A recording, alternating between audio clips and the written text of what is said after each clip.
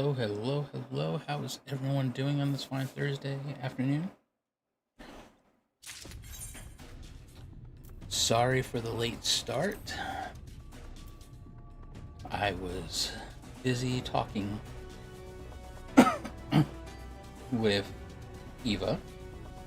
We were discussing YouTube thumbnails and kind of lost track of time. Not exactly sure how it happened, but I started messing around with Photoshop, and we were working on some stuff, so got that little bit behind. All of a sudden I was like, oh my god, I think I get on there to stream. Then I realized I didn't eat supper yet, so that was the next step. I had to go and make something to eat real fast so I could take my insulin. So yeah, fun times. Alright.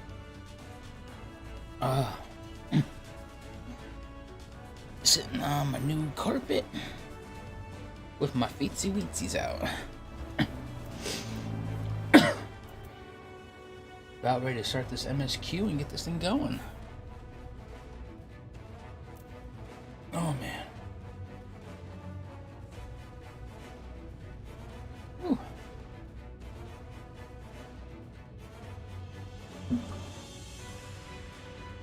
Look at that. Almost 79. Oh, I need to bring up the website. Shadowbringers. MSQ list, please. We are moving on to Meet the Thalls.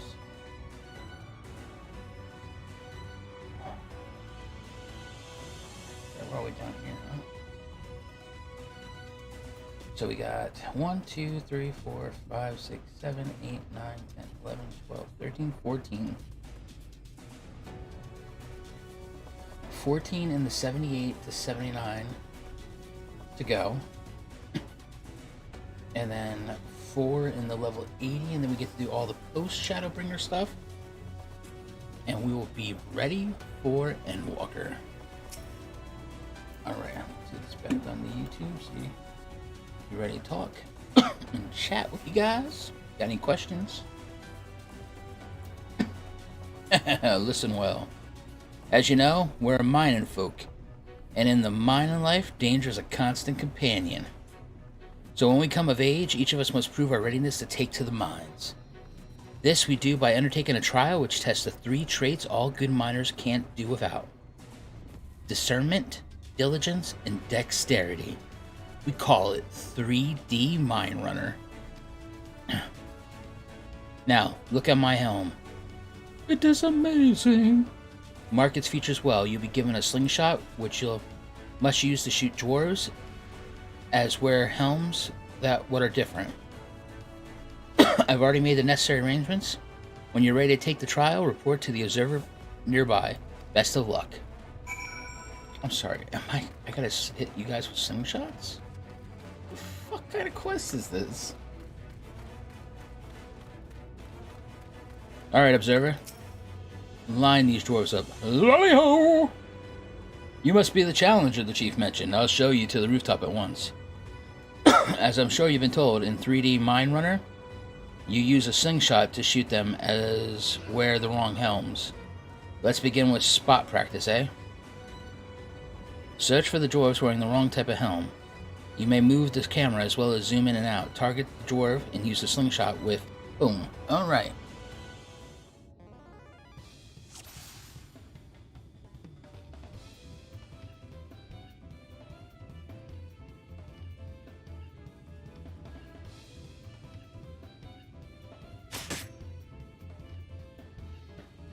Nice shooting. Keep it up in the actual trial, eh?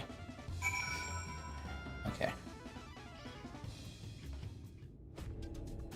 Ah, that's the way. Next time it's trial for true. Let me know when you're ready. Oh shit, let's do it.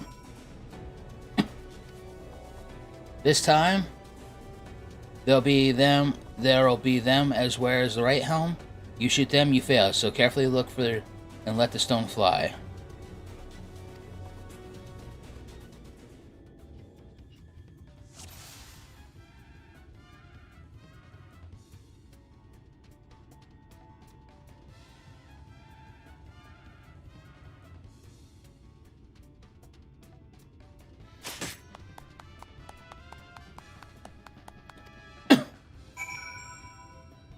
Be nice if they didn't run behind the shield. Well done, well done. The trial never lies. You got what it takes to be a miner. Run along back to the chief now and get on putting on the end to all this strangeness of late. Okay. Lolly-ho! Oh, sorry. Lolly-ho! That was some impressive shooting, lad. Consider me satisfied. Ah, 'tis plain you didn't come as far with luck alone, so I'll place my faith in you and help you find the ore you seek. Okay,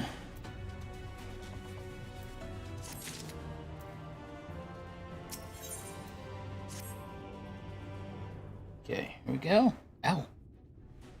Did you know that Eorzea is rich in sulfur? Well, it is. We've been mining this stuff since ancient times. And every so often, the self-same veins yield what's called earthseed, a rare ore steeped in magic. Time was we used to refine earthseed for this and that, but the technique's been lost. The stuff's still out there to be had, though provided you know where to look, and no place is surer than Durgan's Tool. Problem is, the site's occupied by our age-old rivals, the Gogs. Greedy sods claim the place as theirs and refuse to let any bugger near. So there never was more odious yacht than them Gogs. I could go on forever about them hornless whoresons, but then we'd be here forever, and that would get us nowhere. All right. What it boils down to is this: if you want your seed, you got to deal with the Cogs. Reckon up for the challenge? Yes. We have dealt with far worse. I'm far sure we can find a way to obtain what we need. That's the spirit. Now, to help you find your way, I'll have one of ours go with you. I'll do it. I'll go with them.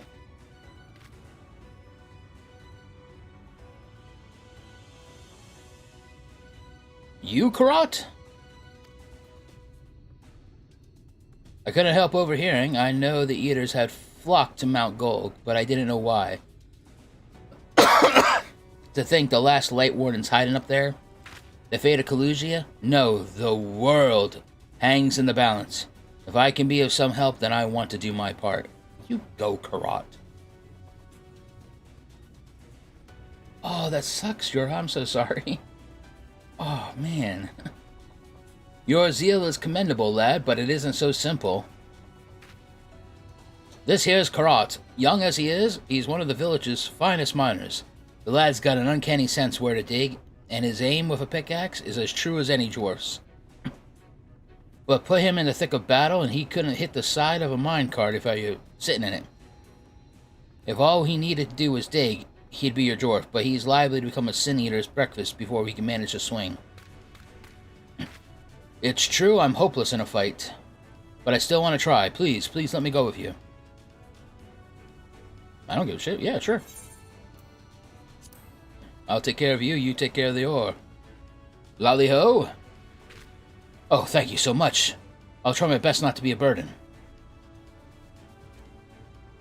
If you want to take Karat, far be it for me to stop you. Keep him safe, though, will you? Of course. I'm the Warrior of Darkness. We'll most assuredly encounter sin eaters along the way.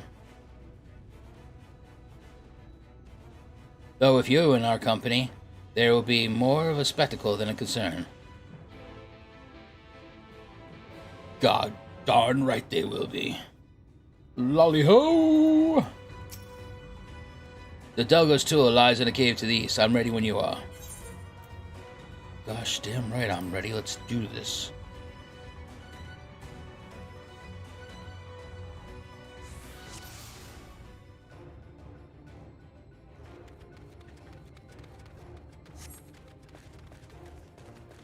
Seems we have a fair distance to cover. Be on your guard for any sin eaters.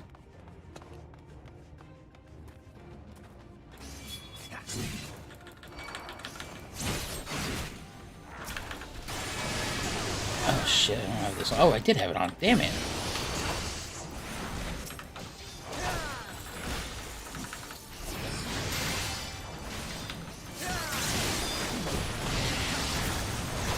Well, at least he moved out of it.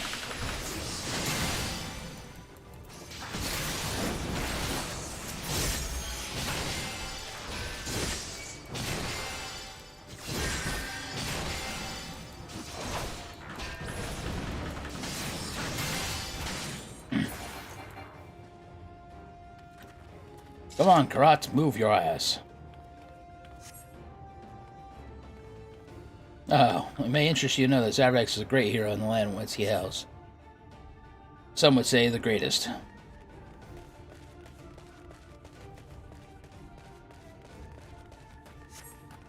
Karat, I'm the mightiest dwarf you'll ever meet.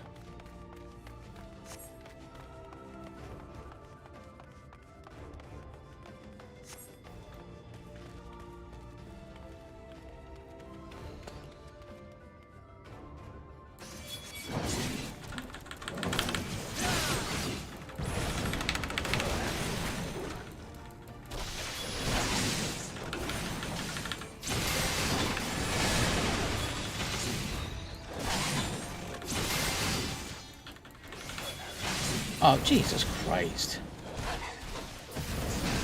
One behind us?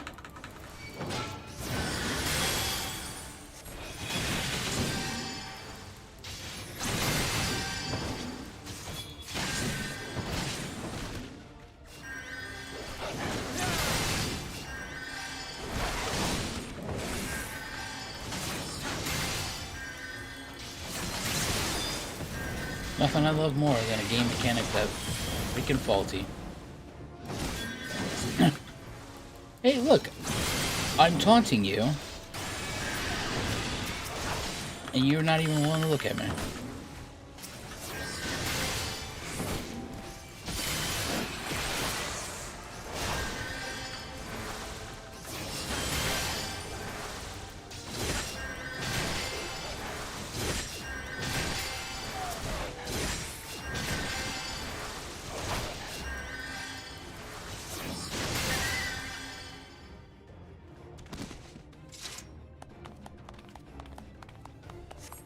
I guess I could just sit back and let the Crystal Exarch do it all.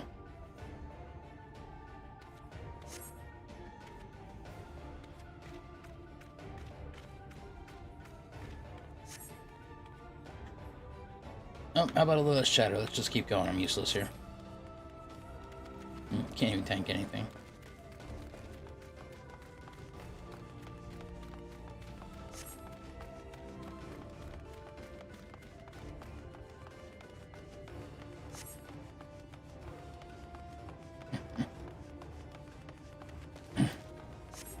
No, I just like these dwarves.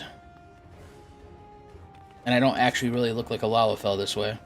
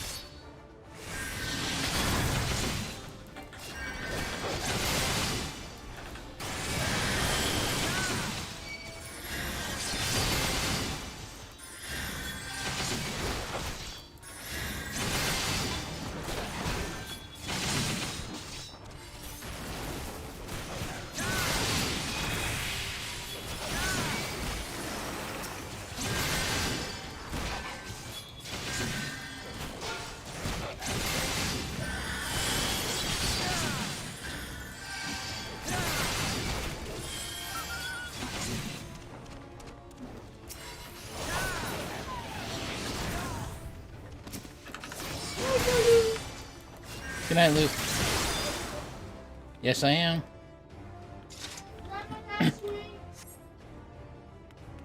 Lukey says hi.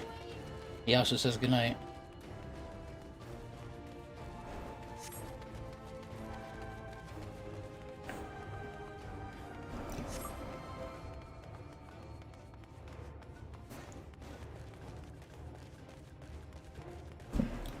Good night, stream. Oh, good night.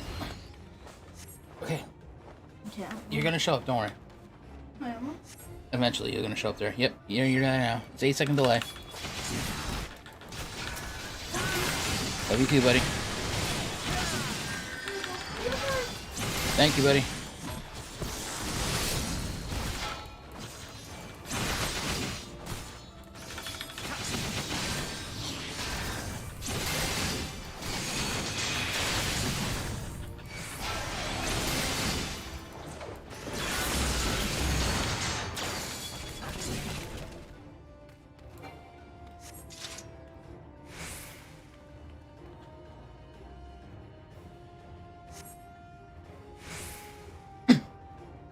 Oh, Kimmy, it's fine, man. Watch when you can. No rush. Oh! Oh. Oh, isn't this something special? Just as we're about to get there.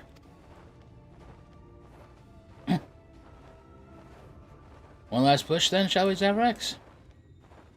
You keep the heals up, I'll do the AoE.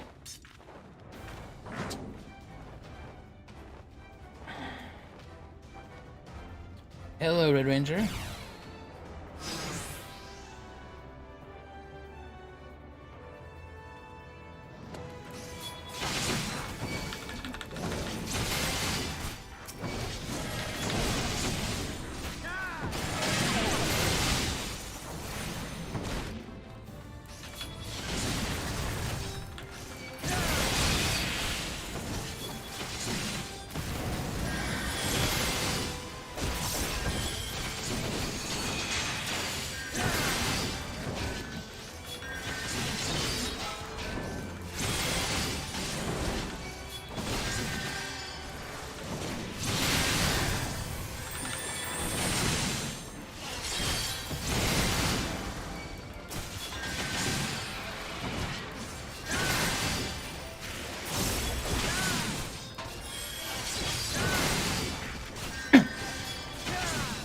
You know, technically, if I stop attacking,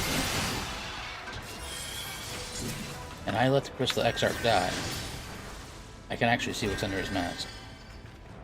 Wow, F off with this BS.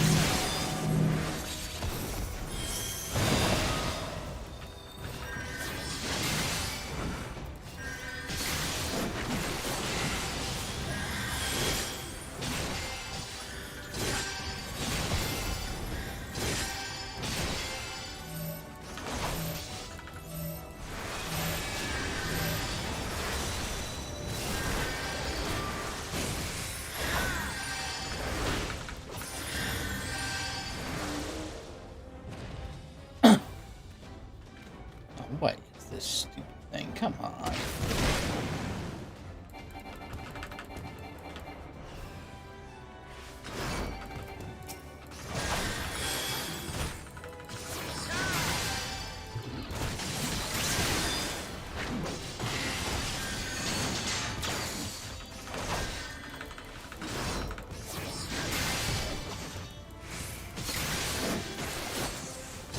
I had to, Ranger.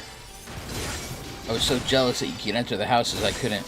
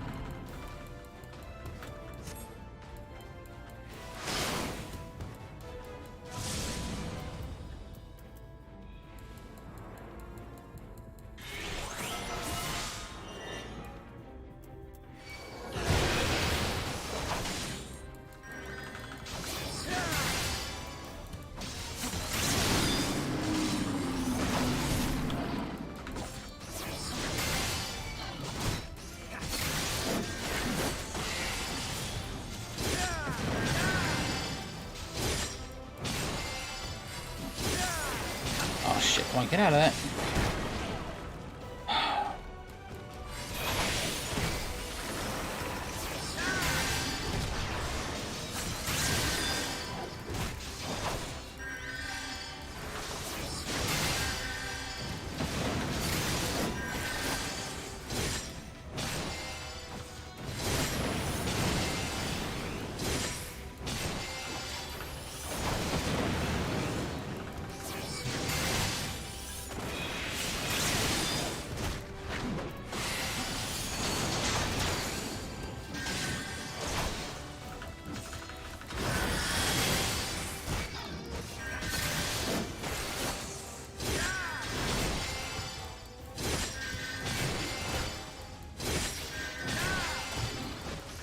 No problem, come on.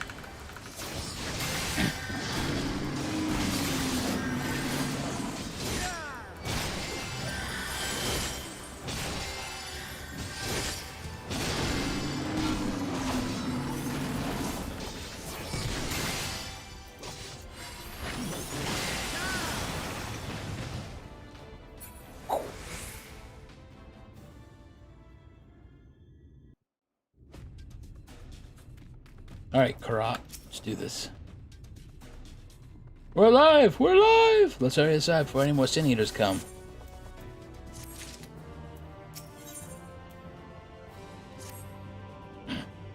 Right, follow me please. I will take you to the Drigger's Tool, where the purest sulfur in the land may be found.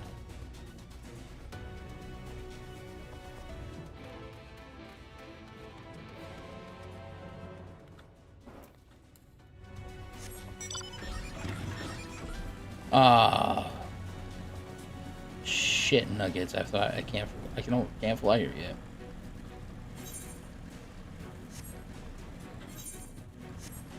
Oh, this was the place that the guy was talking about yesterday. That I would be coming here for a quest.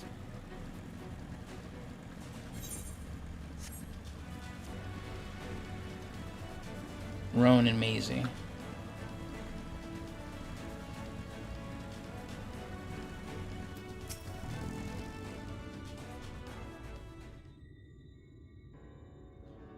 If the Terran and stench are any indication, we are in the Tool.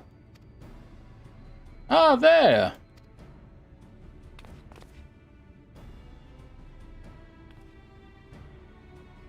The Gogs with their ugly, unkept beards. If they realize we're here, they'll come after us. Best to take them down first.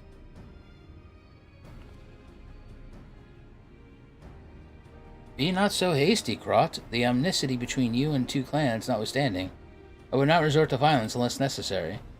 I will use an enchantment to render you invisible. It will not fool seniors, but it will suffice to hide you from the eye of men. While you're at this, concealed, do not think you could find us the Earthseed? Ah, I'll dig up the choicest stuff there is. We would be much obliged. Without further ado, then.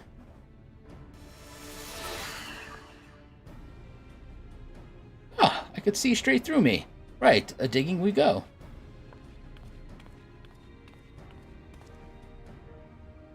Let us not be idle either. Though Garot cannot be seen, he may still be heard. Well, I would aid him by removing some few cogs from the field to that end. Dream powder, as you may recall, we used it for the rescue mission of Laxon Loft.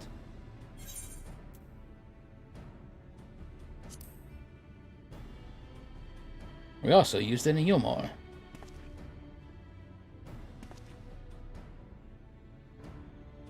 Truly. Seems our alchemist got a little carried away with the last batch. But if it has been useful in some other endeavors, then I have no cause to complain. Now then, I shall make you invisible as well, that you might steal close to the dwarves and give them a dose of dream powder.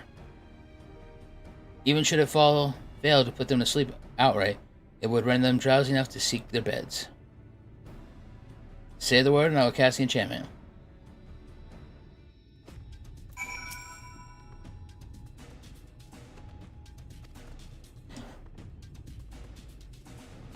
Should the enchantment fade before you finish tending to all the drawers, return to me and I will cast it anew. Alakazam. Oh yeah.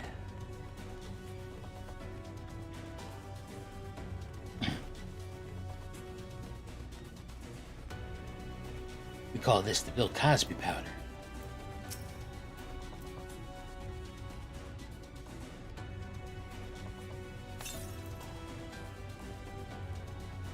I can barely keep my eyes open. Time to call it a day.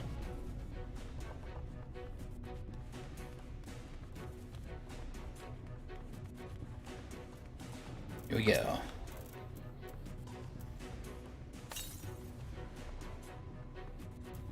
Not safe to work when drowsy, better get some rest.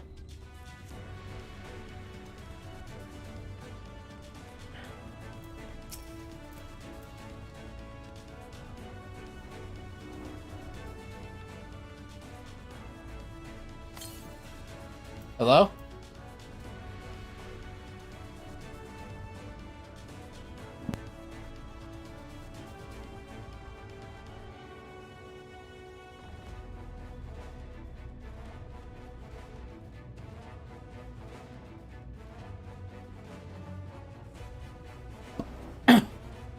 Oh, work and no ale makes something I'm spent.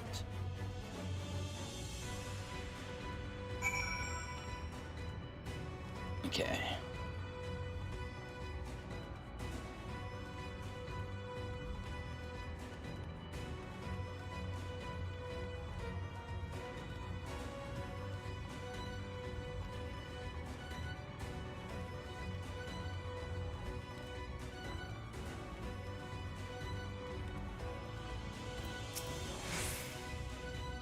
All the dwarves are taking the lead. Good work, my friend. We have done all we can. Let us await Karat's return. I'm back. Jesus Christ, man. This is the purest stuff there is. Think it's enough? Or shall I go dig some more? I dare say it will suffice for our purposes. You have our gratitude, Karat. Let us carry this back to...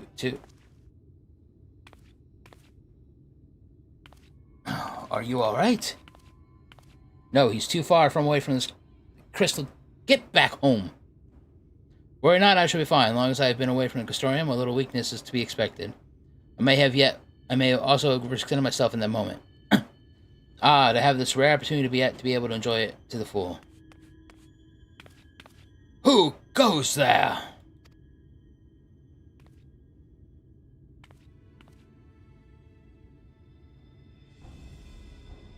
Ah, that's Glag, chief of the Grogs.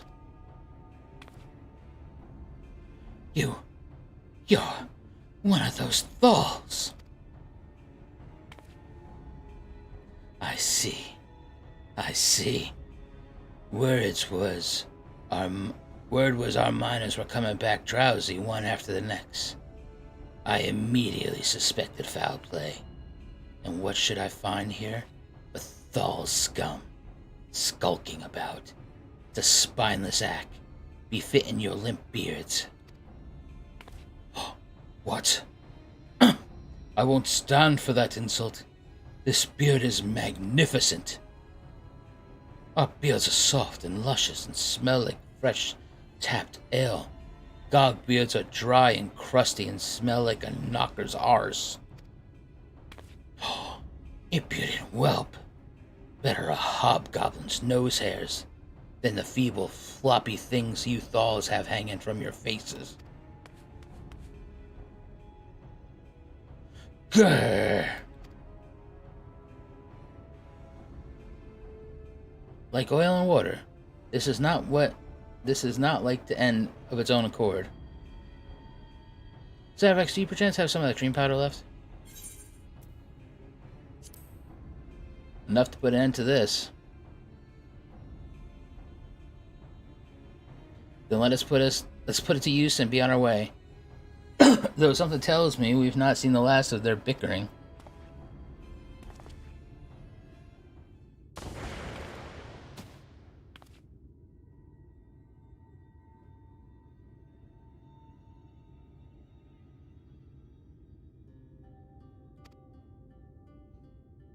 Forgive me, Krot, but we need to be calm as well.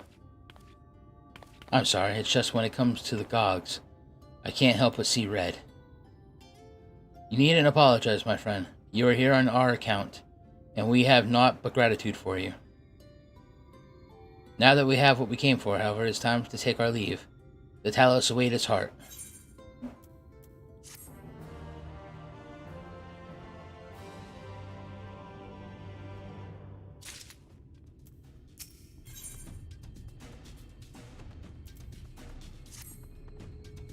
Well, my friend, much as I have enjoyed our time together, I think it's best we split up, that we might accomplish our task more swiftly. I shall see the Eorzea safely into the hands of Chaya News. While I am thus employed, would you be so kind as to deliver Karat back to Toma?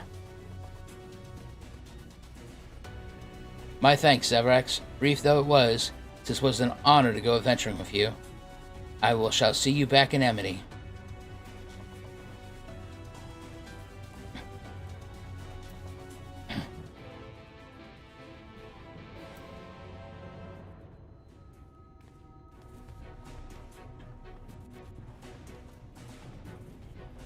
Alright, so I need only teleport over here.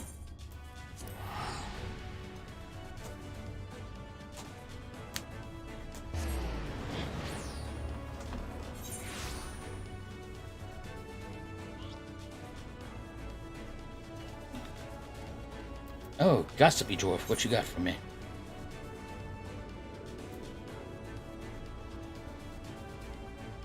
Why is this a blue quest?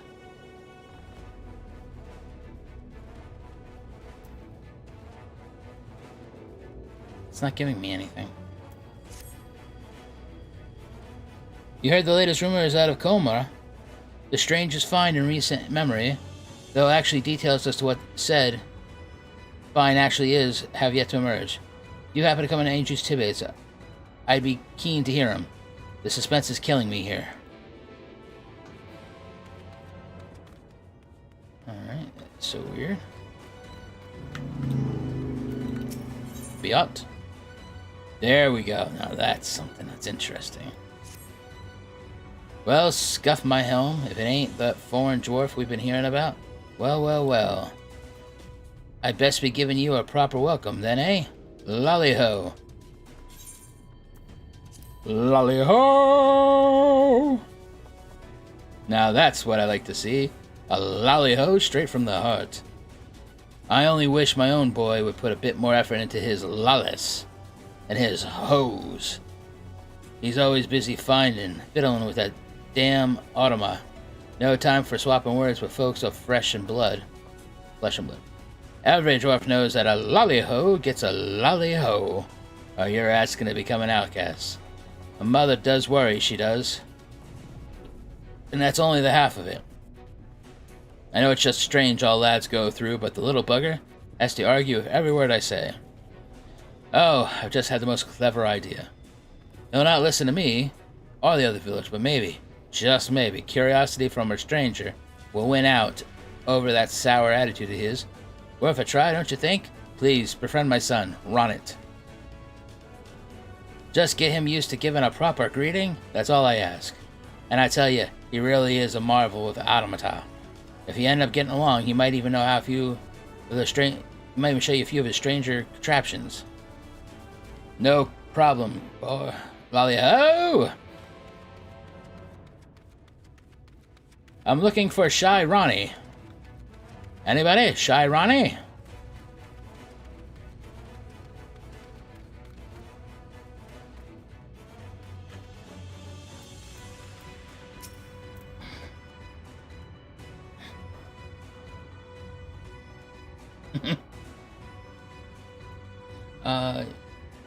You're getting emote for that quest line. Oh. There's like 5 quests in that quest line, and I believe an ether current alongside an emote. Oh, alright.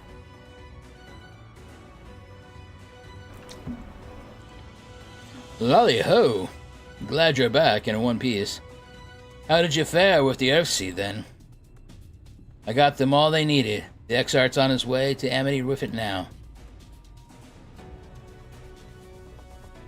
Good to hear that young Karat was of help. As it happens, a few others came forward while you were gone saying they wanted to do their bit as well. Given that you're building a Talos, we reckon you'd be needing some mining tools. So we went and modified our spare pickaxes to be used for bigger folk. Here, take these with you. Should be plenty to go around. From what our scouts tell me, there's a crowd gathering at top rung already.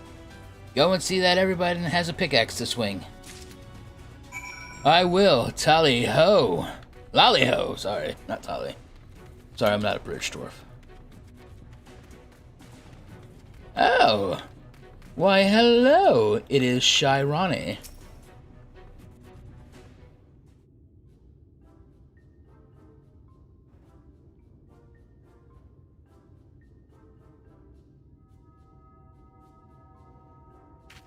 Run it!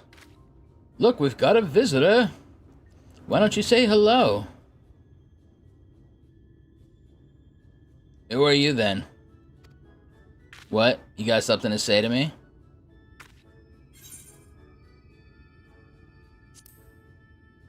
Lolly-ho! Oh, you know our greeting. Lolly...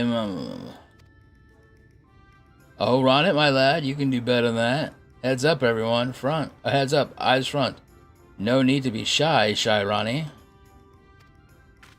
I'm not being shy. I'm stoic.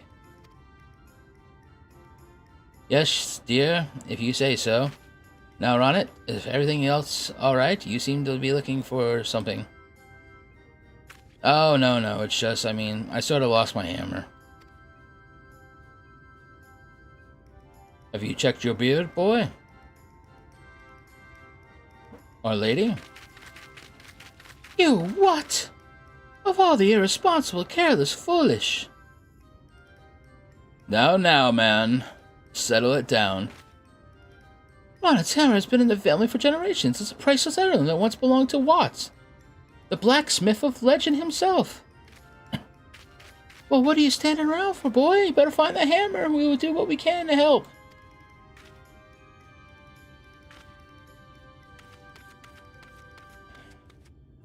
Now, you're being a little too hard. Right. Why don't you have a chat with some of the village and ask if they've seen Ronit's hammer? Just remember your dwarven manner, and all will be well.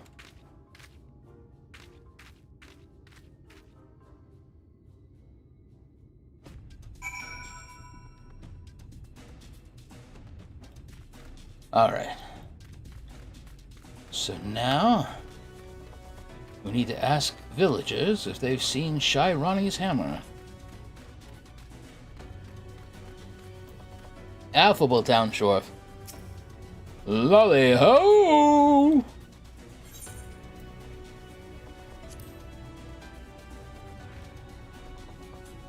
Oh, that's a fine lolly-ho you've got there, lad. I like you.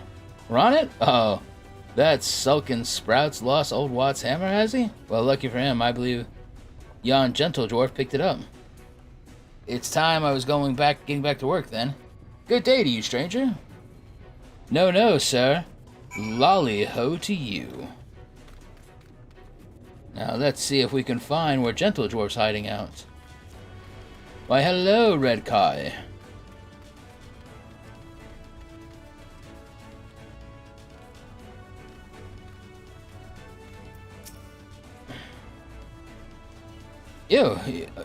You're talking to me? Oh. Lolly-ho! What's this, a perfect lolly-ho? You're no ordinary traveler, I see. The hammer I picked up? Aye. I reckon I would hand it over to the elder for safekeeping. You're saying it belongs to young Ronit? Well, he can be a touch shy, or can be a touch shouty, that boy. Do you think you could take it back to him for me? Of course, sir. That's my part done, then.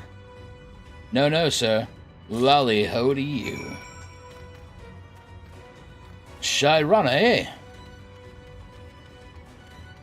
I have found your mighty hammer, boy.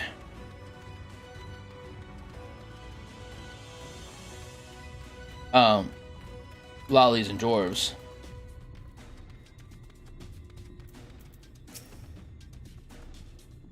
Oh, why are you still standing there? Because, sir, I have brought to you the Watt Hammer.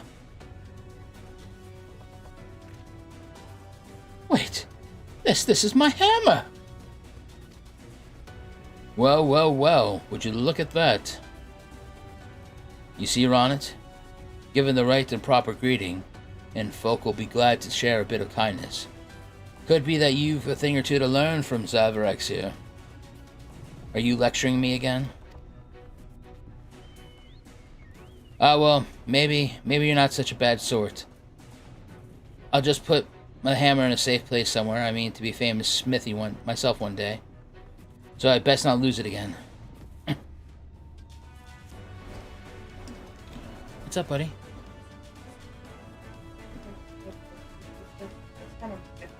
Yeah. Okay, buddy, come over here. Let me move the mic out of the way. We gotta bring your hand up here. Okay. So are we cutting off the fingers or no? No! Okay. Don't He's kidding. Alright. Just hold still. We're taking all the tape off and retaping? I don't think we get to take the bottom part off, just the top, so we can shift the top back over to the finger. Because you put a dot. Okay, yep, I see. I know the dot. Okay, Yeah. okay, can you stop pulling your hand away? Just those Okay, two. I'm gonna cut these off real quick. Take the other one. Ooh, that one is really... Got some really good tape here. Okay, here we go. Like, you need a really good fit. Yeah. Would just be nice if they were really good scissors. Well, they were sharp. Okay. Okay, I'm gonna... This might hurt a little bit.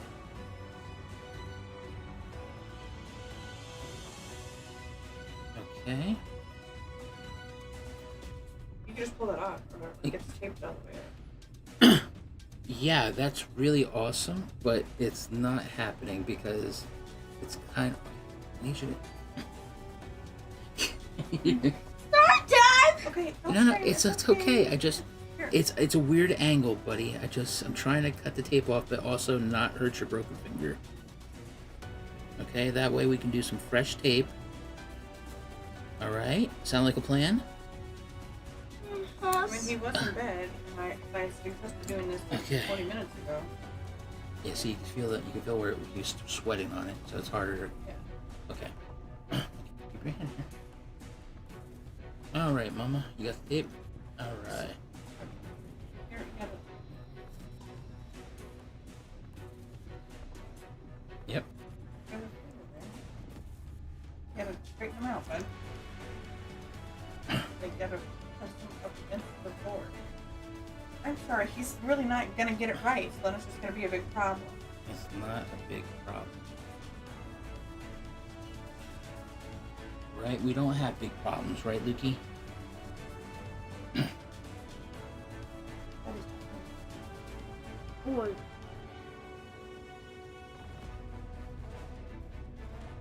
Some more off there. Okay, don't. Keep moving. Tape.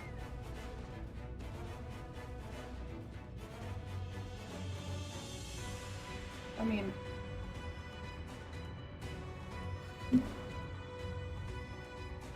Keep tape on the same spot. I did, didn't I? It's fine. It's fine. Just keep. When you come around, put it there. Okay.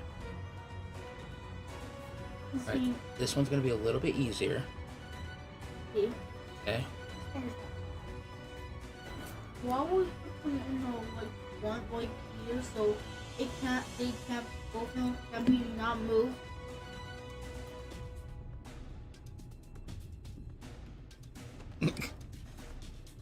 Like how many Put these people does fingers it? down. How many people does it take to tape? Clearly a bunch.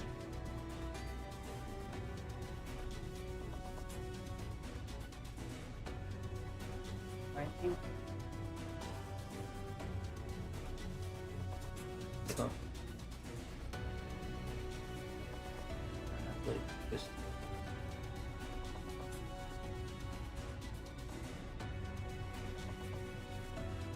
I was trying. It's not on there. That's a problem. Like, I was just trying to fix his finger out there. I must be feeling a little bit better. Right? Feeling a little better? Yeah. Oh, I just called you. Alright. Hey. What do we say to Daddy? Okay.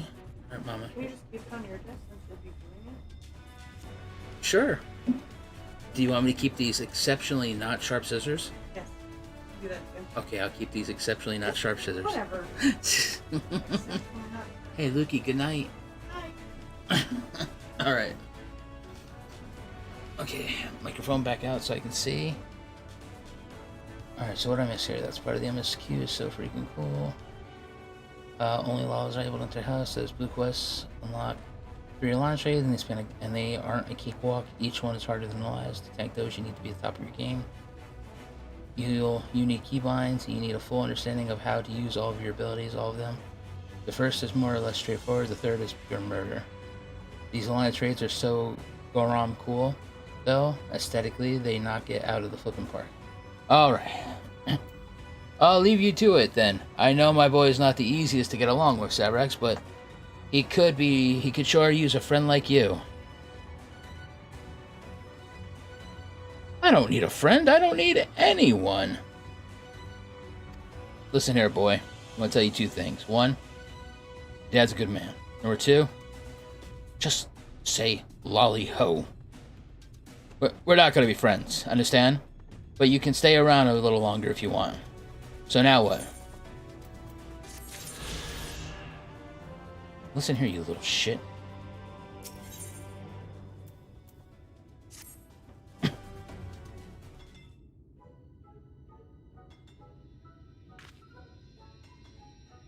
You're still staying around then, huh? Not that I care. But since you're here, I might as well show you one of my favorite automa. I present to you the invincible, the unstoppable, Megasonic Frog Boy. I feel like I could piss on that thing and it would break. He might not look much different than the other models, but I've upgraded him with some new features I invented. Behold. La lolly ho. La lolly ho.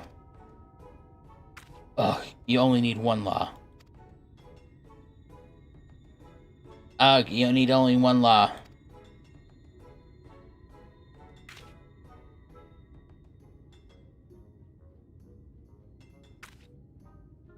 Well, pretty amazing, huh?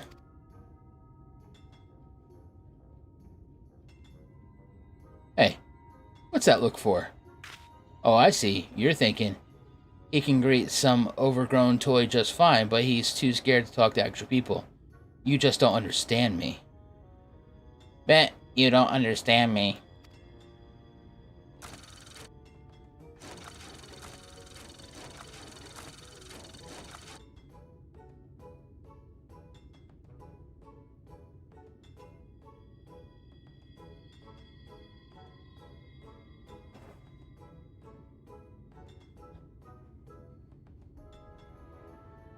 I've got bigger things to worry about than you meddle in my manners.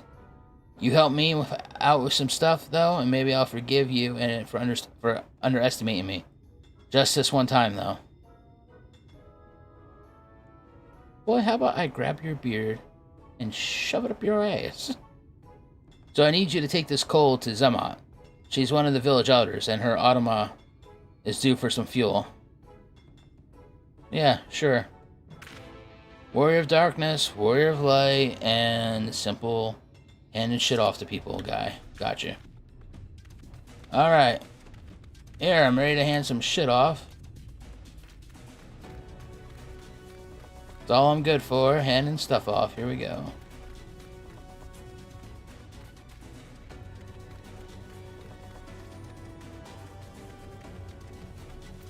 Yo, Zamat. Lolly-ho. You must be the visitor Zamat was talking about. What can this old lady do for you? I brought you some coal. Oh, and a little anaphor on it, are you? That's nice.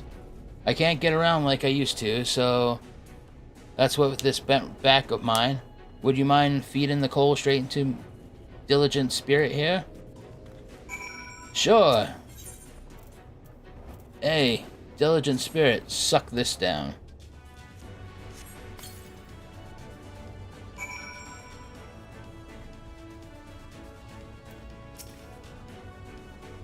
Poured the lot in then, have you? Thank you, dear. You're as kind as our Ronnet. When he heard how my back was giving me trouble, that fine young lad went and hammered together my oddly named helper here. Hardly a day goes by when he doesn't stop past to see if it's working properly. Ah, he's a surely boy, but his heart is in the right place. I just pity he handles his failures with frustration. If he persevered with his greetings instead of lashing out, I'm sure he'd be capable of a lovely lolly-ho. Actually, I'm surprised he even asked you to bring me the fuel. I've never known him to do that before, not with anyone. I have a feeling you'll be the one to get through to him, lad, so be patient if you can. Thank you again for your delivery.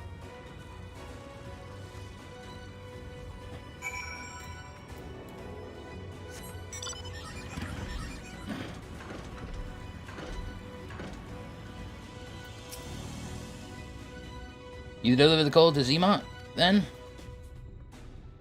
Wait, she didn't say anything strange about me, did she? Anyway, thanks for the help. Maybe you and I can be friends after all. Maybe, I said. Boy, I swear to God.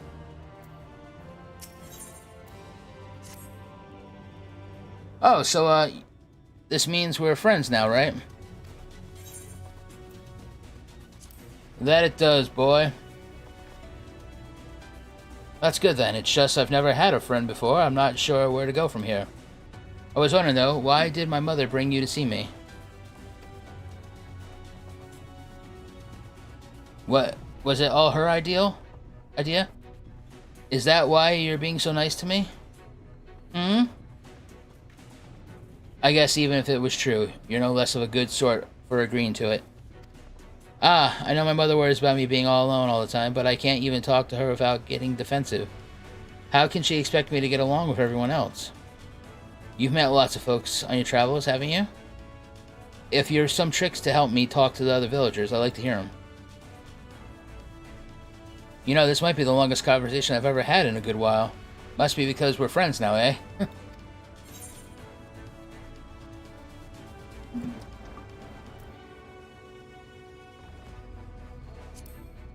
A dwarf needs a good lolly-ho.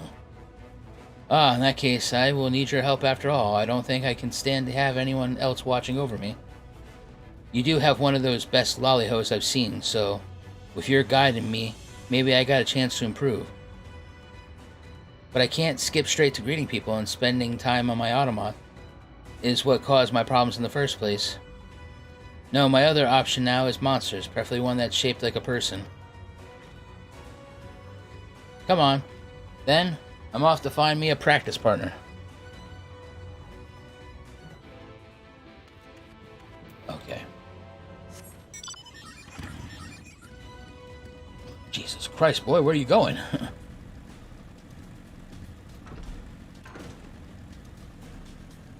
We can practice our lolly halls right here.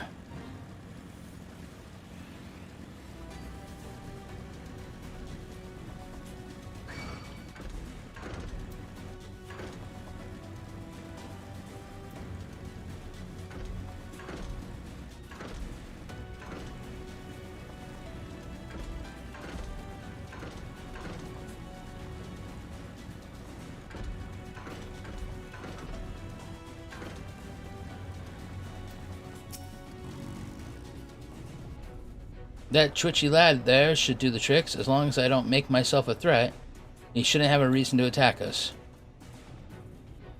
Oh. Hey there. Two legs. Look at me when I'm talking to you. Wait, that's not right. The greeting. Gotta practice the greeting.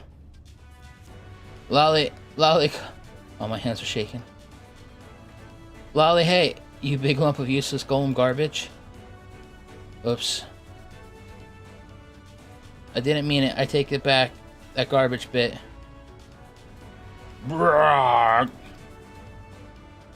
That was not part of the plan.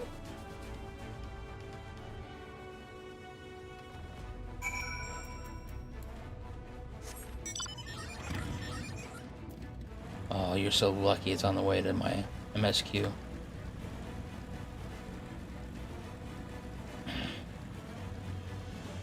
And no, I'm not lolly bringing you a new pair of underwear, boy.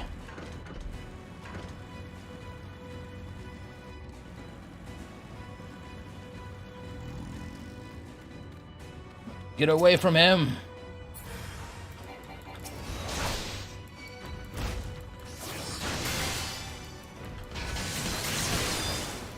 Don't you know he is the wielder of Watt's hammer? Thou cannot handle such power. He would smack you to smithereens, cracked Talos. Don't you dare. You dared. You were very stupid or extremely brave. I care not for either.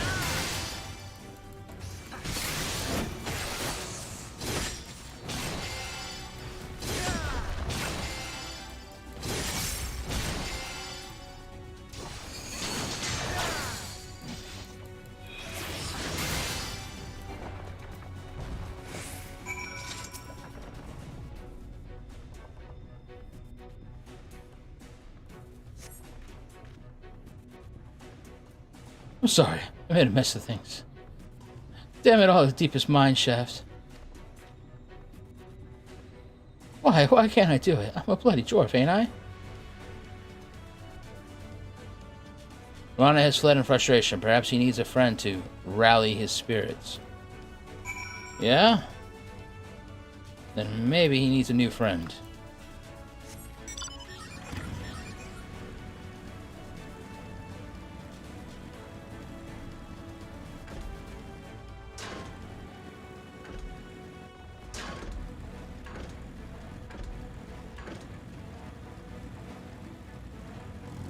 Eorzea! Look, Zavrax, people from all over have come here to quarry stone. And this isn't even all of them. As we speak, the volunteers, Stan, Creed, and Rain, recruited, are being escorted to the worksite. And by both Crystolium and Eumonian soldiers, no less. So as you see, we have plenty of hands. There's just one problem. We don't have enough tools to put it in them.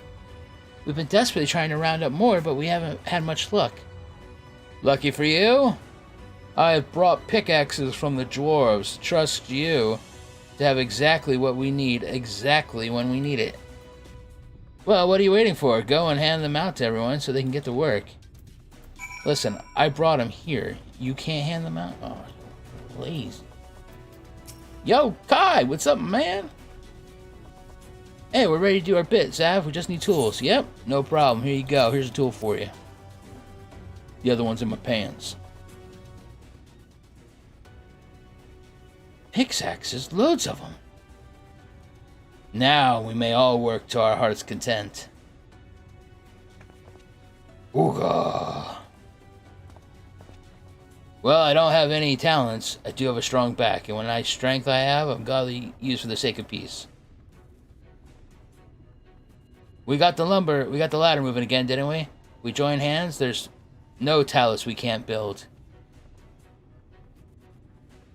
I still haven't repaid you in Alphino for saving me, and I'm not even sure I could. But that ain't gonna stop me trying. I'm with you to the end. That's great. Thanks, guys.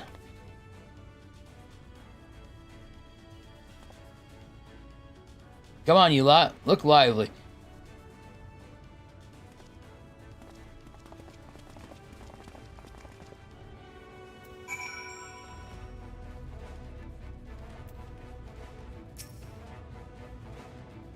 We've come, Zavrax, in case you're wondering.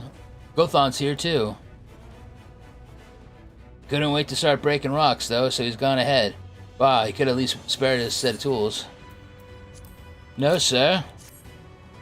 I've brought you the tools.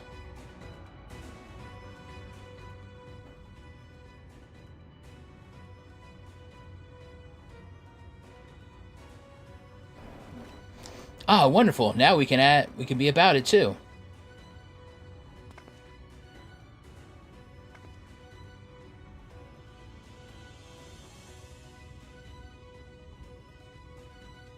Quarrying isn't exactly my stock and trade, but this time I feel as though my wife will be with me, guiding my hand. So let's make it happen. Let's build a world where everyone can live without fear. Where everyone has a place that they can go home to. And I'm gonna name that bar Cheers. Right then, we'll be on our way. What are you still doing here, Thaffy? I thought you'd brought your own tools. I did. And I was just about to head off when I saw Jerk. Oh gods, oh gods. If this plan works and the giant Tullus comes to life, just imagine the size of the trolley it could push. Imagine it. Are you still raving on about that? How many times do I have to tell you? That's not what the Talus is for. Where the hell would you tracks even go? There's bound to be somewhere. You just need a little imagination. Seeing as the stonework's involved, maybe we could get a trolley added to the design. Enough, we've going to work, and if I hear any more about trolleys from you, I'll have you pushing you on yourself. And get rid of that stupid hat and scarf.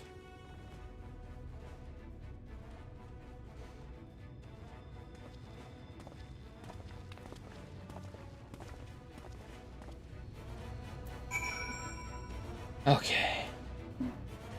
And Ron! What's up, my man? How you doing? Long time no see, traveler. Are you waiting to be issued a pickaxe too? Ron, I got you right here, buddy.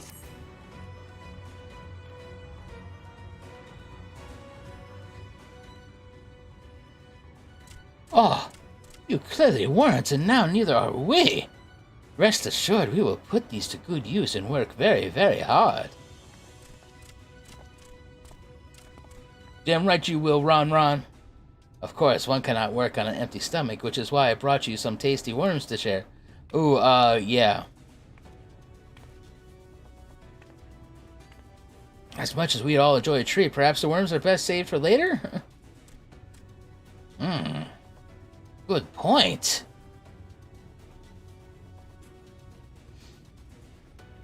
Greetings, Zavrax. You may not remember me, but I'm one of the carers from the inn at the Journey's Head. After night return to Amamrang, we've noticed a change in our patients. The transformation had halted in every one of them. I can't express what it did to the mood of the place. We were still celebrating days later when... Who should have come along? But Alice. She said that she sought the aid of those who believed in the Warrior of Darkness. We all answered her call right there and then. Of course, some few carers had to remain behind, but as many of us came as we could. Thank you.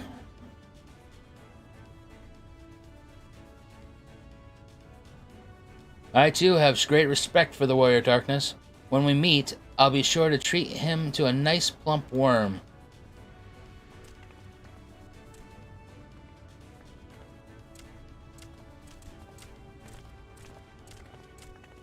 No one is to say I'm the Warrior of Darkness, okay? Let's make that clear. I ain't eating no stupid worm.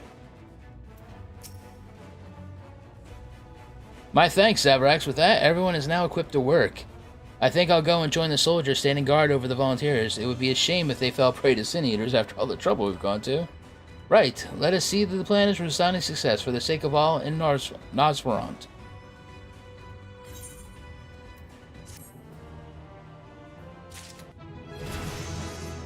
Oh, level 79. I can feel it. My nipples are hard. They're not. Damn it. I was like, ding. Wrong kind of ding.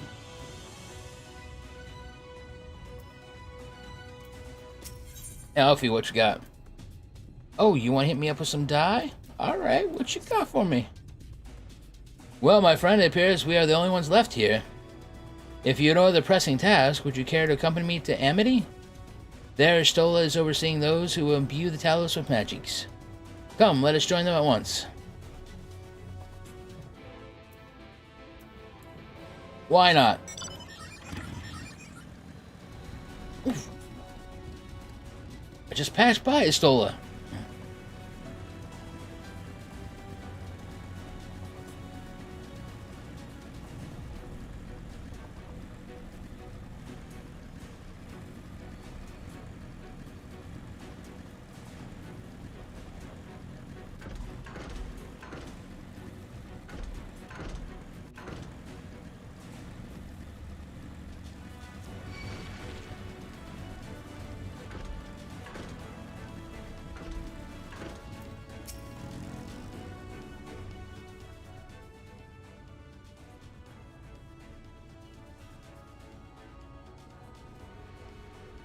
Ah, good of you to join us. I'm pleased to say we've gathered ample help for the imbuing.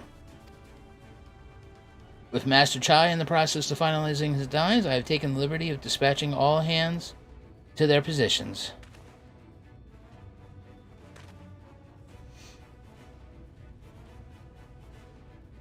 You hurtle along as though I have my house in order. But quite frankly, this is the most disorganized mess of a project I've ever overseen. I haven't spent nearly as much time as I would like on my calculations. So thou hast proclaimed loudly and frequently, Master Chai, yet, from my perspective, a layman's through it may be.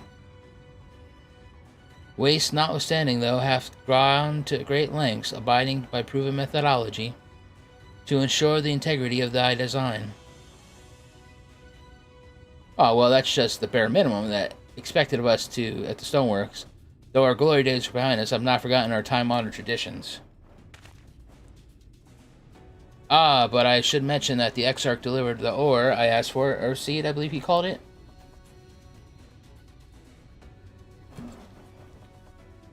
In that quantity, I believe we can fashion a suitable heart for the Talos. And then everything will be in readiness, or so I would like to say. Is there a problem?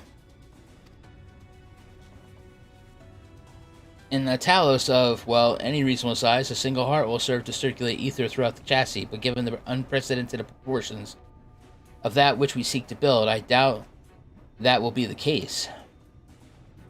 By installing smaller peripheral hearts at intervals, I believe that we can maintain a stable ether flow, thereby solving the problem. However, we don't have enough ore for that purpose.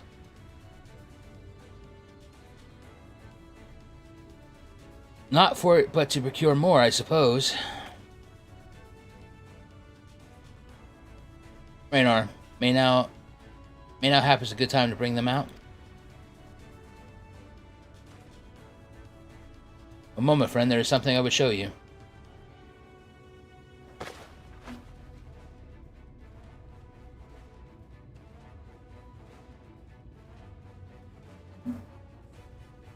I say, are these not hearthstones? They are. The most prized possession of the Nightblessed, and these belong to our kindred who have left us. Immersed in a water imbued with fervent prayer, these stones harbor no small amount of magic. And we may imbue them with yet more prior to the installation of the Talos than what you think. But thank you. Being from a different region, these cannot be used for the main heart. The peripheral ones, on the other hand, I believe they will serve. Excellent. When Master Matoya spoke to us of the role we'd be able to play, the Hearthstones immediately came to mind. Of course, before bringing them with me, I made certain to consult my fellows first. After all, the stones bear the precious lives of those who have gone to the Sunless Sea. But we now behold the Sunless Sea with our very own eyes, and by the gentle lights that glimmer on high, we know that there is peace beyond. Thus, we are also at peace. If our hearthstones may serve to restore the night to all the world, gladly we give them. So, Master Chai, if you could instruct us how to distribute the hearthstones?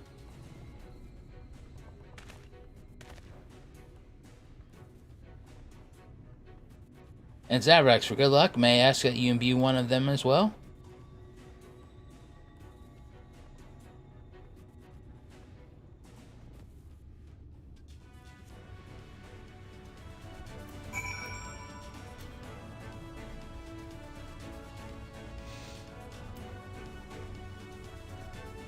Okay.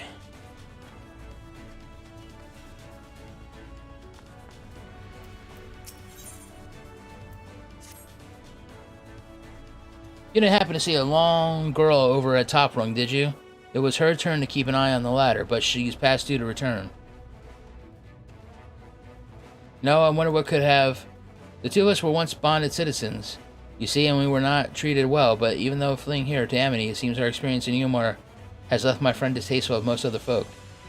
I wouldn't be surprised to learn that she simply ran and hid when she saw you coming up the cliff. It wouldn't be the first time. I know it's a lot to ask, but do you think you could find her and calm her down? A soothing word from a stranger might go a long way. towards rebuilding her confidence. Sure, not a problem. Yo, it's Tolo, what's going on? Rest assured, it is not difficult. Simply raise your hand and focus as you would when attuning any ether ray. Imbue the jade-colored stone here, if you would be so kind.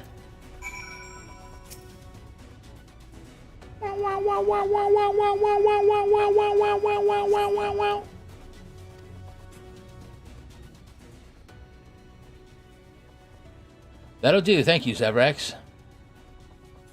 If this hearthstone appears familiar, it's because it belonged to Tadia. It bears the collective hope of the Knights Blessed and hope that none shall ever again be sacrificed to Sin-Eaters. Oh, I see. You wanted me all up on her stone. Right, I've identified the spots on the talus where the stones are needed. See that they are amply imbued, then install them as indicated on this diagram.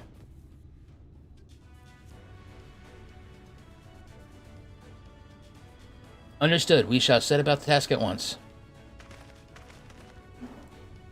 When the talus awakens and the way to Mount Gog is secured, we shall sally forth.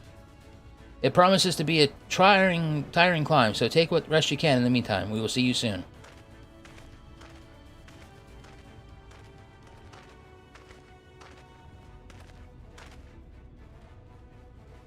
A moment, orangutan.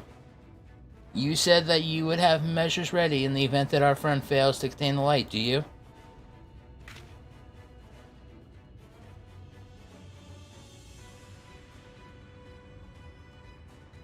I brought a plunger and an apple.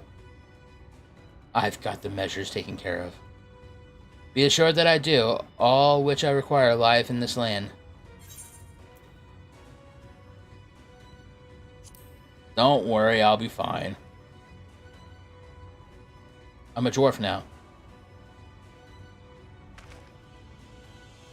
So do we all hope, my friend. To that end, thou shouldst take care ease to, as thou mayest, to better be ready thyself for the trials to come.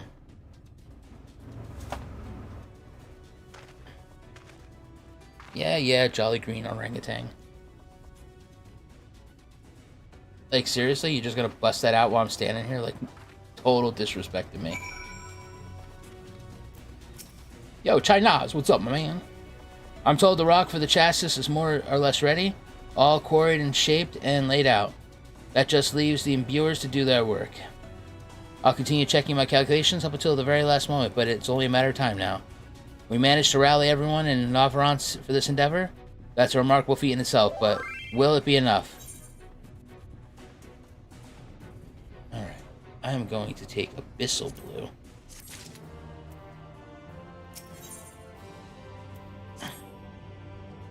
There's no point worrying about such things now. I'll get back to my calculations.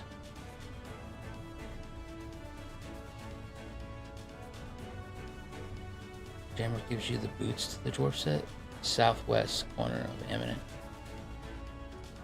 I need the gloves. There's no point about worrying such things now. I'll get back to my calculations. You, meanwhile, should go rest as your friend suggests.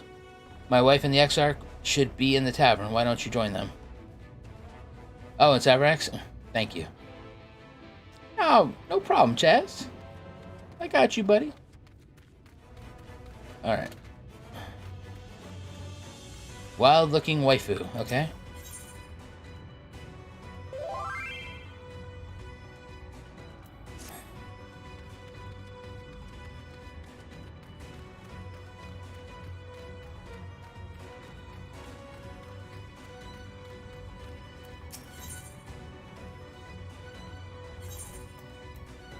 Yeah, no, I got the feet. It's the hands I'm missing.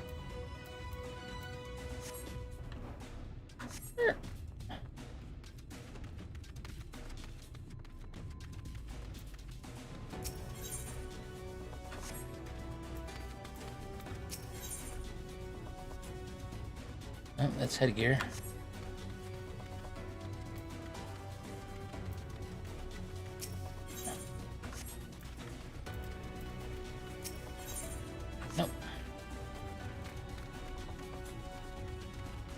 Somebody got my gloves. Alright, here we go. I believe this is the tavern. What about you, tavern man? You got anything for me? No? Okay. The Exarch, he went outside a moment ago, my dear. I would have thought you would have seen him. He kept me company for a short while. After that, he came over rather pale. He clearly started straining himself, the poor thing. Anyway, he's excused himself, saying that he needed a breath. He's in Tomra? Okay. Fresh air. Weak as he looked, I did offer to go with him, but he assured me he would be fine. I do hope he's alright. Oh. Where did this idiot go? Oh, yeah, like, Jesus Christ. Not a big enough area, huh? Oh, where could the Exarch be? Oh, where can he be? His stupid-looking face all covered up.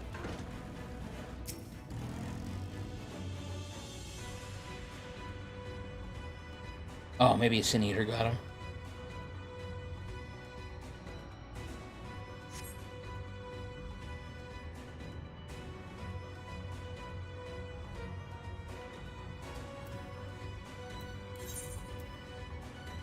I'm only missing the 2 quest ones. I have all the other ones for Clusia.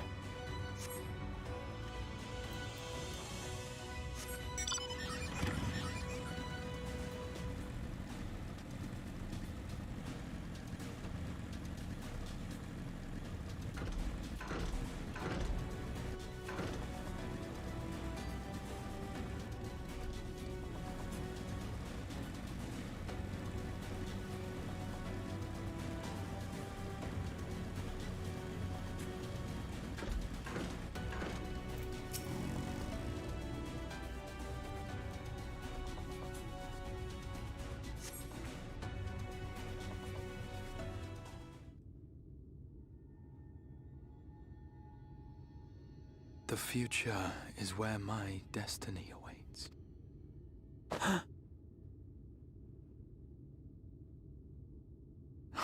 Forgive me, I was lost in a dream. I needed some fresh air and thought to rest for a moment. It would seem I am more fatigued than I realized. Too much time away from the tower, I fear. It drains me, leaves my body frail and weak. Though, in truth, it is debatable whether I can still call this my body.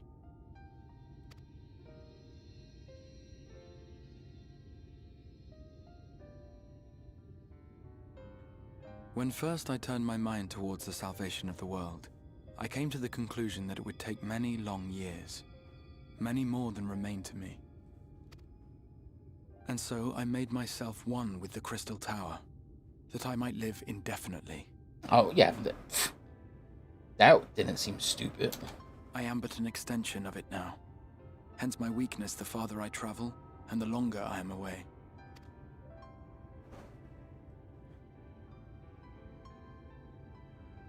It has been quite a journey.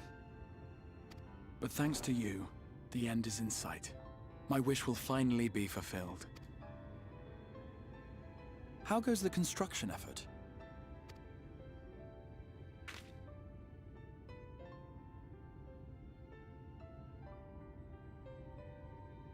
Then this may be the last moment we have to ourselves for a while. Come, sit with me.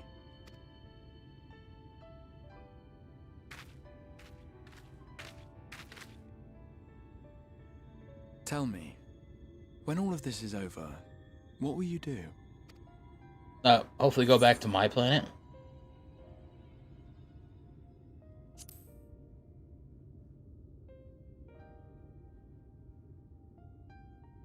Ah, yes.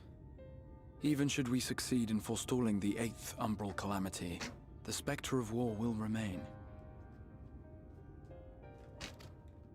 But to declare your intent with such easy resolve, you truly...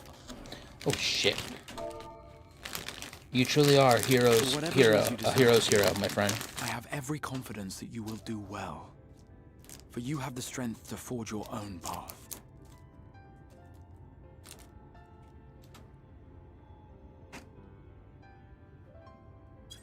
You will leave countless lives better than you found them, and the souls you touch will never forget your kindness.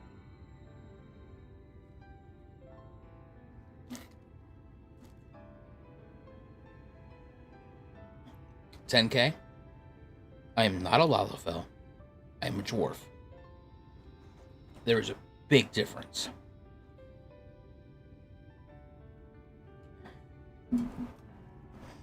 Lalafells are evil scheming bastards, and dwarfs are honorable miners.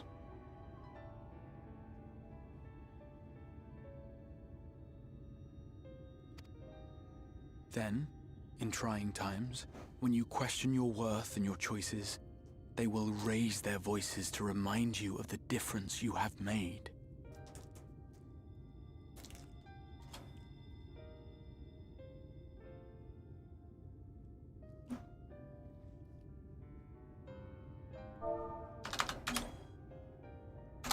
And thus will your deeds come to affirm your path. Remember this.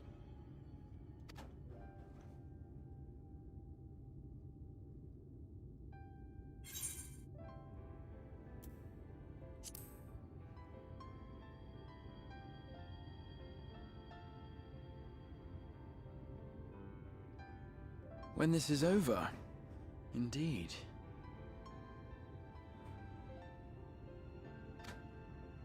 I once told you that there are things we can ill afford to lose.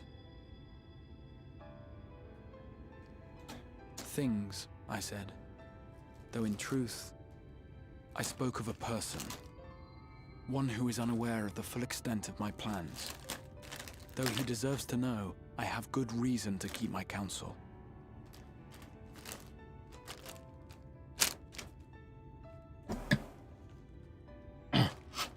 I can't remember his name, but I have a feeling he's talking about the Mikote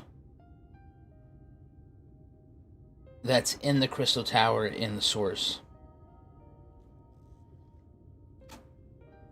I have come to terms with this in my mind, yet my heart yearns to lay everything bare. For he is my inspiration, and I would give much and more for the chance to speak with him as friends, with no thought of concealment.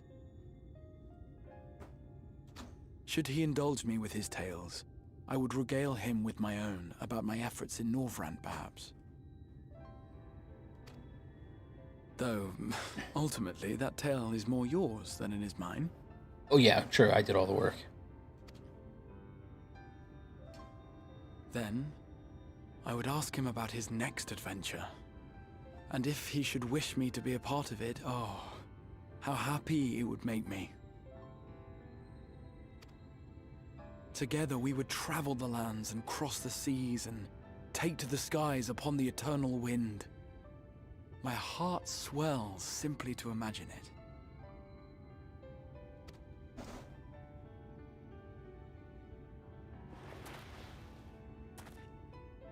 But all of this is contingent upon our victory in the coming battle.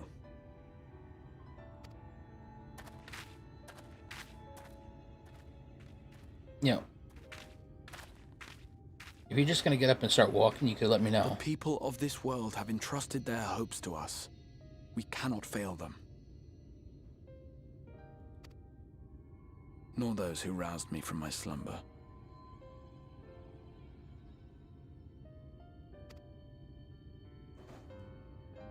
I think the Hammer's warrior. For your company, my friend. Let us return to Amity.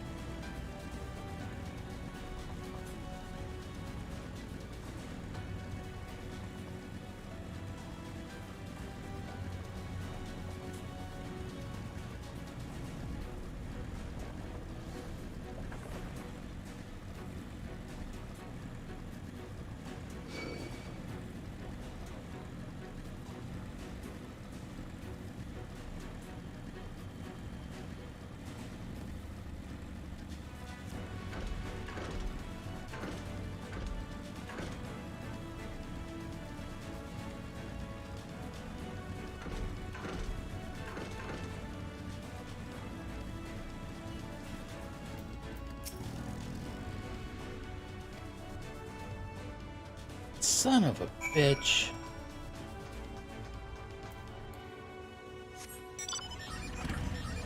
Oh, I have to speak to her. Okay.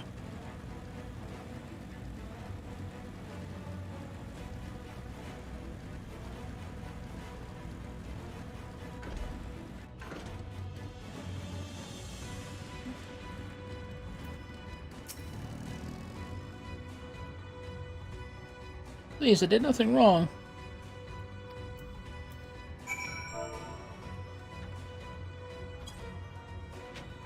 Did I spell it wrong?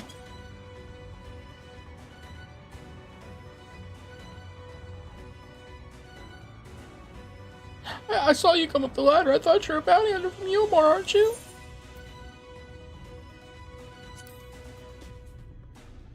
I'm not a bounty hunter, lady.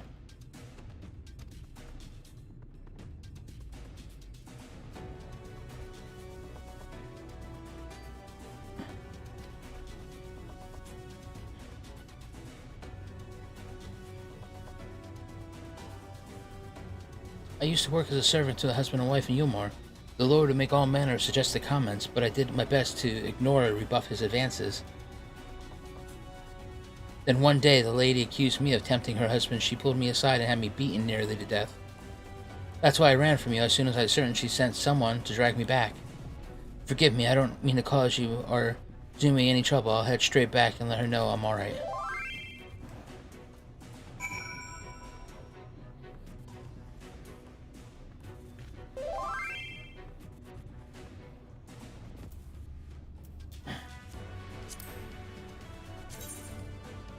It's me mighty hammer.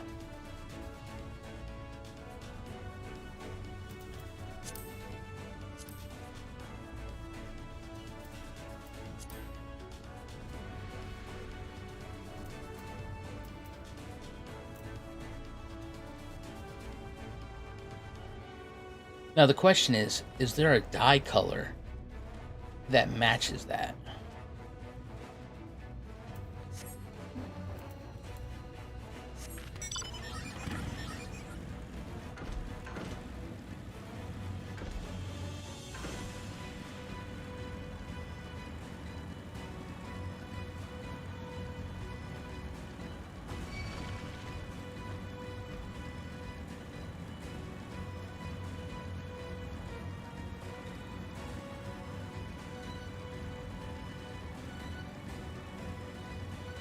No, I know they're not.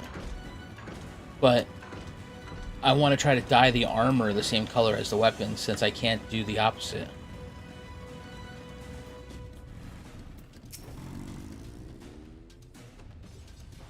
Ah, you're back. Thank you for going out of your way to find my friend. It's a small step, but I'm glad she was able to talk to you.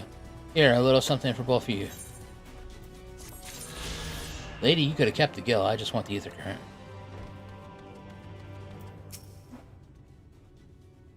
Worry not, my friend. I am much revived for the fresh air.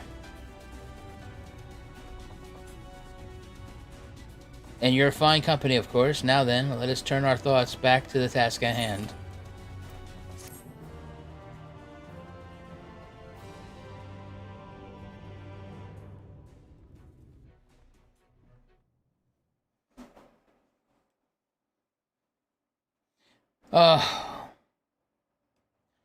Here we go.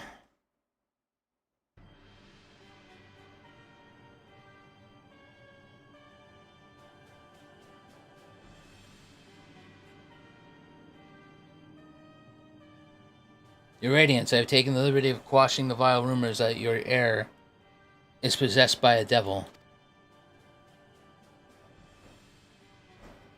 Oh, cool. Thank you.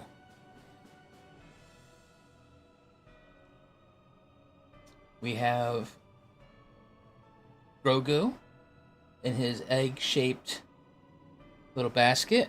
And then we have Mando with his side blaster and his disintegrator.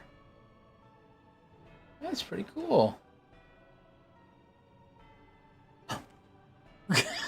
Man, you would have shit, wouldn't you? Bro, 48 pages when I do that, bro. 48 pages to make both of these? So it was 48 for the Mandalorian, Uh-huh. and like another 50 egg for the Damn. Because the egg was like 35 pages. Yeah, it looks like it's very complicated. Yeah, since I have that one. The Mandalorian I can fix pretty easy. It's not a repetition, but the egg, please. Alright, man. Thank you.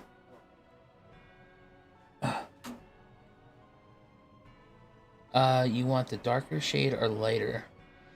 There are two greens I see that look like they would work well. I don't know. I mean... What are the names of them? And I'll check them out in a second. With the nation in the grip of war, we may rely on patriotic zeal to prevent them from resurfacing.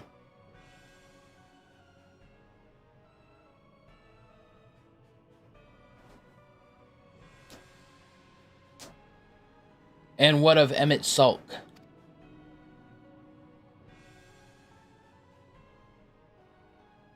He has taken himself to the first, to usher that world to its end.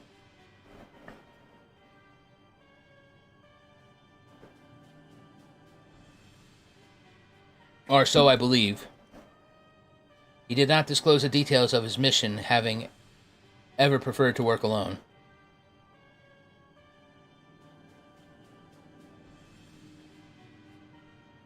Even to those who have known him since the beginning, his actions can prove unpredictable.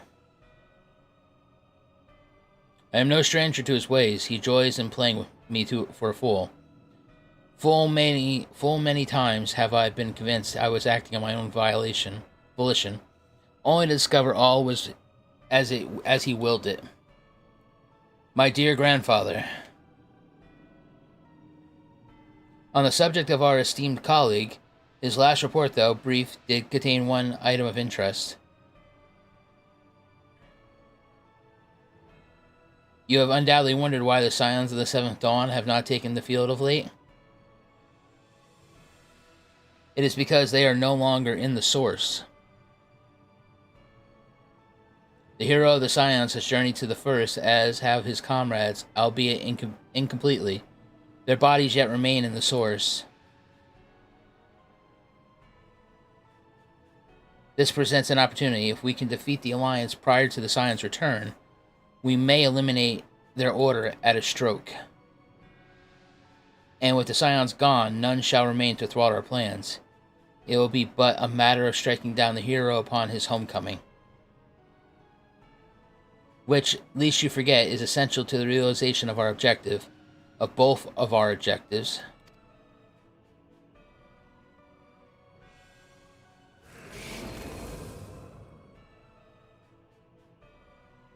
Though Heidelin's meddling, her champion threatens to wrest the reins of fate from our grasp.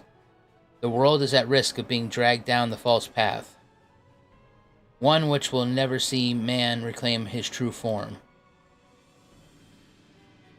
It is unthinkable that he should supplement us. Incomplete as he is, such a devotion is abhorrent, and it must be stopped before it is too late.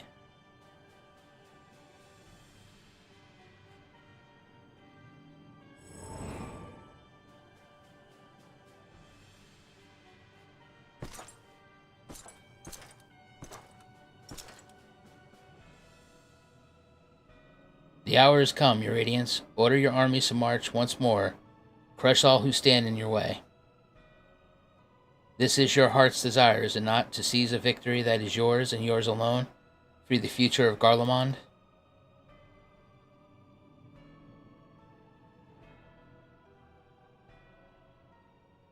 Oh dear, you do not wear the mummers motley well.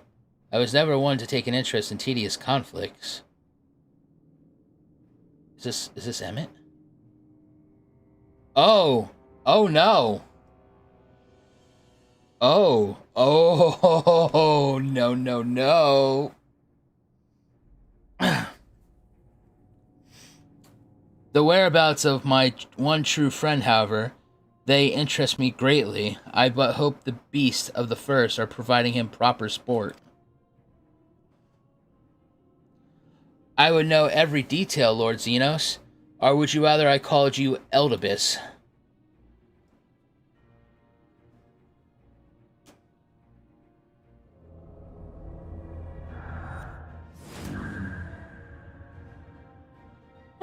Unexpected, most unexpected. That immortality should be within the reach of one with a borrowed echo. You have outdone yourself, Xenos Yagavlas.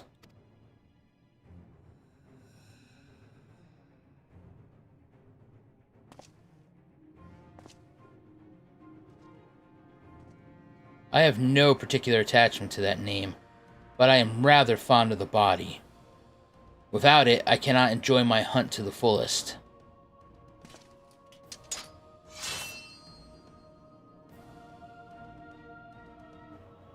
Your secrets of my flesh, I care not which you give me first.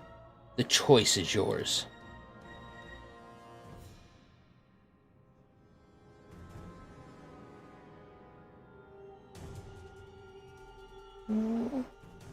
Do not maul. Oh. No, I wanted to see that play out.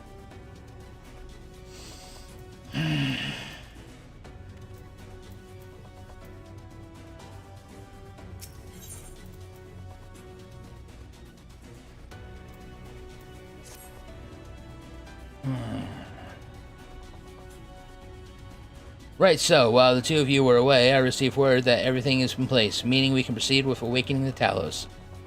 Once we imbue the magic, it will stir itself and immediately carry out its designated function, namely, taking Mount Gulg in its grasp. Zarex, we may be certain that Falfrey will not look on in idleness as we beat a path to his front door. Once our plans are set in motion, there will be no turning back. So see to your preparations as meticulously as you may, and I will give you the order to proceed as soon as you are ready. Okay, we are going to take a second. We're going to pop this up. You guys are talking about... Okay, we want to dye this bad bitch. Okay, so you guys said... Let me spin myself around. Alright. You guys said Deepwood or Nofia.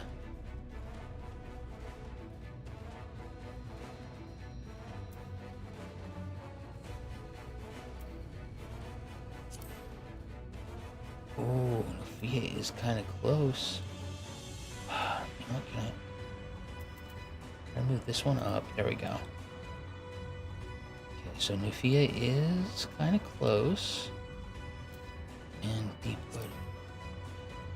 Ooh, no, Deepwood is definitely too dark. Nofia is the jammy jam. You do not possess this die. I will possess it, though.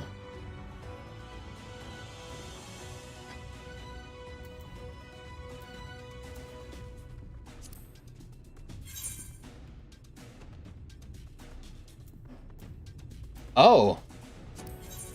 So saith, as it may come true, I have now possession of it.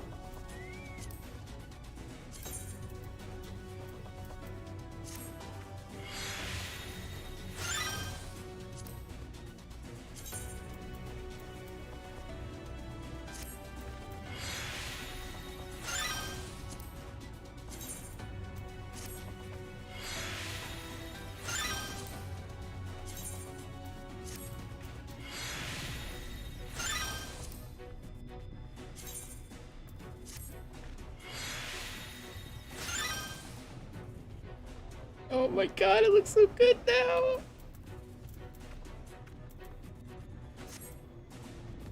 Oh.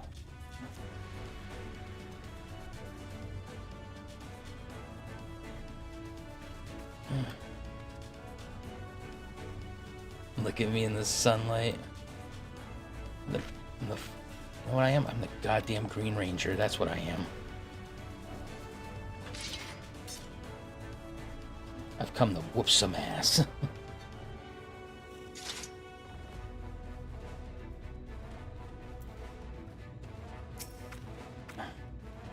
Give the word and I will relay the order to awaken the Talos.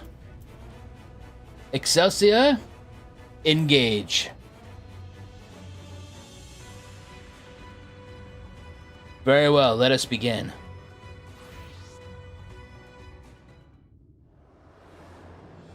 Goddamn right, I'm a dwarf. Sexiest ass Green Ranger dwarf you've ever seen.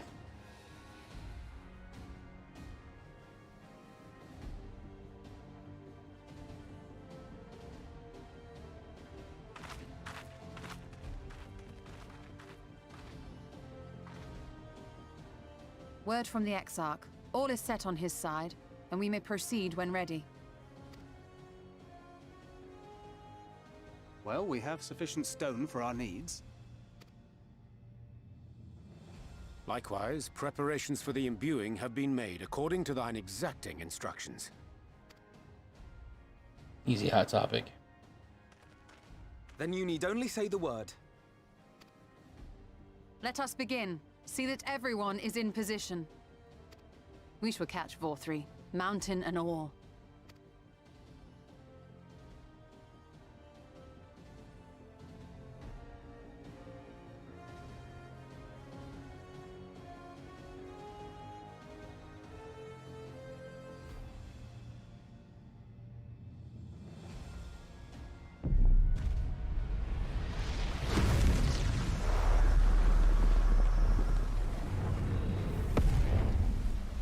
Here it comes!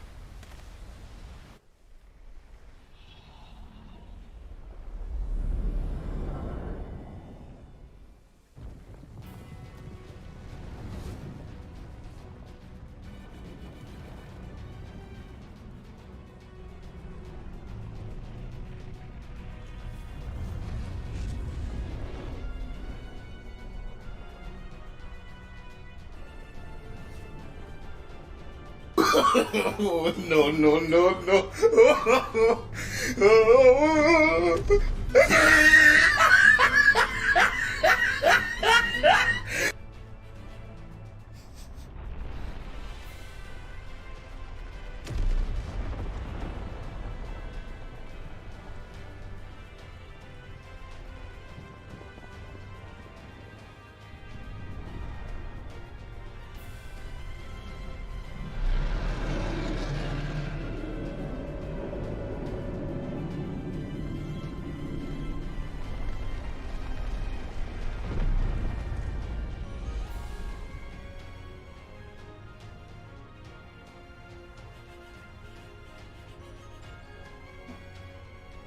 Surprise, motherfucker!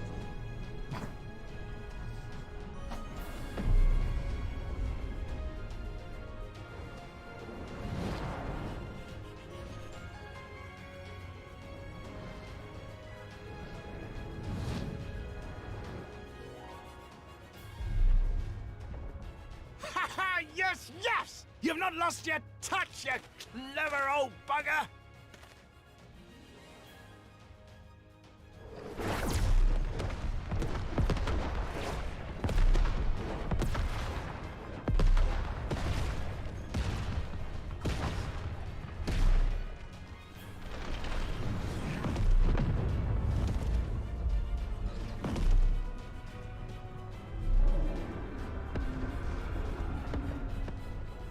Do you see what they're doing?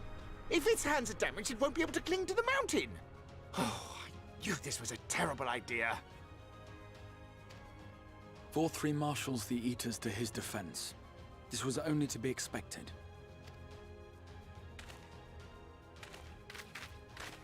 We must try and draw as many of them down to the ground as possible. It may not be enough, but we have no other choice.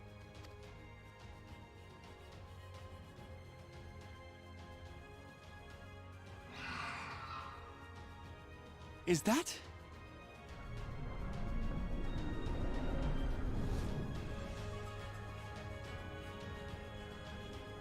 Such a heartless thing, our sapling is cold and cruel and heartless! Summon us in times of need, we expressly said, yet what should we find but the final battle joined without so much as a whisper of our name?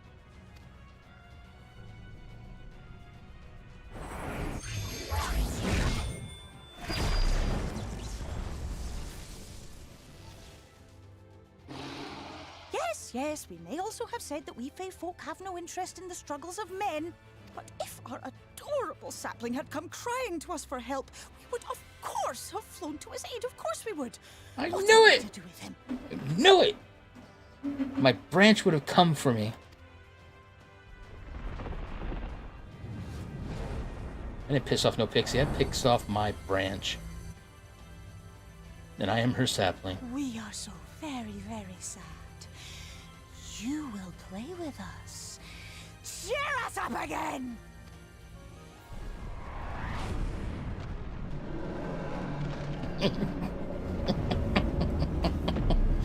What do you mean phrasing?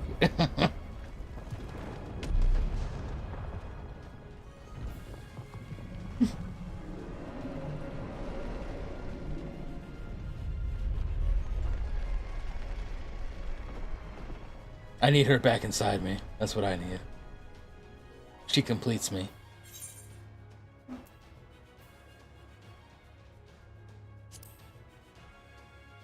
Thank you, my branch. This I did not expect, but I will gladly accept the help.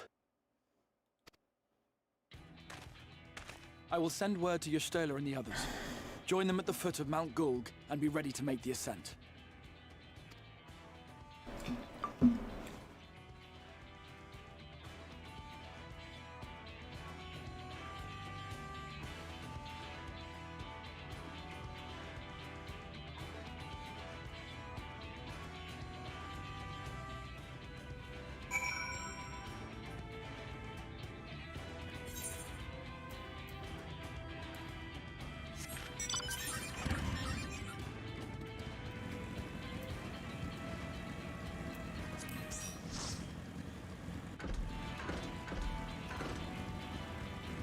Oh, we got Kemma, yay!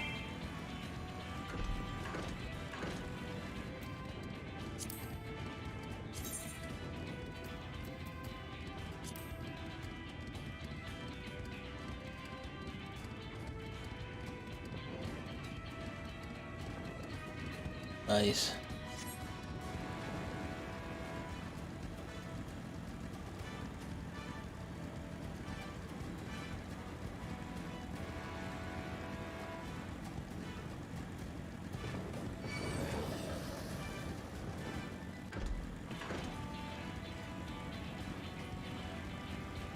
Where's this little bastard at?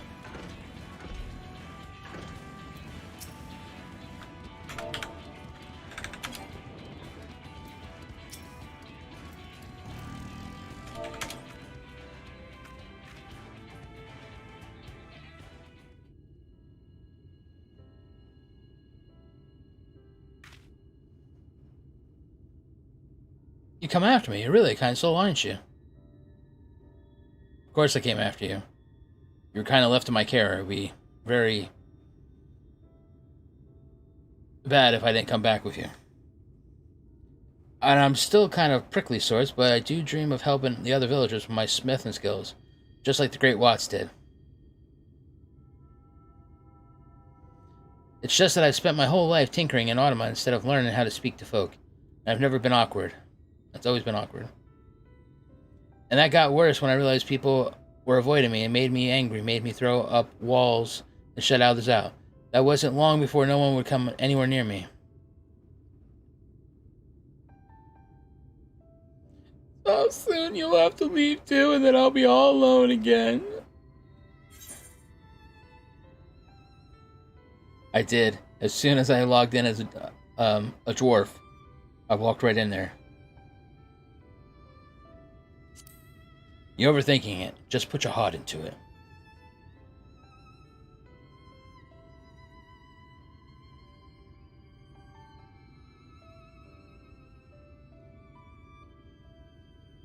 You're still trying to help me? Man, look at face up, lolly up. That's the way we ho. Come on, you got it.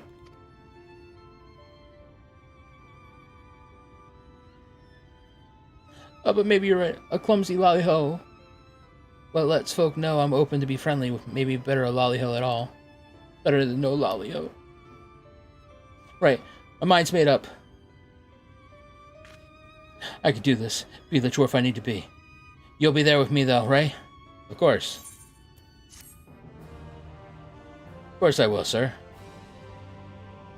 Right after I get done with saving the world.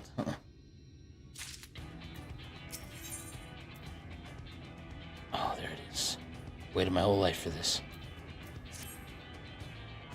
I'm ready. Are you ready? I'm going back to the village to give them the best lolly-ho. You're coming with me, ain't you? Good. I'll start with the one friendlier folks. Here we go. Good job. You do that. Oh, this kid doesn't stand a chance.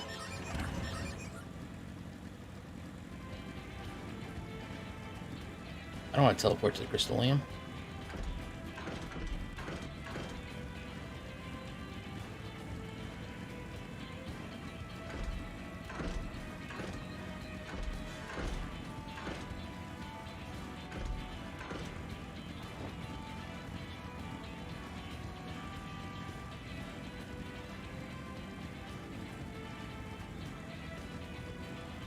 I feel like I'm going faster.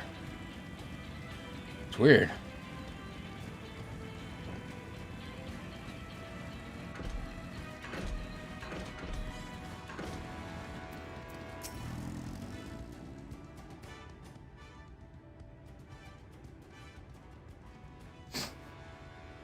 The dwarves and Lalafels are two different species.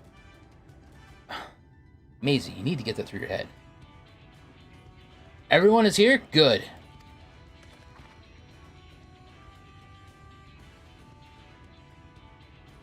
The Talos has taken hold of the mountain. As planned, we will use this body as a bridge to reach Fall3's sanctuary. The Sin Eaters will make us work for every yalm, of course. But we can carve a path through their ranks and meet with their master regardless.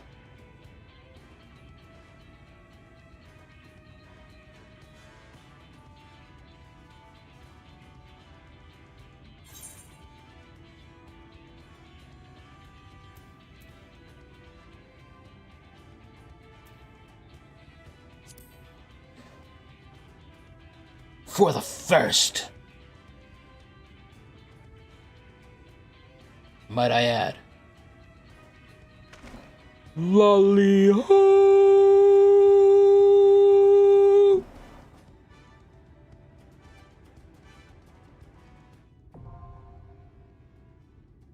Oh, yeah. Going down, Mount Gog.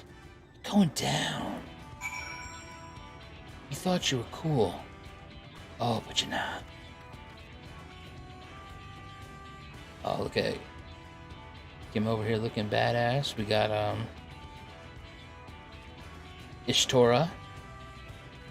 And Red Kai even changed it up a little bit. No more Creole. So, that's the, I believe that's the female version of the Scion's traveling outfit with the Thancred patch, eye patch. If I can remember my transmog right. Let's see. We got the Scion Rogue's bandana.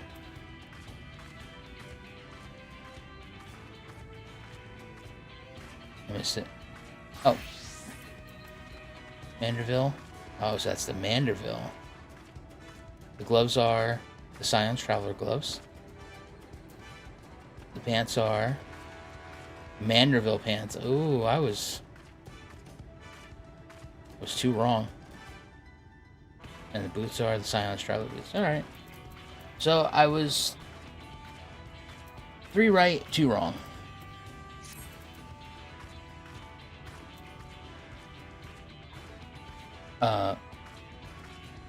Maisie. Red Kai is perfect.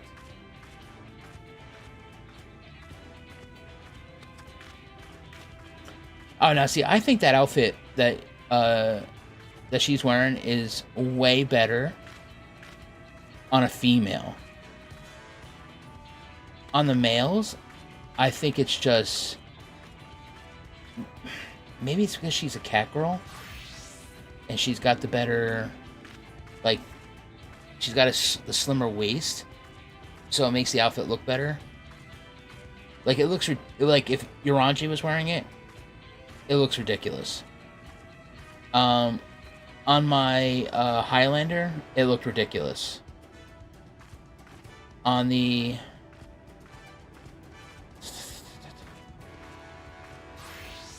I definitely think it's going to look ridiculous on the the lion people and the Rogdarians. But maybe it would look okay on the Midlander.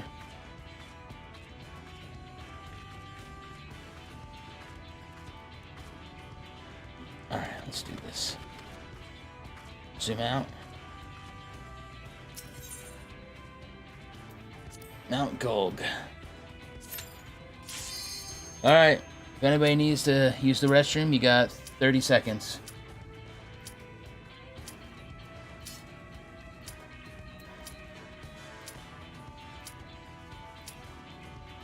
Anyone?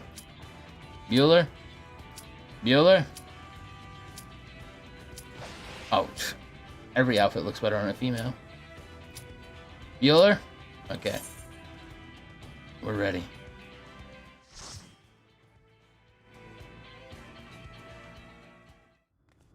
That's why I keep a milk jug by my computer desk. Sometimes I eat spicy food and I just need to drink some milk.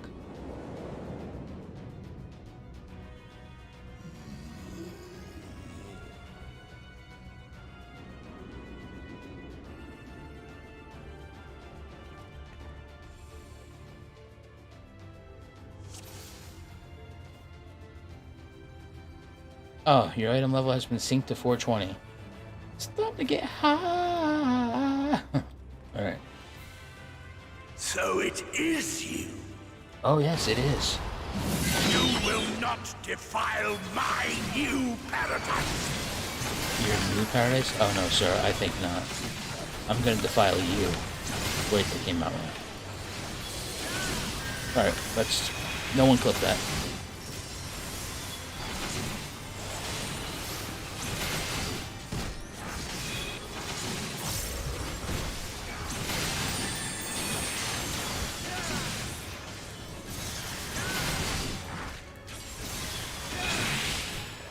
Once you cross the bridge, you can see the face in this map. Okay.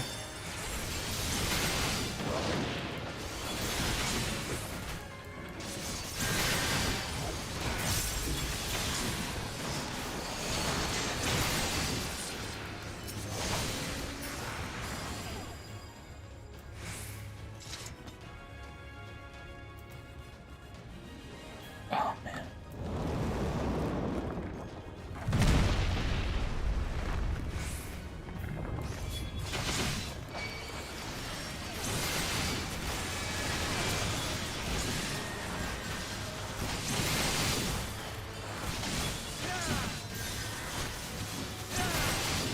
Well, I only see one group.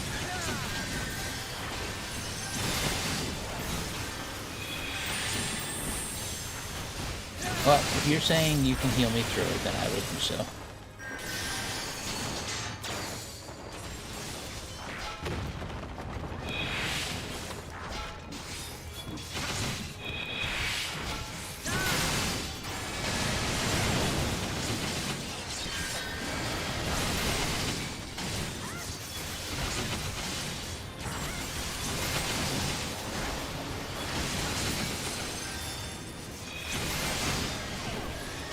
Oh man, I got a nose hair. That is just driving me insane.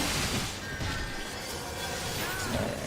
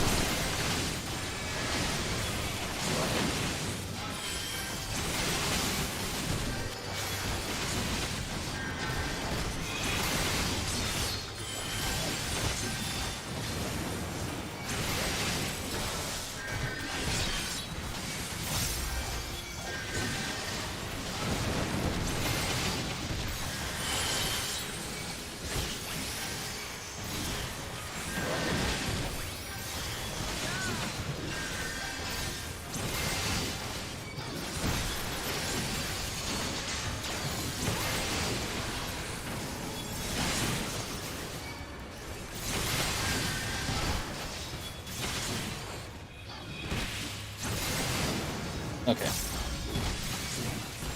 Divine Veil does not give a shield to you, by the way.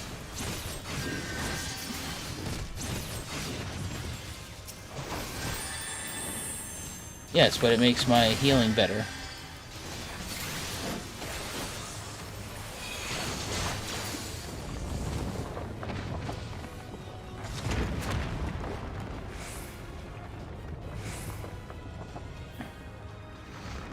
Oh, this son of a bitch. Oh, yeah, he's dead.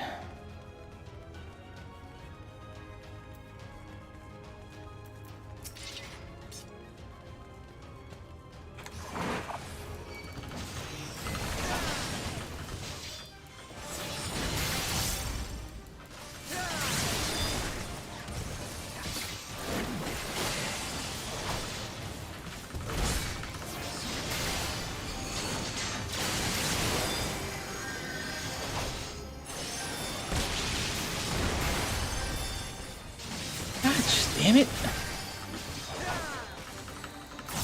I keep hitting button 3, not 4. Wait, where are you going?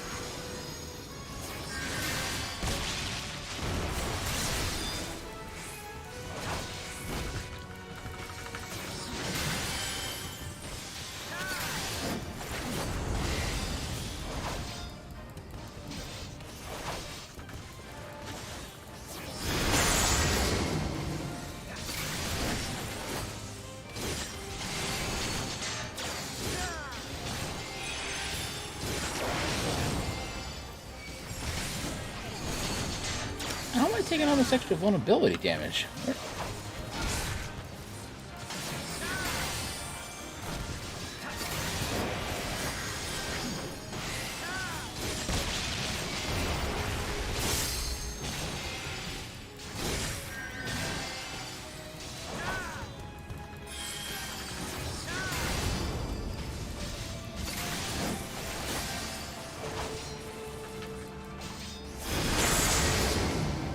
Shit. I see where I'm taking it from.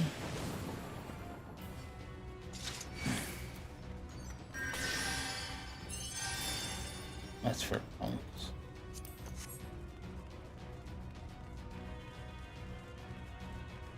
What?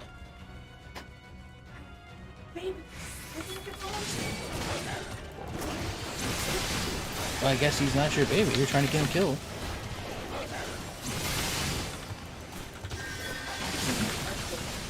Yeah.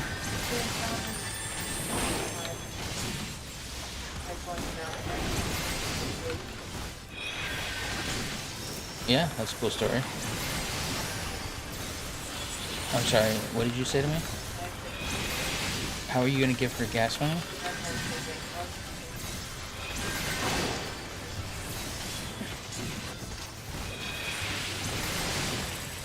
How much are we talking about? And is she watching my stream? Probably not, there's only 6 people.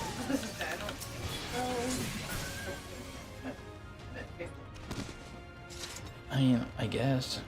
He said it would be like... Oh. Fill it up with there and back. In his shitty ass little car? Well, gas expensive. It's over $3 here. So Scurrying about my domain like insects! I will not suffer it! Oh, yeah. I guess so. You want to give her 60? Oh my god, Shelby gets so screwed here.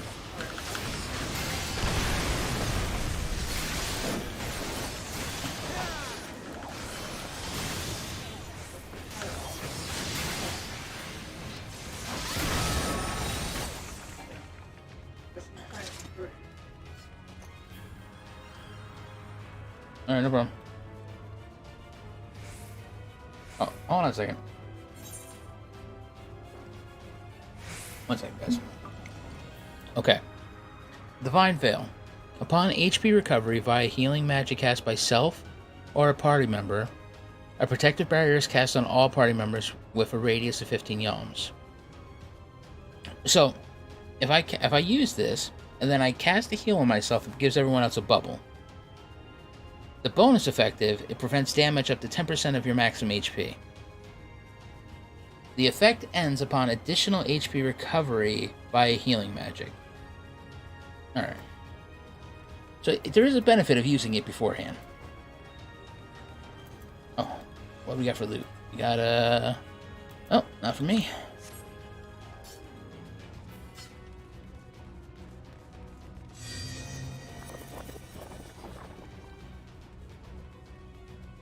Hey. Like Minecraft, but just shittier.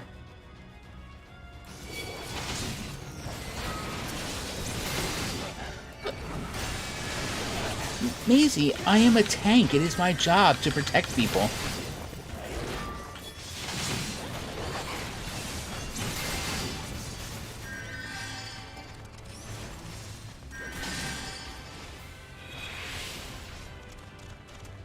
Come no closer, filthy creatures!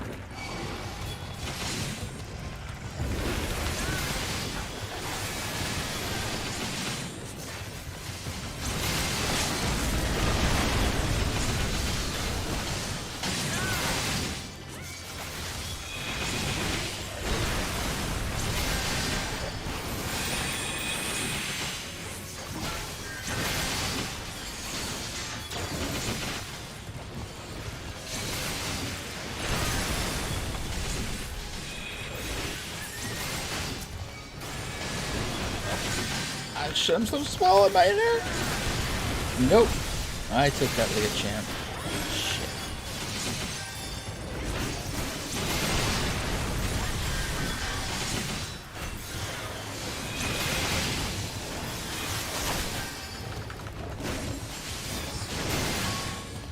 What? Why am I running?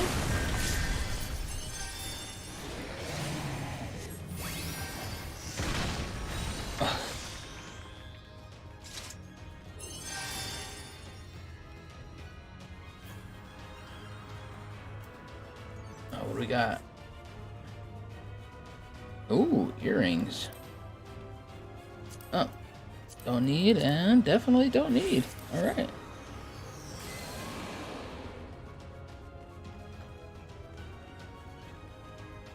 Death is the best CC. Okay.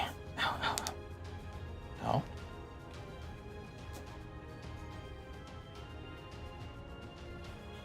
We all ready? All right.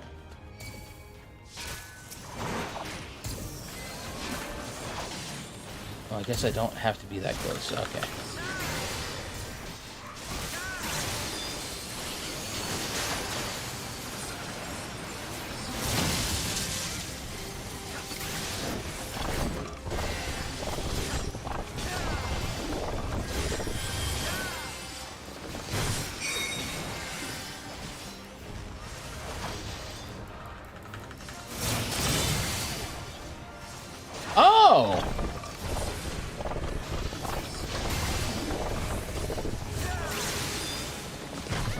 You know, I got that shit worked out now. Alright.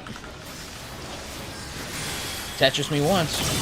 Not gonna Tetris me twice. Watch it get me to the very next one. Is that right in my mouth?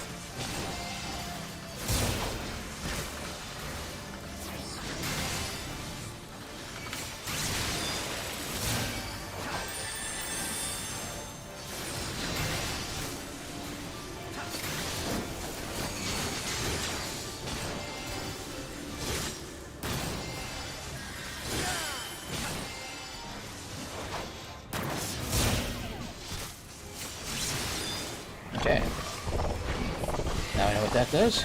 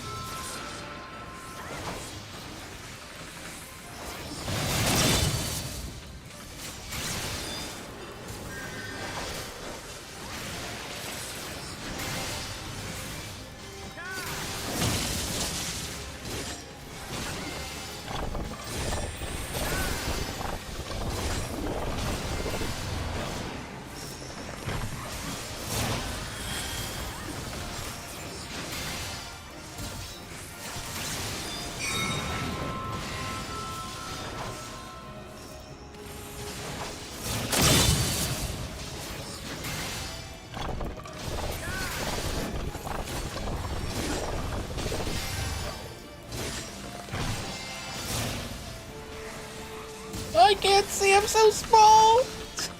Shit, I'm gonna stand by you sword.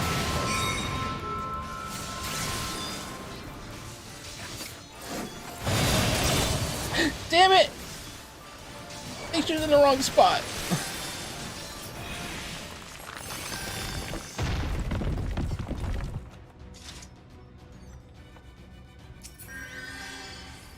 Alright, what do we got? 418 legs? Yeah, hell yeah, I'll roll neat on those bitches. Don't need no earrings. Alright.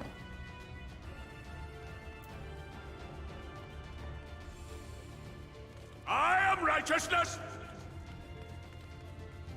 and righteousness will prevail.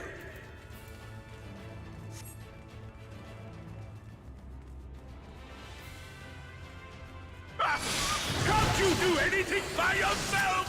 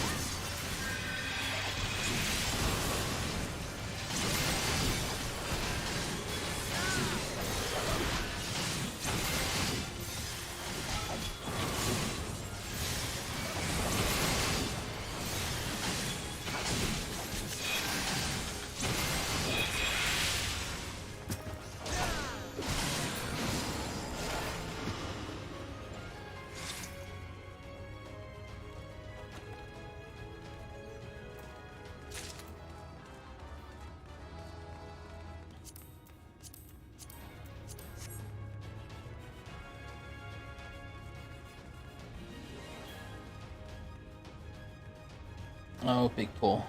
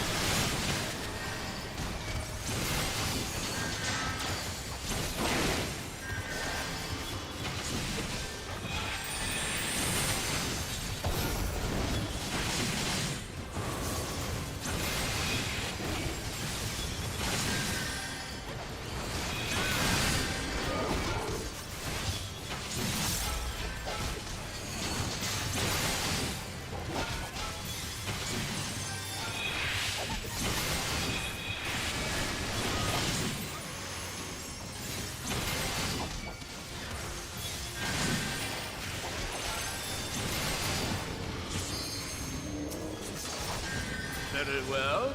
If you will not be discouraged.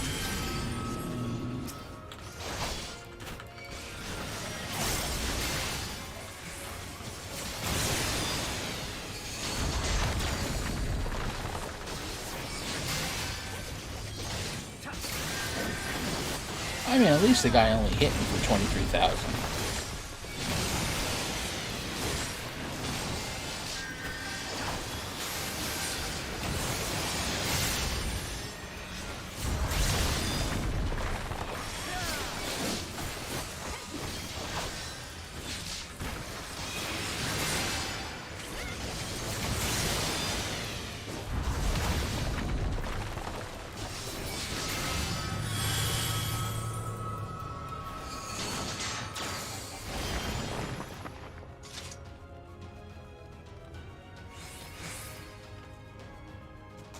That was not bad of a dungeon. Pretty fast.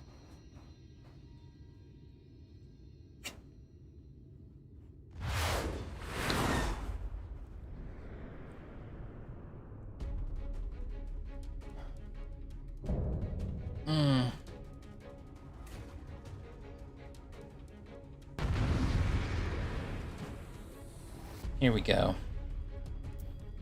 I'm assuming this was his sexual plaything. I was like, where the hell is Red Kai's guy going? Your effort's got a big set of balls on him.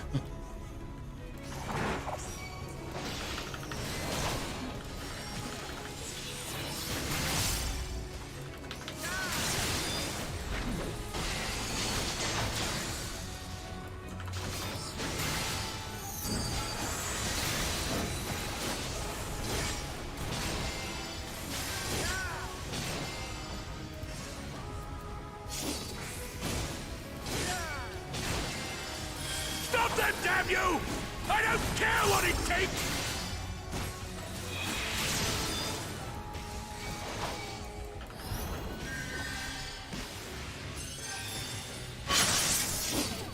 Wow.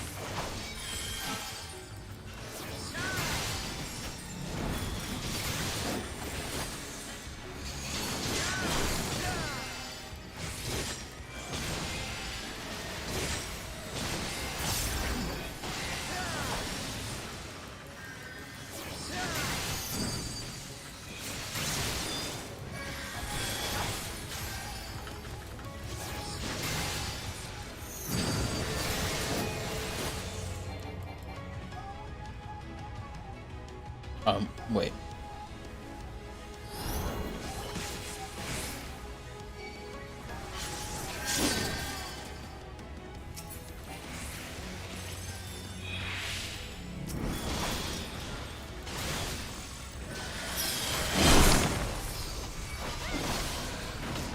Wow, this is wow,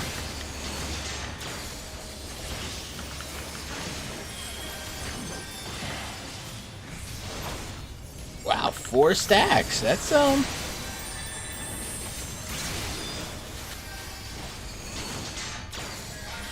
I really screwed up there.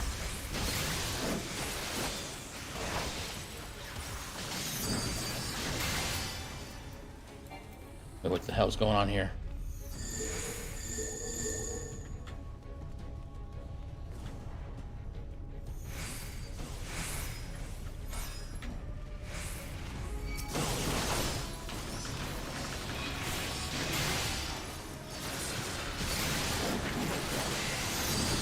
Real. Oh! What the hell hit me? For all that damage.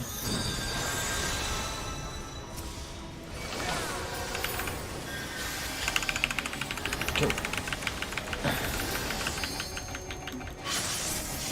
Can we taunt her, please? Gosh, damn.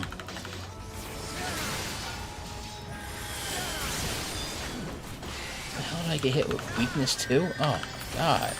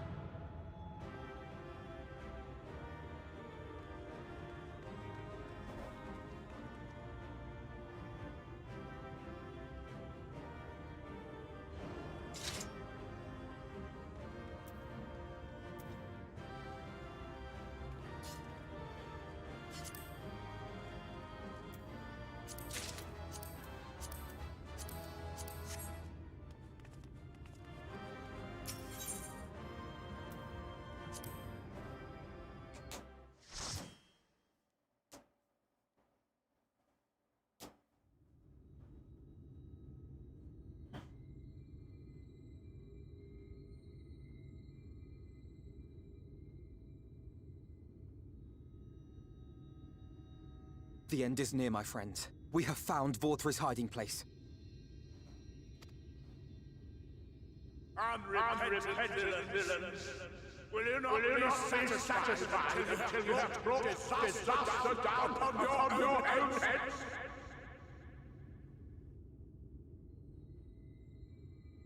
By your wickedness, you stand to gain naught but ceaseless conflict.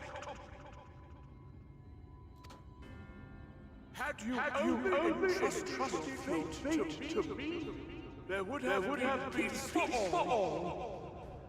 You could have lived bliss in my eternal paradise, free from the burdens of conscience and purpose.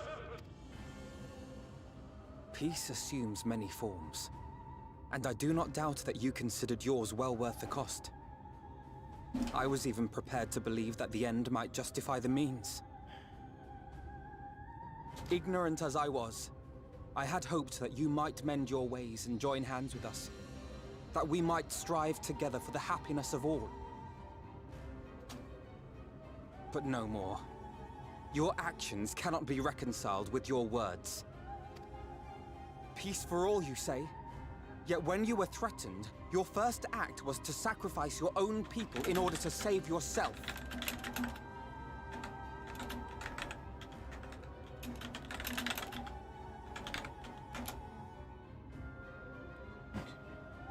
If your paradise can be rebuilt so long as you alone survive, it exists not for the people. It exists solely for your twisted pleasure. Hear me, Vorthri. The people won't submit to your will, for we each have our own. I made a promise to a noble soul, a woman who saw fit to entrust me with her legacy, and I mean to keep it.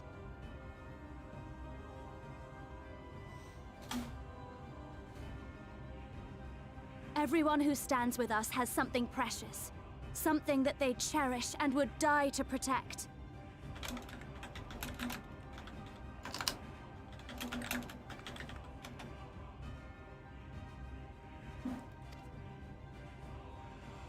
They know their own hearts. They know what they want for this world.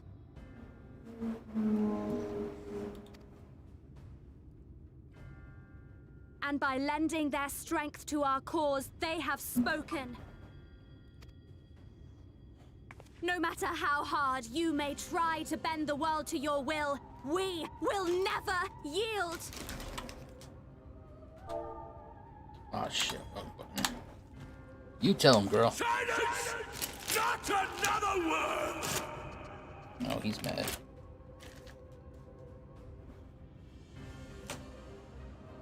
Vorthri, do you need a Snickers? Because you're not you when you're hungry. You presume to lecture me. Insolent worms. You will learn your place. With my true powers awakened, I will expunge you like the filth you are. I know he just put it. Your demise will serve as a reminder to all that I am the zenith of mankind and city to both. No, the sky popped rule open. over creation by right of transcendence. Excellent. Thank you. My very existence is virtuous. I am perfect, immaculate. He seems disinclined to grant us an audience. Find Vorthri. We will hold the Eaters here.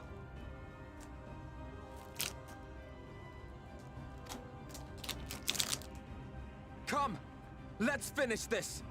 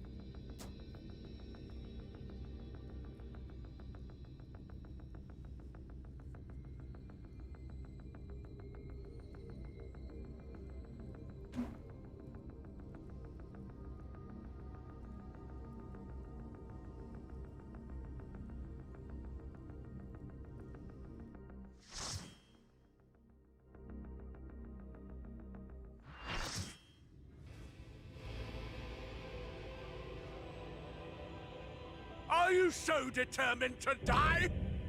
One last chance, villains! Bow down and acknowledge your king! Your god!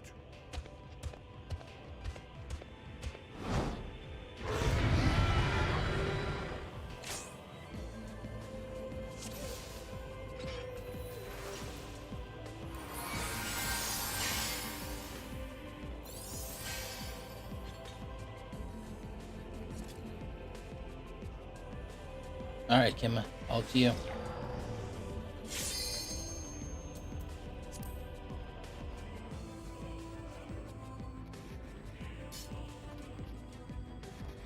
Come! Prepare for judgment!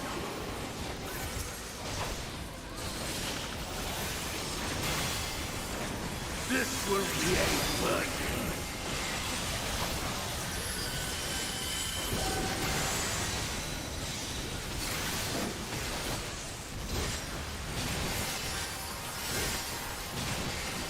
To me, my servants! Feast upon these villains and their bound men!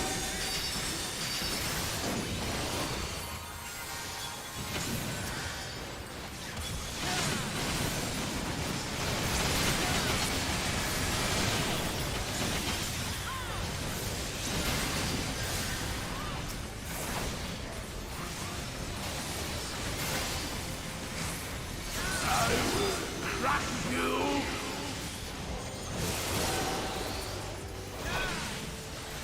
Fine! Fine if you refuse to die!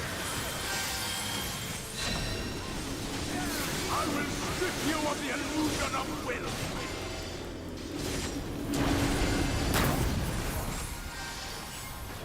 Then you will suffer! Yes! That will be your punishment!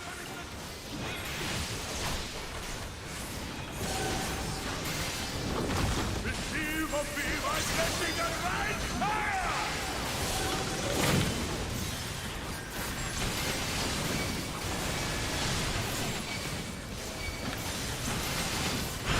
I will crush you!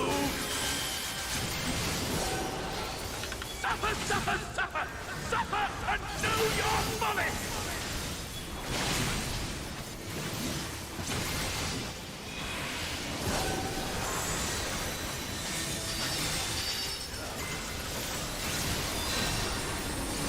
I will strip you of the illusion of will!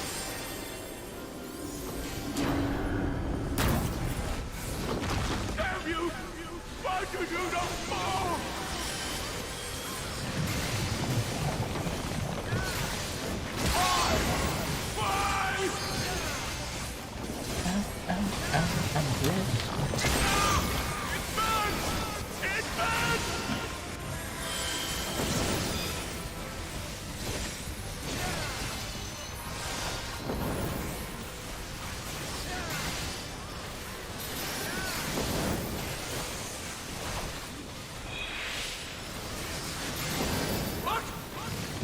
What is it?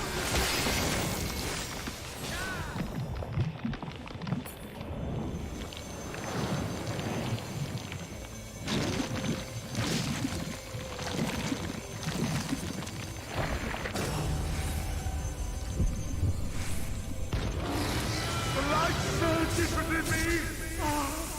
Touch me. I see now.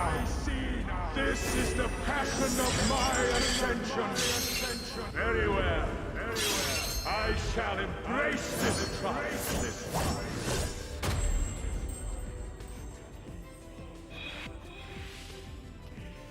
Oh, fuck.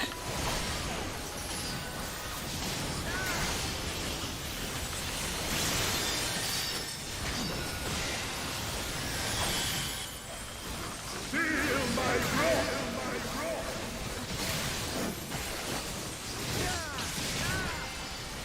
Wait, is it okay now to worship him as my God King? Or would that still be wrong?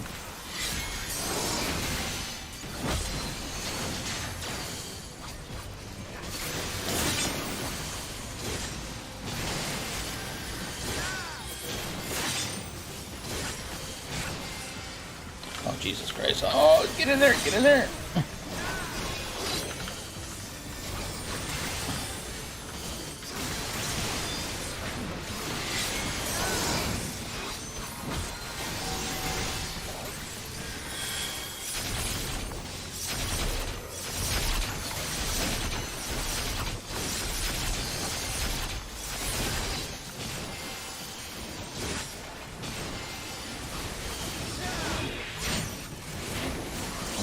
do shit. Okay. Feel my wrath.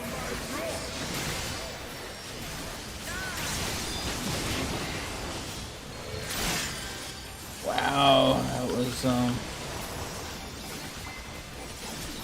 painful.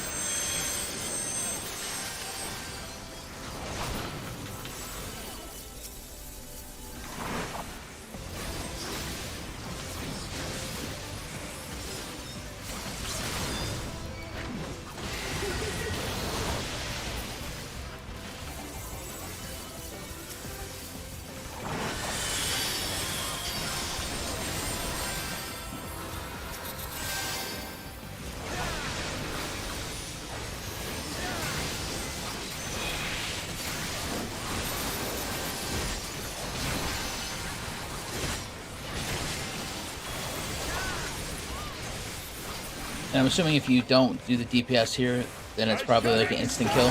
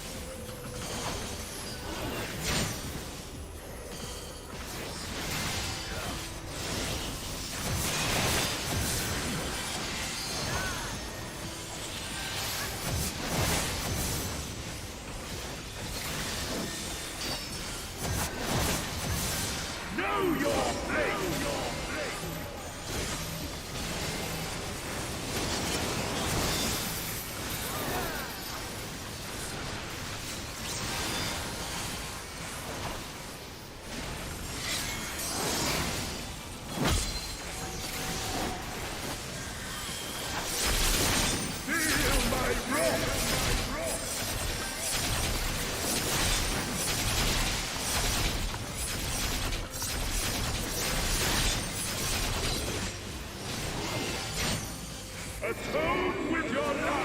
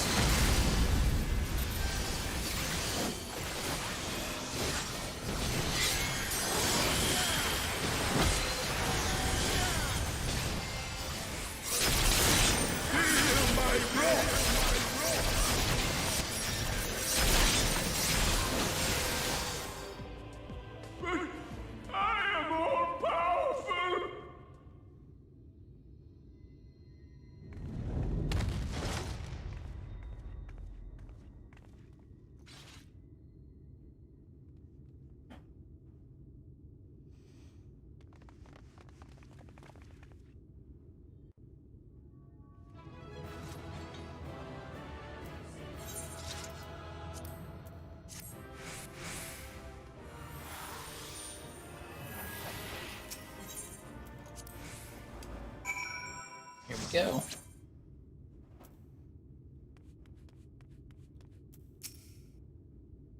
Is that Vauntry? I see, it's finally over then. Now night will return to all of Nodvarond, bringing salvation to both of our two worlds. Upon speaking with Rain, several cutscenes will play in sequences. Reckon that you set aside sufficient time to view the cutscenes in their entirety. Should you leave the area, you may return here by speaking with the sentry posted at the entrance to Mount Gould. Yep. Now the reveal, huh? Alright, let's see.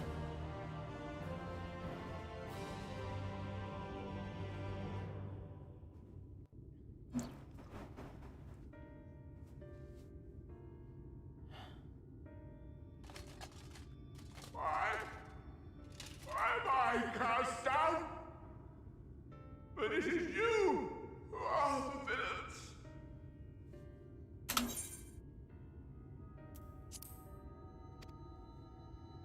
Father told me that I am hope. I am righteousness. That I am a god. Because I can't lose the weight, so screw this guy. That is why I was born, as man and sin eater both. I kept the people safe. They respected me, worshipped me. How can this be? I should be the one looking down at you. Why are you still alive? Don't you need to dissipate so I can absorb your energy?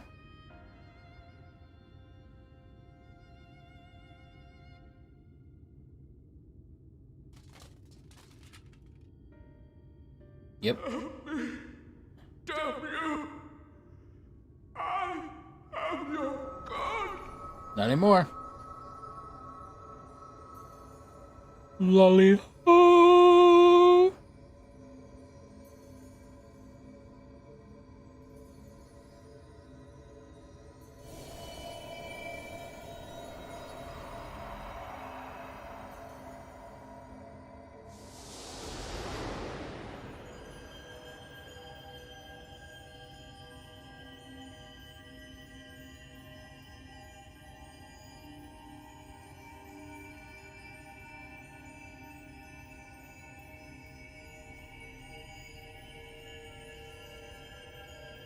I feel like the light's gonna affect me.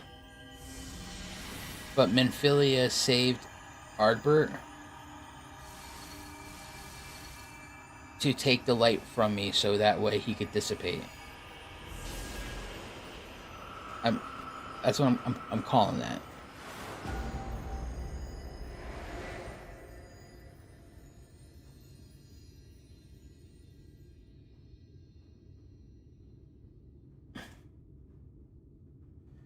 Look, the sky.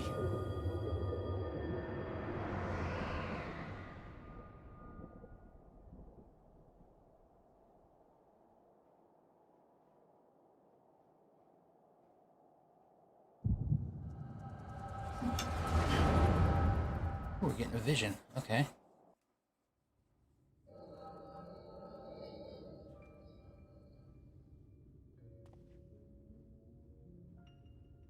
Fools! Were it not for my decisive action, the whole city would have been overrun, razed to the ground. Yet they dare to complain about casualties? Spare me.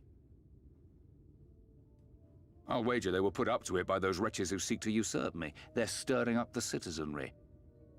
But if they think I will yield to the likes of them, they are gravely mistaken. Okay. To be subjected to such deplorable treatment, such ingratitude. Emmett. You have my sympathies, sir. You do so much good for this city, and you could do so much more were you not surrounded by fools.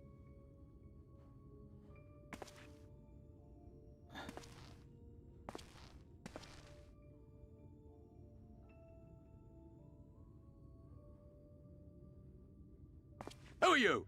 You're not supposed to be in here. My apologies for the intrusion, but I come bearing a proposal. One that will ensure the longevity of your reign. What are you chewing on? But give me the word, sir, and I will bring hither a Light Warden. By giving its power to the babe within your lady wife's womb, we shall create a transcendent being, a king to rule over all. And as sire to the king, your authority will never again be in question.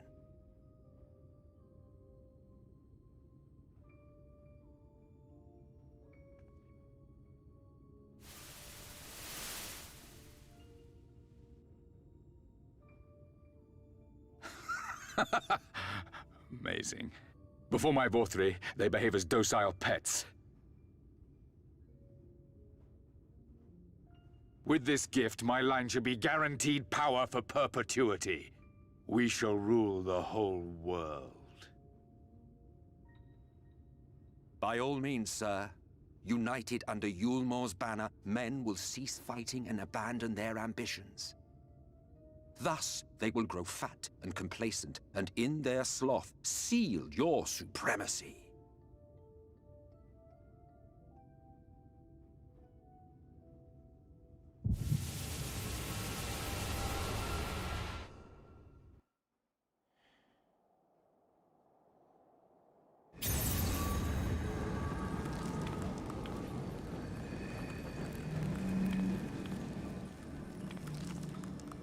Are you all right? Say something!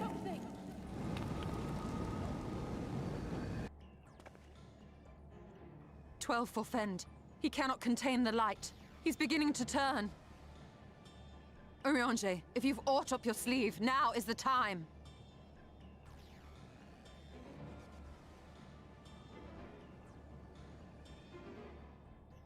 He doesn't have anything. It's changing back.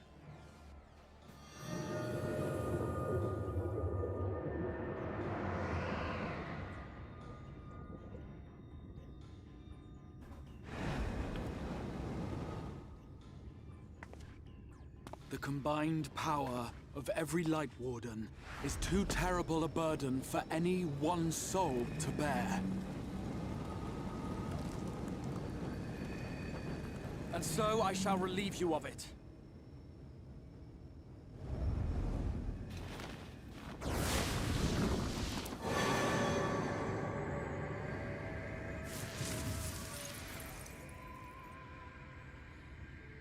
Exarch, what are you doing?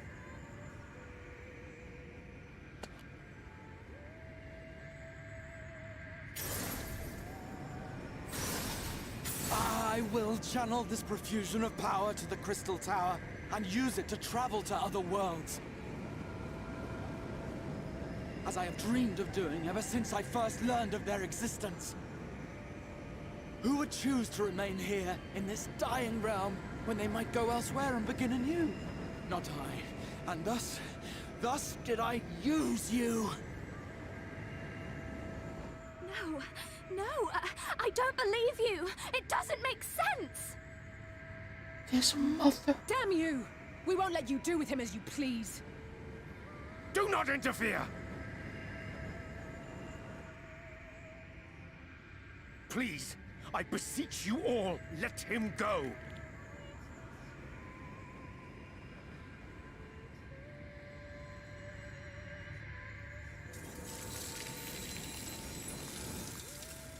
You knew of this, Eorzea.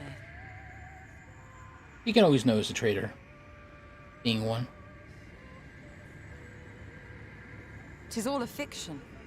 Such vaguely defined acts of teleportation stand no chance of success. The Exarch will never live to see another world, as he knows only too well. Then, what does he mean to do?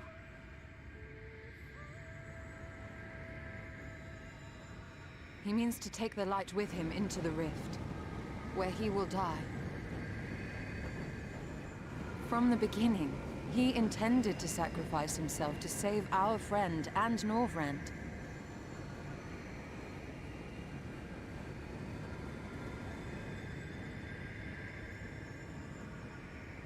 At journey's end, an opportunistic thief makes off with the hero's prize. A paltry way to end a chapter, I concede. Yet your tale will continue, and my role in it will scarcely be remembered.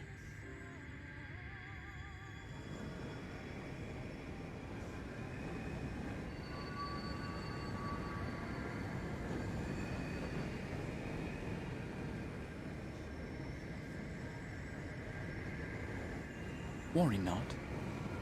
Whatever should become of me, I will be happy and free, safe in the knowledge that I have played my part.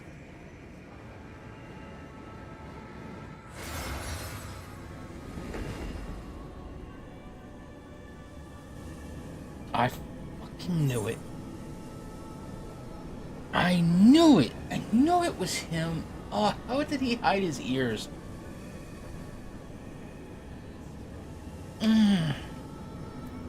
Fuck is my mouse?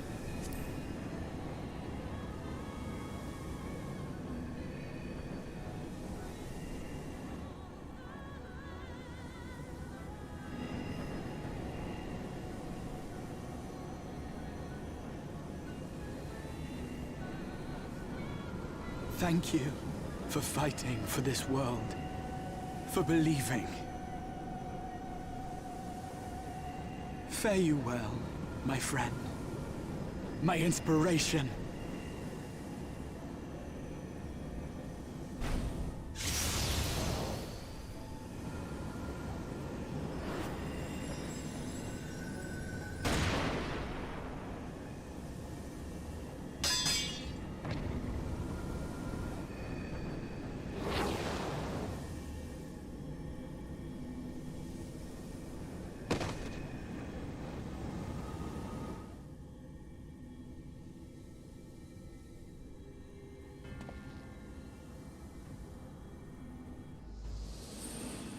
Only those who possess the royal eye of the Garlean Imperial line are capable of controlling the Crystal Tower. Such individuals do not exist in the First. Therefore, in all likelihood, the Exarch arrived here with the tower. This much I had surmised, yet I could not discern his grand scheme. To think that he went through all this trouble for the sake of a single hero. It's almost admirable in its absurdity. Alas, it is not your grand scheme that will succeed, but ours. You bastard! Stay put. Your friend is still alive, but whether he remains so depends on you.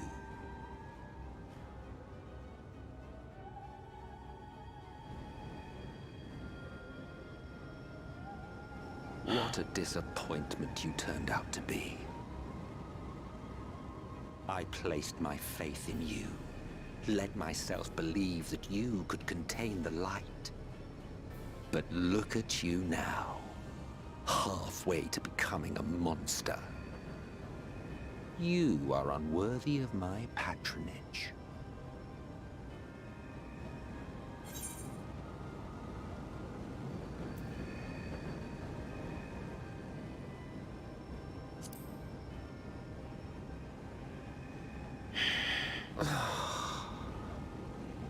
I am an Ascian. My heart's sole desire is to usher in the great rejoining. 100 years ago, I entrusted my comrade Logriff with the task of increasing light's sway over this world. This we sought to do by manipulating heroes. When that failed to achieve the desired result, I created Vorthri.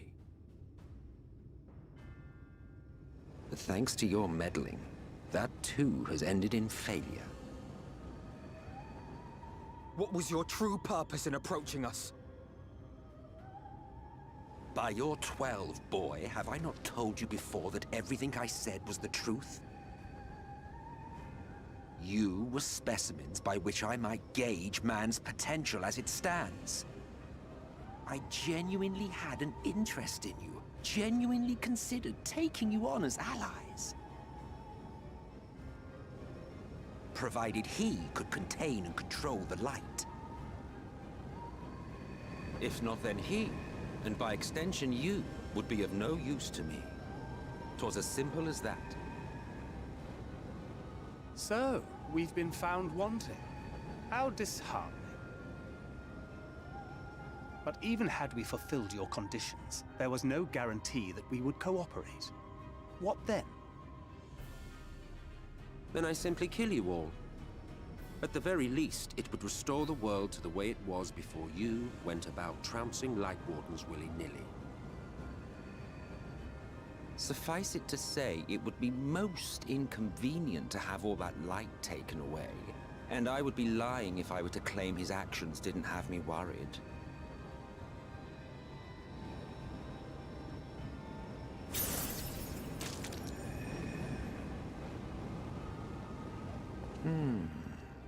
You still retain your form and your senses, but you have all but become a Sin Eater. Whether you will it or no, your mere existence will serve to engulf the world in light. Those in your company will likewise turn into Sin Eaters, and in time you will succumb to your base instincts and hunt innocents to feast on their sweet, sweet ether.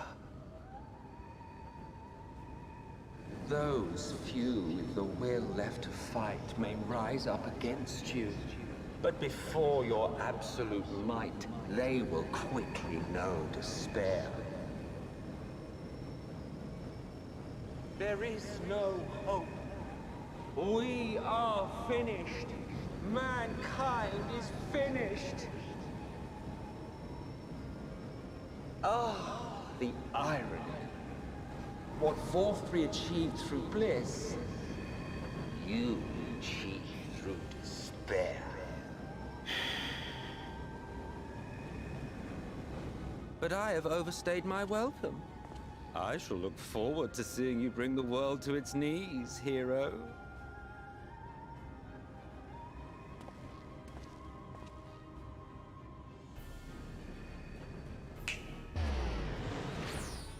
Exarch! I have naught to show for all the time and effort I invested in you. He is a small token for my troubles. I did not expect that I could learn aught from man, but I may yet learn something from all the knowledge he had hoarded for his precious hero.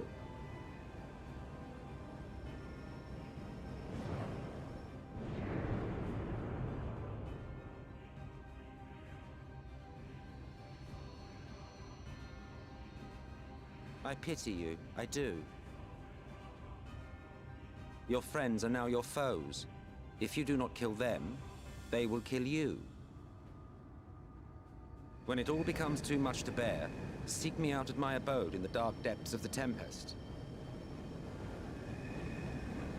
There, you may complete your descent into madness, with some dignity, far from prying eyes.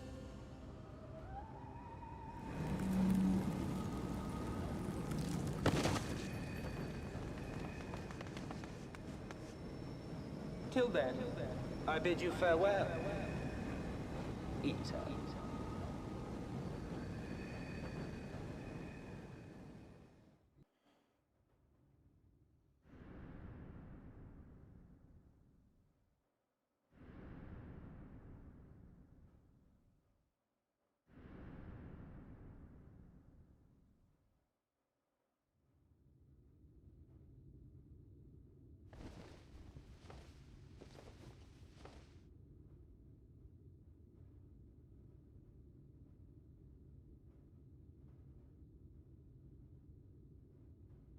Ah, finally. That would be an absolute amazing thing to have happen. Thanks for playing the game. Your character's gone. Bye.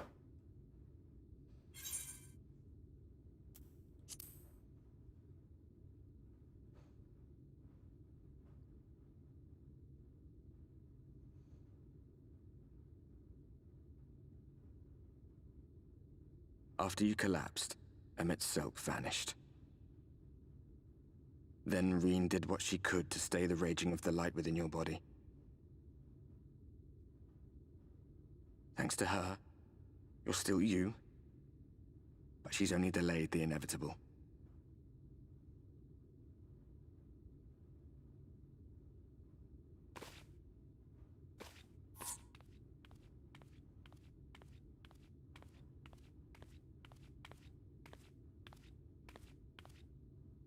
You're not going to like what you see, but you still need to see it.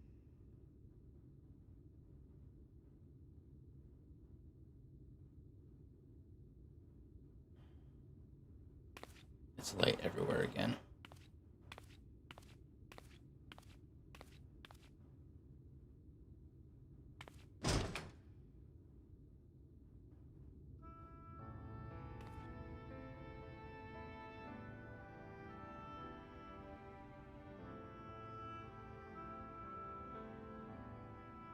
It's like this all over.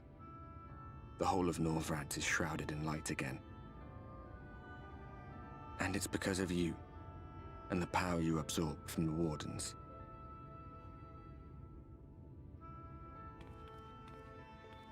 No one knows but your friends. When they carried you down from the mountain, they told everyone waiting below that they didn't understand why the light had returned. And now they're out there trying to allay the people's fears, while searching for a way to save you.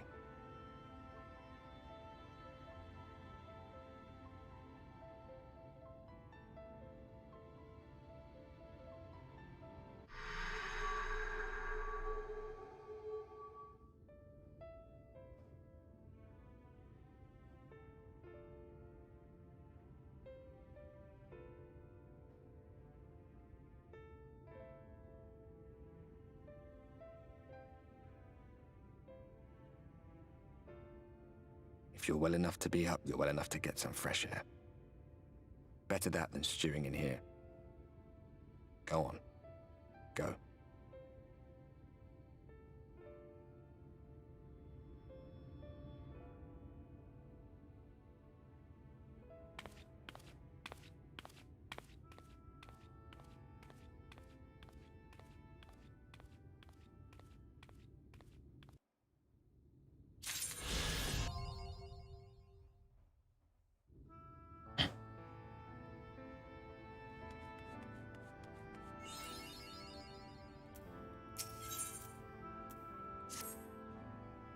Oh, so you're awake. You were injured during the foray on Mount Goog, yes? I was here at the station, as always, when they carried you in on the makeshift stretcher, looking disturbingly bereft of vigor.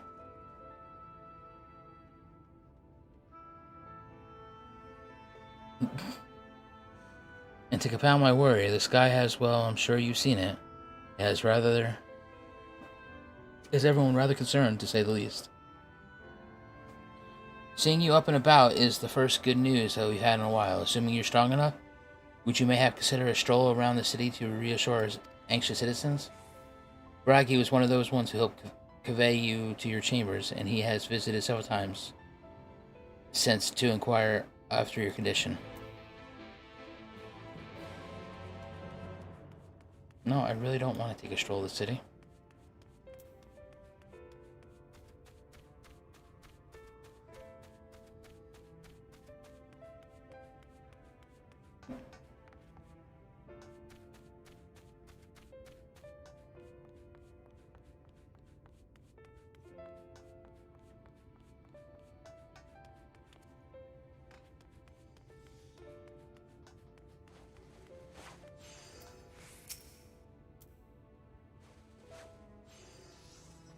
Well, well, look who's back from the dead.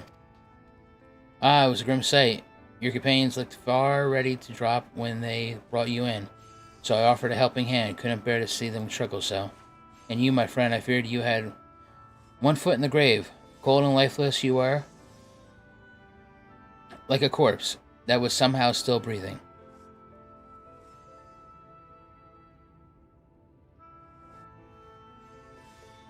Maisie, I'm not really liking you right now.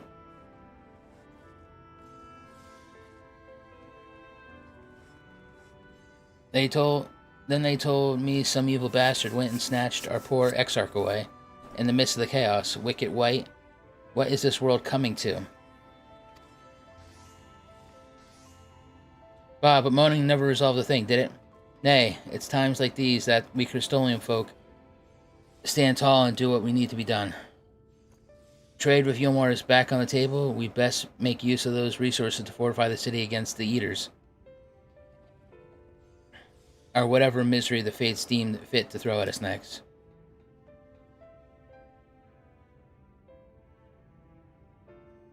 Speaking of misery, Chisamael was worried sick about you. A healer wringing her hands is not a sight you ever wish to see, let me tell you.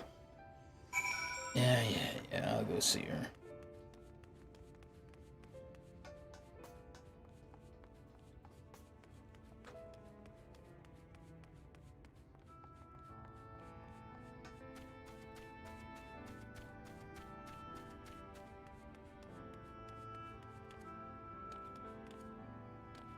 You know, I was really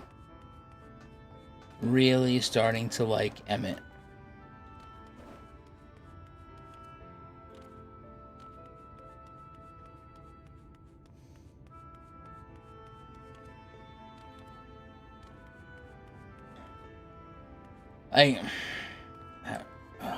How do I feel about what I saw so far?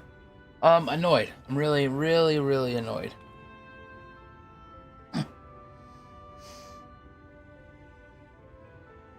Oh, shit.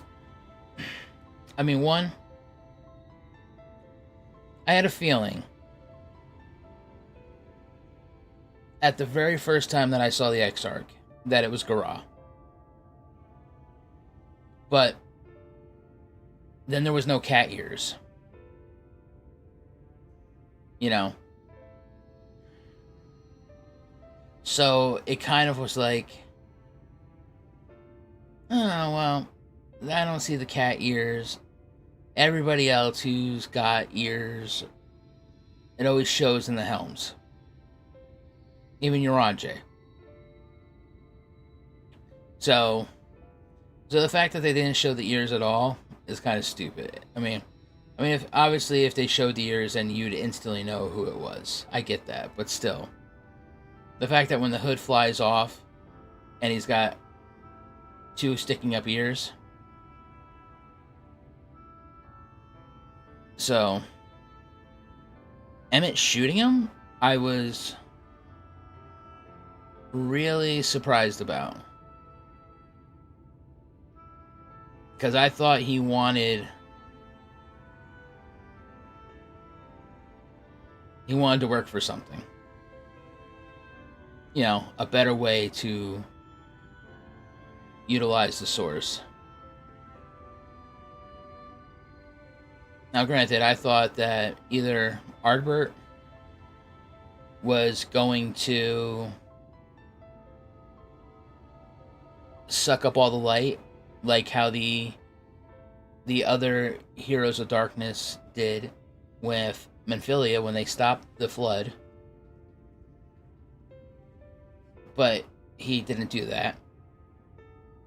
And they kind of like foreshadowed that in a previous cutscene where he touched me.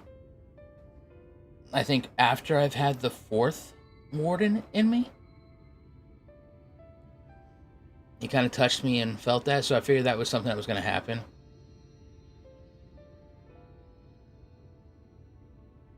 Sephiroth will always be my favorite Final Fantasy villain. Followed by Kefka. I don't even really find Emmett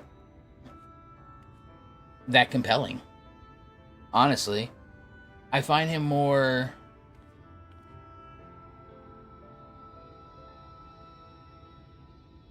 I find him just as a good character. But as per a villain, of your traditional sense of what villains are, to me, he's lackluster. It's like, oh, I manipulated the heroes to do things, and then they started causing the problems, and then it wasn't enough. So then I you know, cause the Sin Eater to be born into a baby. Yeah, it's playing the long game is not, to me, a good villain, especially when his long game keeps getting screwed up.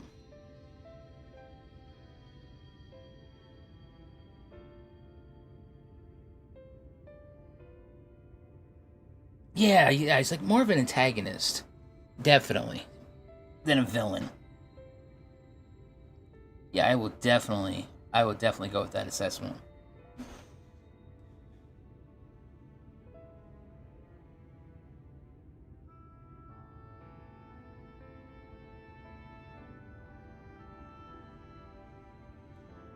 But I mean, otherwise it's just, I don't know,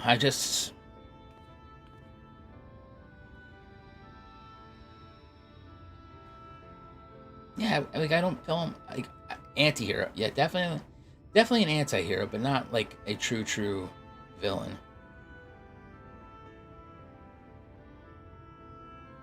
Now, as for the whole,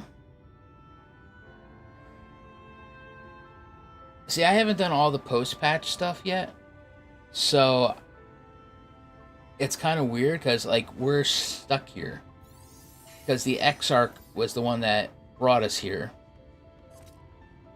through the tower, and now the Exarch's gone.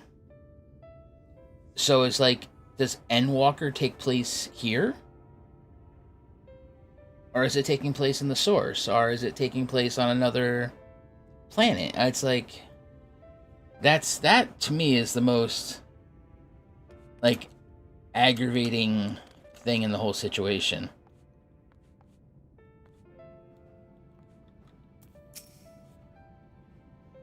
Oh, sweetie, you're alive. No one's been allowed to see you. Even sporadic surgeons were forbidden from making visits.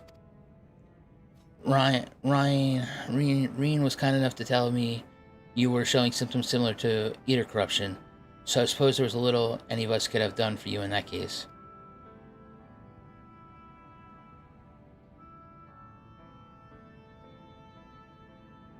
As for your companions, they've been rushing hither and yon, seeking a cure to your condition.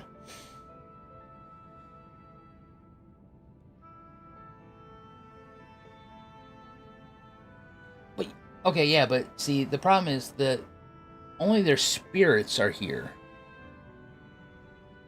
Because their bodies are back in the source.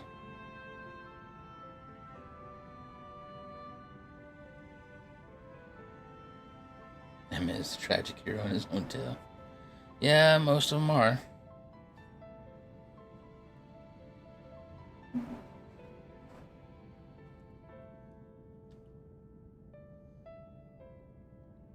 I know I'm filled with all this light, but I just need my branch to shade me.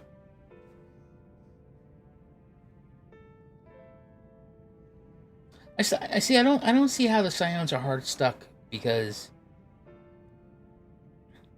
it's just their spirits.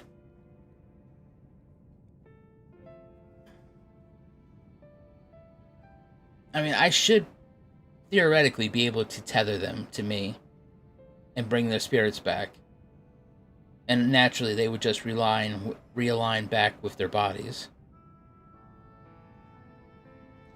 Then Tidiana becomes a she's still inside me. You gotta remember that. When she became queen, and I said, it'll be sad to see you leave, she goes, I'm still always inside you. So she's still connected to me. Like, she knows when I'm in trouble.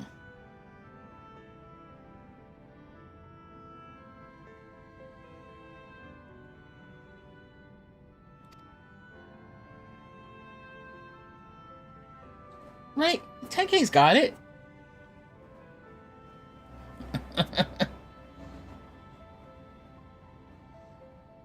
Maisie, you don't know that.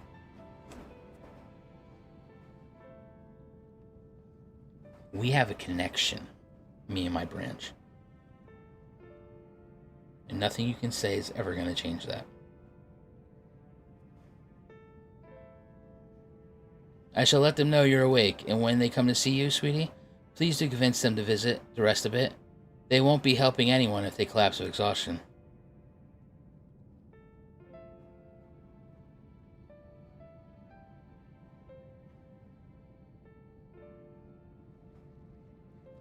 Maisie, you're speaking some hot garbage right now, and I don't like it. She's got a lot of shade with her branch. Enough to counteract my light.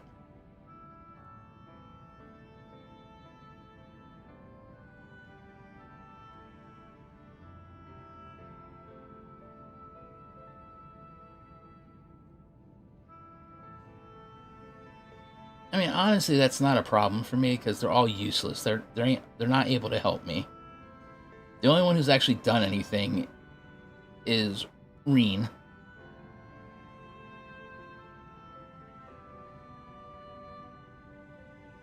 And our own Morn has been a little better. I'm afraid he hasn't left the cabinet, too busy with his nose buried in one dusty tomb or another. No, I do not want to go talk to that idiot.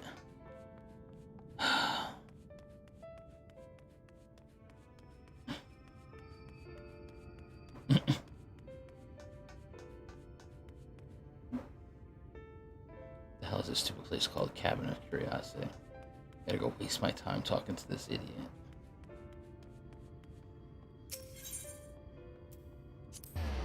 Now you go talk to the Bookophile.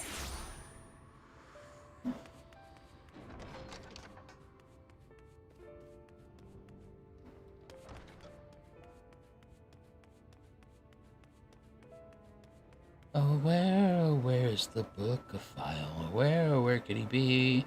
Ah, there he is. Confound it, they say the same thing in the last. Mayhap I should approach the problem from a different perspective. Zavrex, it is truly you. And not some figment of my imagination? Oh, but this is wonderful. It would seem our prayers have been answered. Feeling otherwise helpless, I've been scouring our shelves for the wisdom to explain the most worrisome conundrum. Why, with all the Light Wardens defeated, has the light returned to the obscure of the sky?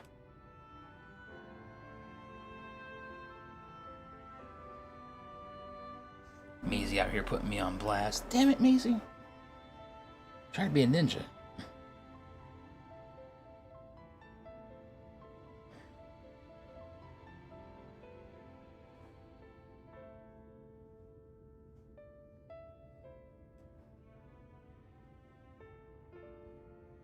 I would propose to the Exarch, and thus do I feel his absence all the more keenly.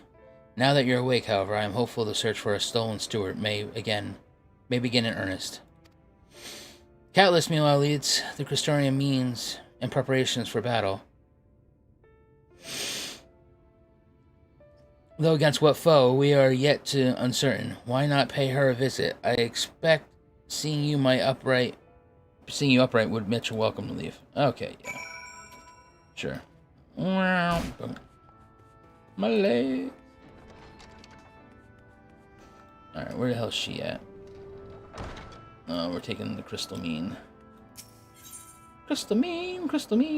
Gonna take some crystal meth.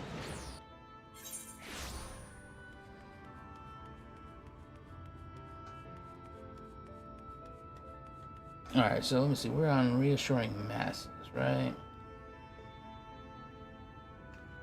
So we got 1, 2, 3, 4, 5, 6 more before we get to the level 80 quest. And then we got 4 in the level 80 section. Okay.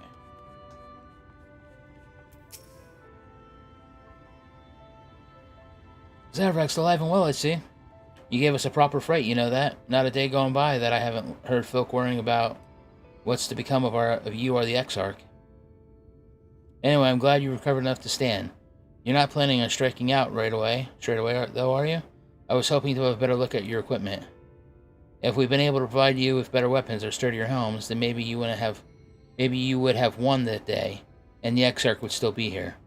As such, yes, you know, it's your fault, Caitlus, because you didn't give me better upgrades. That would have automatically been knocked down to 420 gear anyway. As such, we're keeping busy consulting each other on the new forging techniques and designs and the like. If you could stand still a moment, I'd like to assess the gear we're trying to improve. No, I don't want to stand still.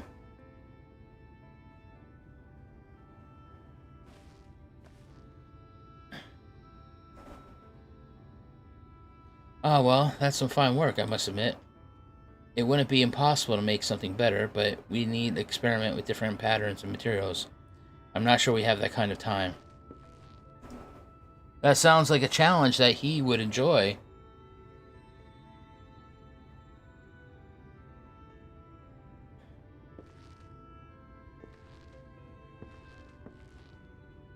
Greetings, Gonard. The master of the stairs is running his own errands?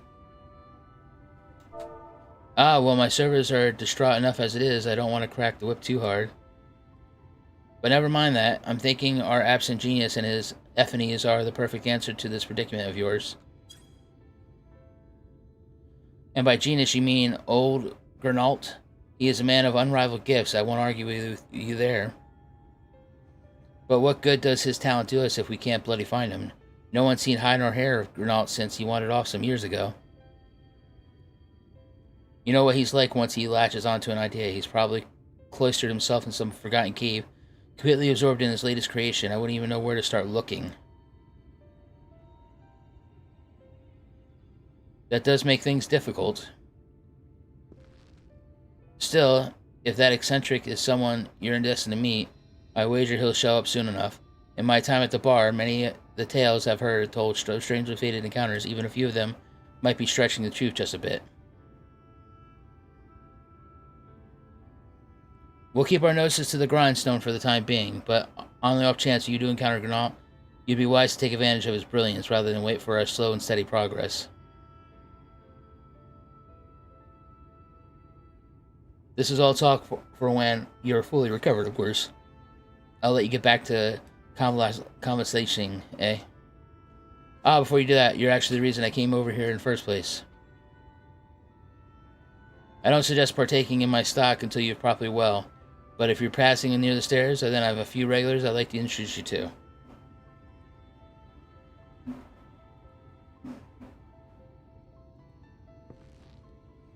I'd best be getting back. Just because the world's coming apart at the seams doesn't mean we have to follow suit now, does it? Hear, hear. We can't forget the heart upon which the city was founded, or the Exarch might not have much of a home to return to.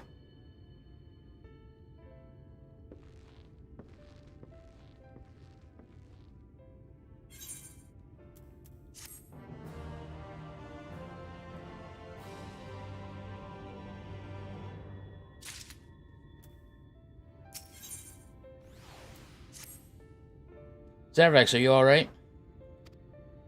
I think a return to your sickbed might be in order. Ah, or you might consider resting a while atop the watchtower next to the rookery. This damnable sky doesn't make for the most soothing scenery, but the Exarch often liked to stand there and feel the wind upon his face.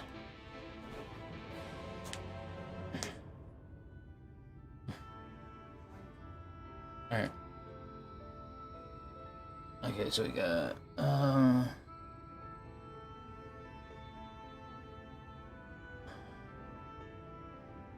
you are required to finish one role quest line to complete the MSQ's quest, The Light of the Inspiration, as an FYI. Alright, so how far away is the Light of Inspiration? Oh, the very last one of these, okay.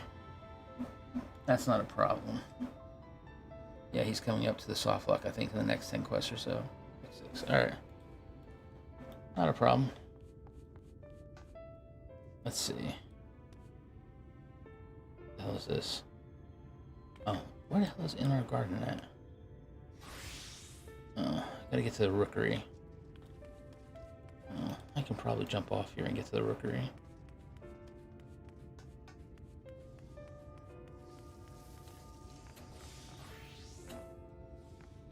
Or I guess I can't jump the flip off.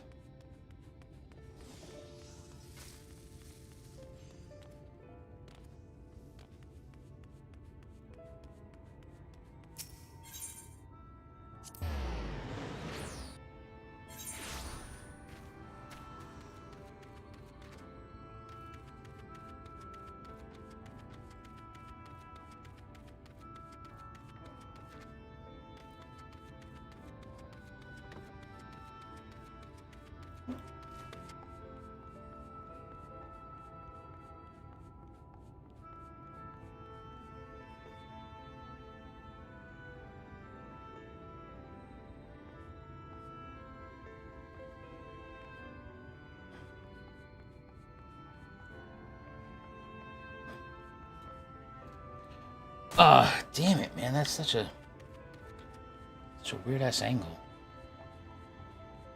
If that post wasn't there.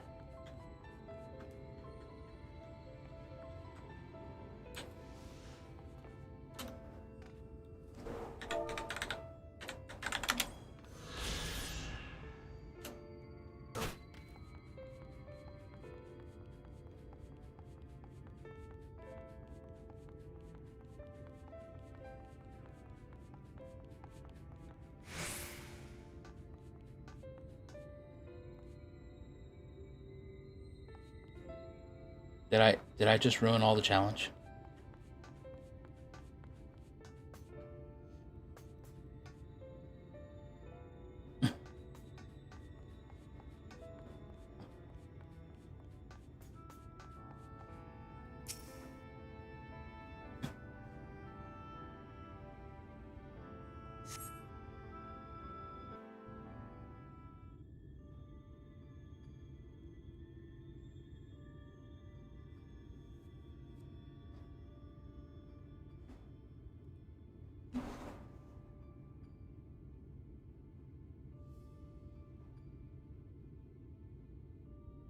The people of this city have spirit, I'll give them that.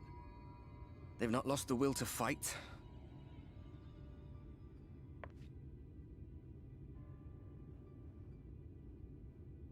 I can imagine how torn you must feel, looking at that sky. Knowing what it means to everyone. And that you're responsible. Wow, Arbert.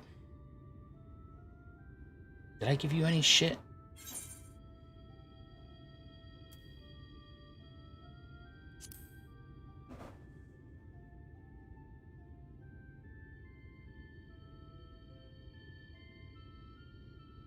If you're thinking of coming clean, don't.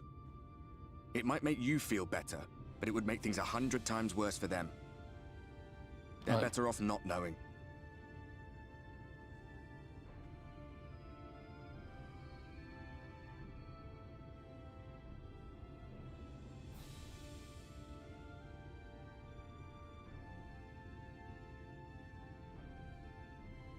You're in a corner, and there doesn't seem to be any obvious way out.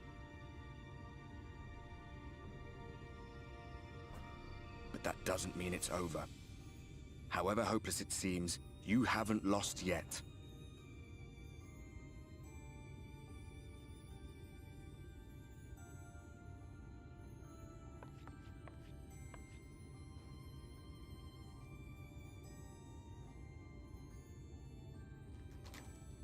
I remember looking up at the sky like this before. Being caught up in a strange kind of calm. It was after we realized we were responsible for the flood. When we resolved to journey to the source by taking our own lives.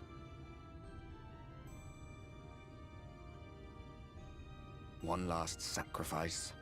One last fight. One last failure. And then the Oracle appeared and, well, you know the rest. There were times in the years and decades that followed when I wondered if we might not have been better off just letting the rejoining happen.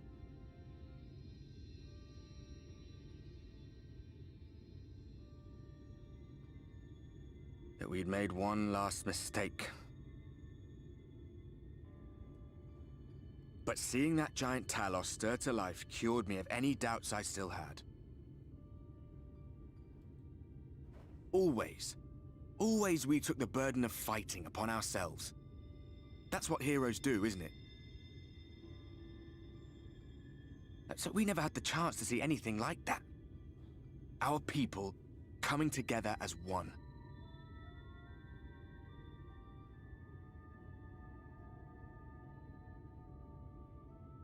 To think that their hope still burned so bright. That they were still so eager to live, they would lift up their fellows, one on top of the other, till they reached the sky. No. We made the right decision. And I can finally feel proud of the part we played in helping this world survive.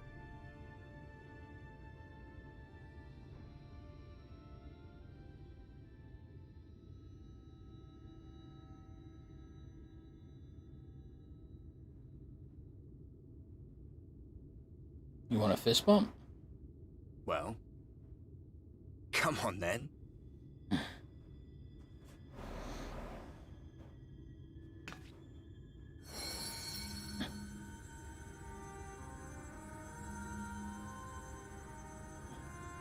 As I thought.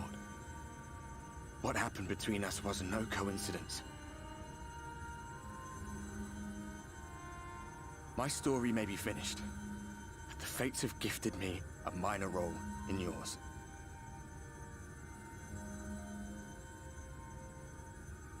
I suspected as much the moment I realized you could hear me. But it's hard not to doubt yourself when you're the man who caused the flood. I was afraid to do anything more than watch for fear of making things even worse. But no longer. After all, the path I once walked is now yours to finish.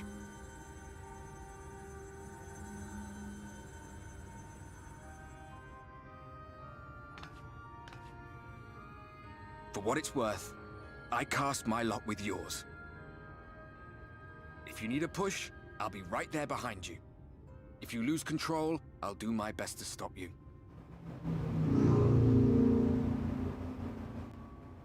So, let us be about it, hero.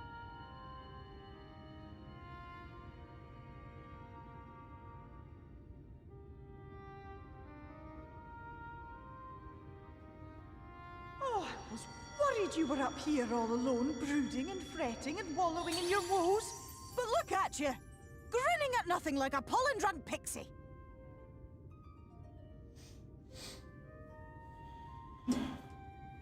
Look at what you've done to your ether.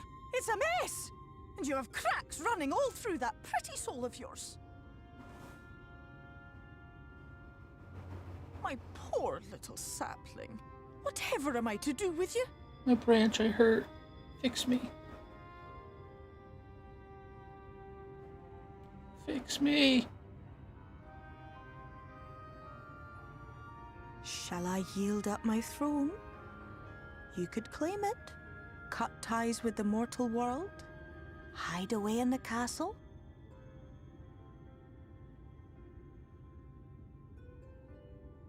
It won't fix the problem, but would it really matter? If any pesky heroes come calling with steel and magic, all of Il Meg will rise up in your defense. My crown and scepter are yours, if you want them. She's my favorite character in this expansion. What? Don't give me that look. Of course I knew before I asked that you'd never ever heed such a wicked suggestion.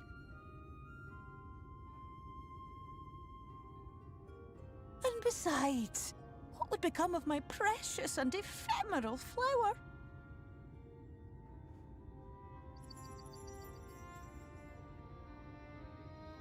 Oh, my dear beloved sapling. You are lost, confused, and have precious little time to gather your wits. Your kind is always so preoccupied with what lies ahead, and so we muddle your vision with fog and glamour. But such trickery is easy to see through. Stand very, very still. Think not of where you need to go, but where you are right now at this moment, at this time, in this place.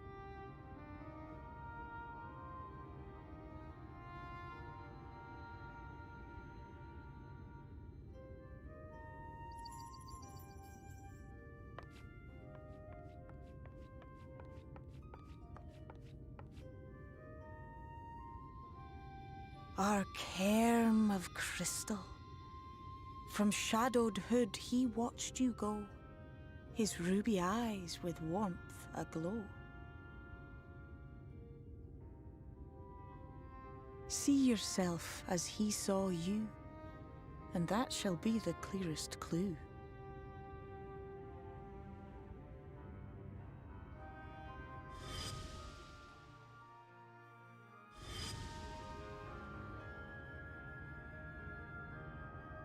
Wait, why can't I power the crystal tower? You stand in his garden, dear sapling. Ask his flowers what they know, and you will surely find an answer. But what will you do with it, I wonder? I'll be watching and waiting. Waiting and watching.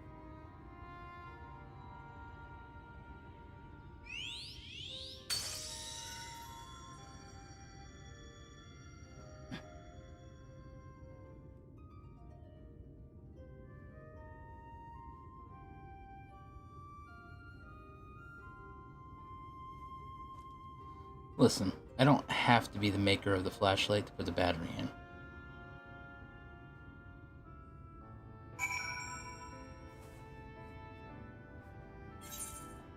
I didn't say I could control it, I just said I could put it in. Damn it, phrasing.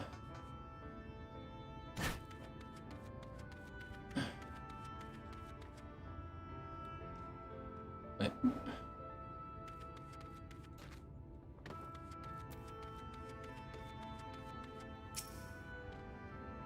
Oh, no, I did not expect to see you on your feet so soon. Surely you have not come in search of tomorrow. Yes, one that talks.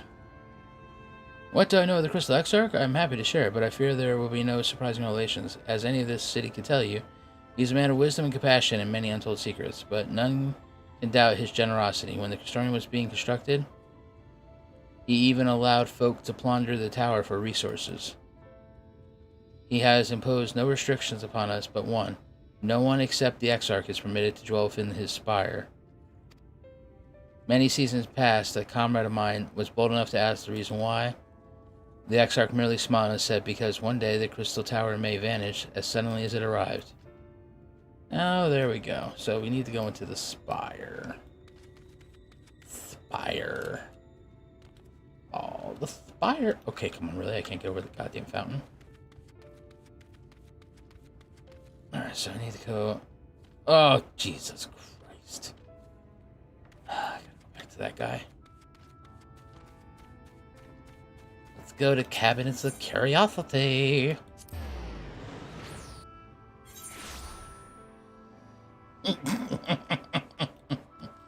Maisie.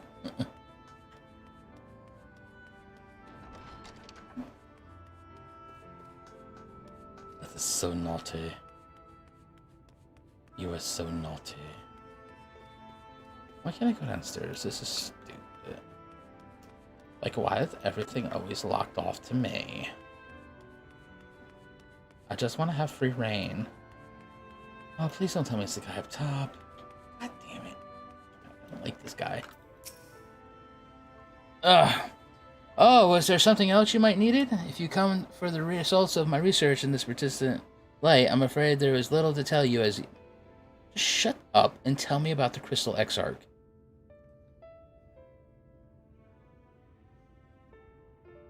Records pertaining to the Exarch, well, I need no document to rely what I really know of the history is what interests you. Less than a decade has passed since the coming of the Flood, when the Crystal Tower first flashed into existence. Its summoner, the Exarch himself, became known as the refugees and Lakelands hereafter. He welcomed all who sought out the spire, but they locals who had lost their homes or Voberites, fleeing their ruined kingdom, and together did they found the city with which would become Crystolium. Though some thought to call him king, for he refused to share his name, but the summoner did not deem himself worthy of royal address. Thus did the people consider his scantling skin so alike to the tower he had summoned, and bestowed upon him the title of Crystal Exarch. As for his true name, well, it would seem that this mystery remains unsolved to this day. I can tell you right now. It's Gahar the Dead. Boom. You're welcome. Oh, hello, Yahora. Now I'm going to the Amaro launch. It has nothing to do with reading. He is just creepy as fuck. You've heard the voice I gave him. Still gives me nightmares. Zavrax, it is good to see you awake and alert, my friend. What's this about? You're not writing the Exarch's memoirs, are you? I'm not sure how much I could tell you, considering he avoided asking too many questions. We avoided. Unspoken rule and all that. If anyone has fresh insight to share with you, it'd be Captain Linya, I'd say.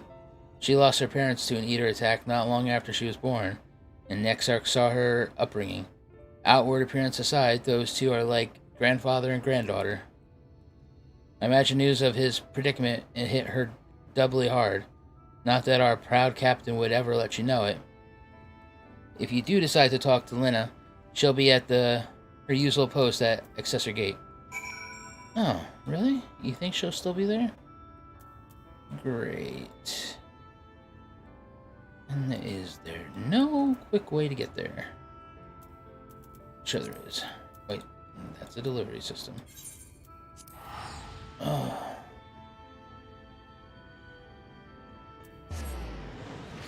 I will have you know I have visited plenty of libraries.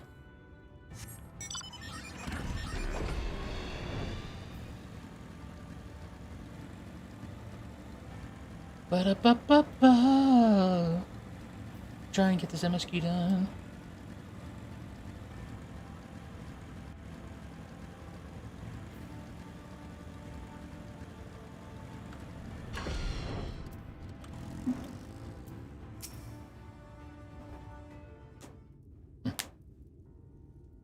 Zavrak, I was not told you had awoken. I am a dwarf, nothing can keep me down.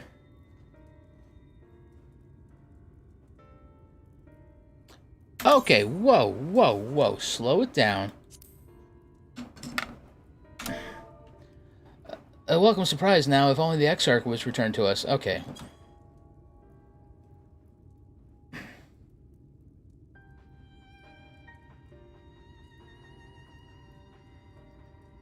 Nobody has time for that. He was taken by this rival of yours, was he not? Your companions mentioned that they had an idea where to find him. And so I bristled when they asked for patience. I did not understand their hesitation until I saw that you had fallen.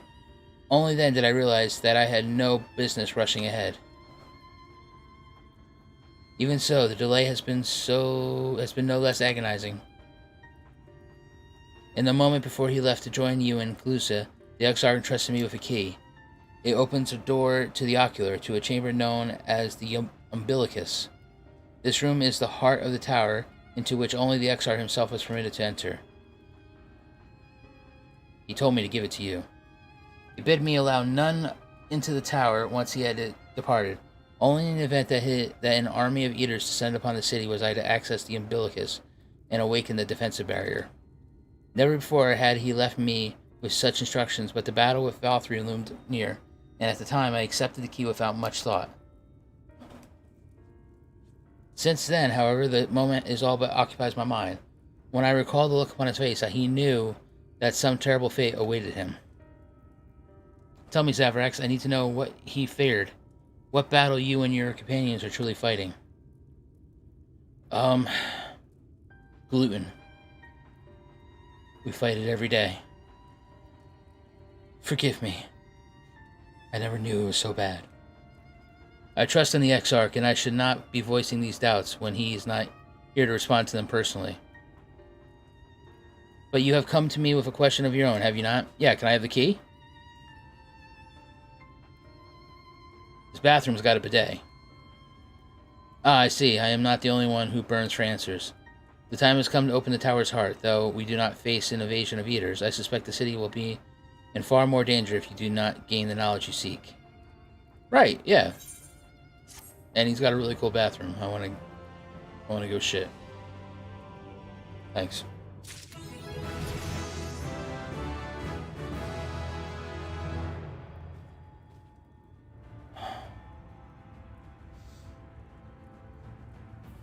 Can you smell that?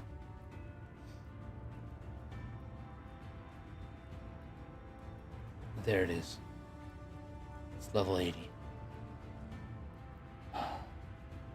It has been completed. I can now uninstall the game.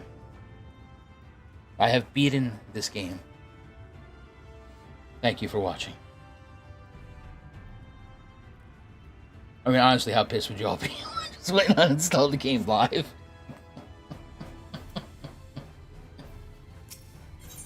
Oh shit. Damn right I can.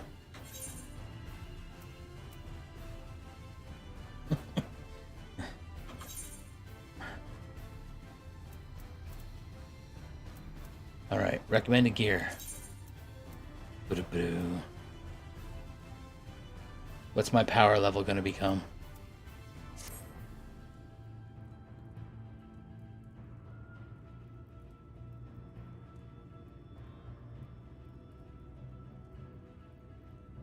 Oh, looks like I got a race change.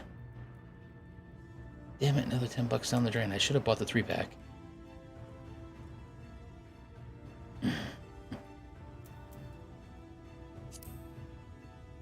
It's over 500!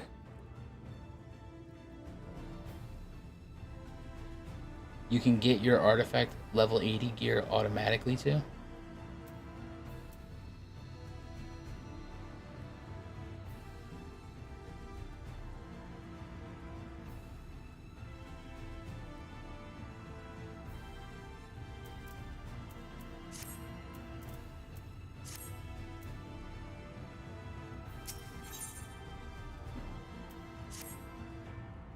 Come, meet me in the ocular. I will unlock the door within.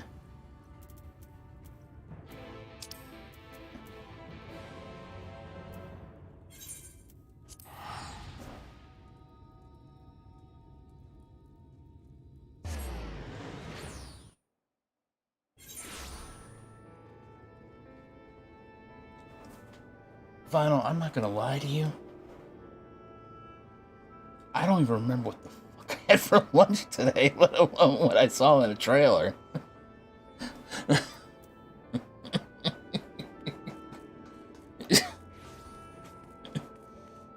Honestly, I don't remember what the hell I had for lunch. I mean, I know it was tasty, I just can't remember what it was.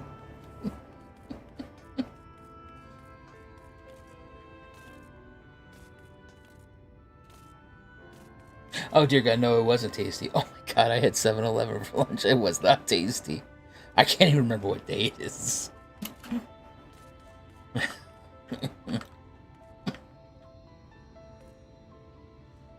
No, I was 7-Eleven. I had these cheesy meatballs on a stick because there was very slim pickings. And I regretted that decision. After I ate the first one. And I really regretted the decision after I ate the remaining 4. But I was so damn hungry. And I'm just gonna have McDonald's again. Oh my God. My town sucks ass. There's nothing here to eat. It's got 4 pizzerias, 1 Chinese food place, McDonald's. The Burger King went out of business. And it's got a 7-Eleven. I'm not porting anywhere. I'm trying to get inside the damn building. Come on. Oh.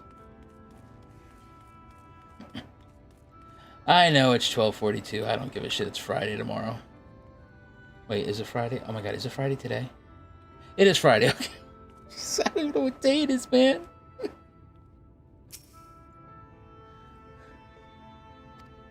Yeah, she said to expect me. Let me in the goddamn building.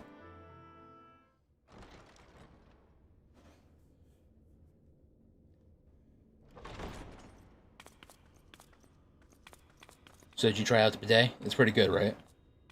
I have unlocked the door to the umbilicus. You are free to enter. Thank you. And after I leave, do not go in for 15 minutes. It's gonna be bad. Once you have what you require, I'll see it sealed once more. Until then, I will remain without. No, you're definitely gonna want to vent it.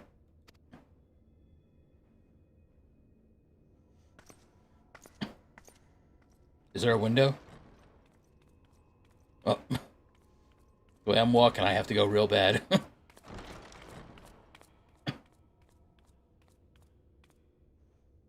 guess I'm wiping my ass with some of these books.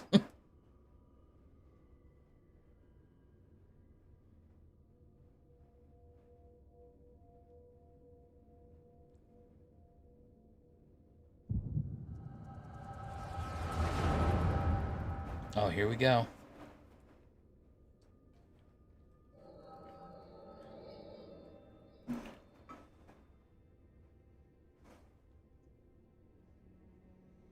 A moment to collect my thoughts, I prithee.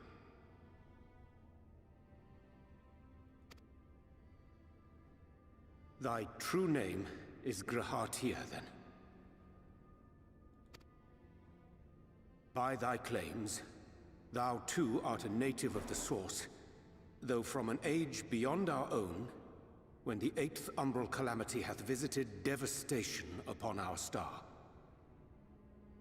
Thou hast, by subtle means, reached across the boundaries of time and space to unsow the seeds of catastrophe, ere its creeping vines drag our champion unto an early grave.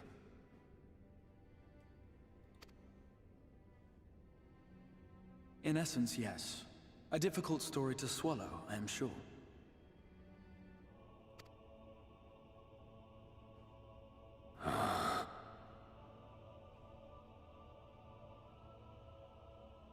I doubt not the veracity of thy words, not the account of thy coming, nor that of the fated calamity. Yet my mind straineth still to apprehend the enormity of this tale. Wouldst thou favor me with a gradual unfolding of its chapters? Certainly. Yeah, I don't need that. I'll take the cliff notes. But where to begin? I should start with those great minds who survived the calamity. Cid Garland being perhaps the greatest. In hopes of staying the unending tides of war, he and his fellows pursued all manner of possible solutions. One of these was rooted in a theory which unified several fundamental principles discovered over the course of the Warrior of Light's adventures. It proposed a method by which one could enter the River of Time, traverse the rift, and leap between worlds. Perfecting that idea, however, was a work which consumed their lifetimes, and thus was it left to future generations to decide whether theory would be put into practice.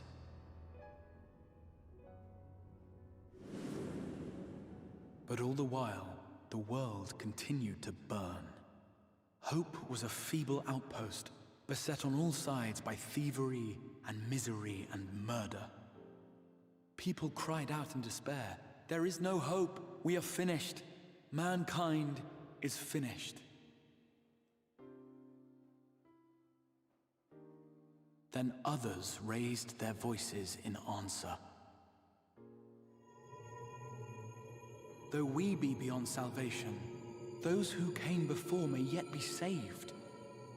We will forge a crossroads and pave the way for a different future.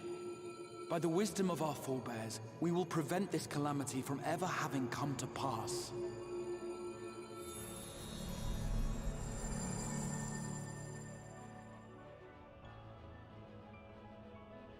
The fighting went on unabated, but some few took up Cid's research and labored to realize those impossible ideas.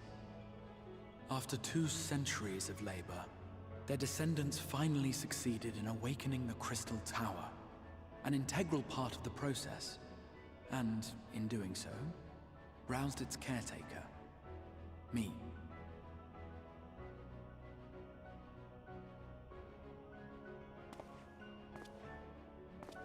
By this stage, scholars had largely established the phenomena underpinning the rejoining, and identified the first as the shard which precipitated the 8th Umbral Calamity. This grand structure was already capable of storing the energies required to attempt the translocation. All that remained was to augment some few of its functions based upon the theoretical models of Sid and his compeers. And by means of such technologies didst thou effect thine arrival in the first, to an age before this star had joined with the Source.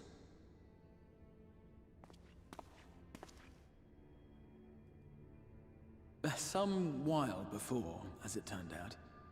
'Tis all but impossible to predict how time will flow between one world and the next, and we missed our mark by almost an entire century. But this only worked in our favor. The Sin Eaters could not be defeated without the blessing of light, and summoning the only man who might stand a chance against them would require decades of preparation.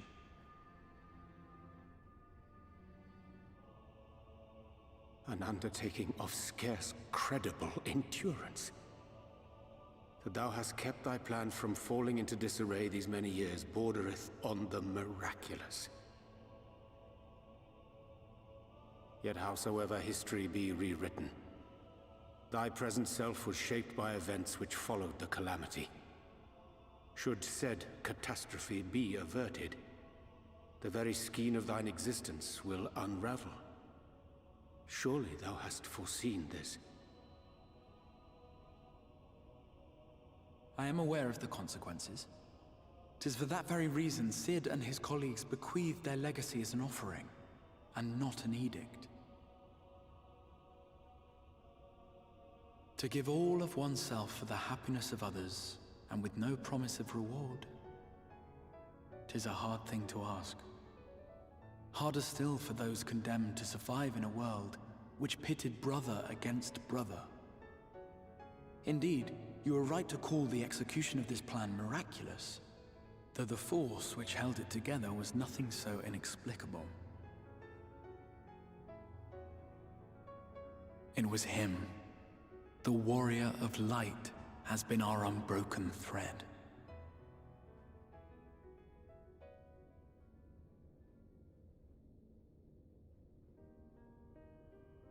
Where others would stumble and fall, he would rise above. Where others would break and run, he would carry on. The warrior of light's tale is one of unyielding bravery. To tell it was to feel courage. To hear it was to feel hope. It was a breath of inspiration in an age of suffocating shadow.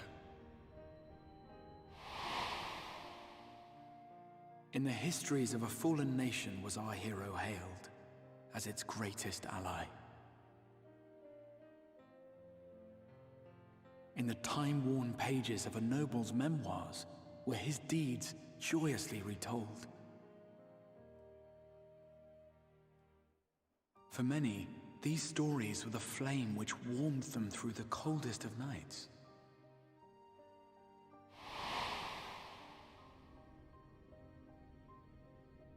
And so it should come as little surprise that the plan found no shortage of volunteers, concerning as it did the warrior of light himself.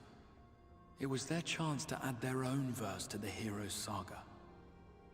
He was the lodestar that brought them all together, to send their final message back through time and space to him.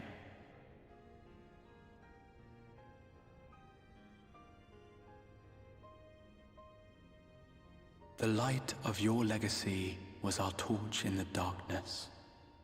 Burn bright again and live.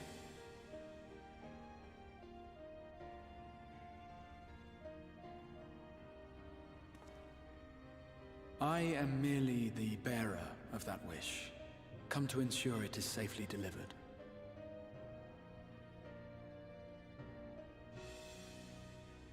Wherefore sharest thou this burden with me and no other? What wouldst thou have me say? That you will be my accomplice? 'Twas you yourself who convinced me of your suitability when you spoke of how you learned of the Flood, and of your part in arranging Minfilia's journey to the First. Your actions showed uncommon resolve. 'Twas clear you were committed to the cause of saving this world. I knew I could trust you to choose the right path forward, even if that choice came with a heavy price.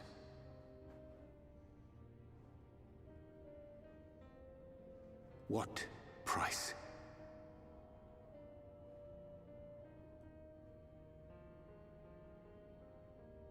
When all is said and done, and the last of the Light Wardens lies slain, I will absorb their corrupted ether, and then I will die.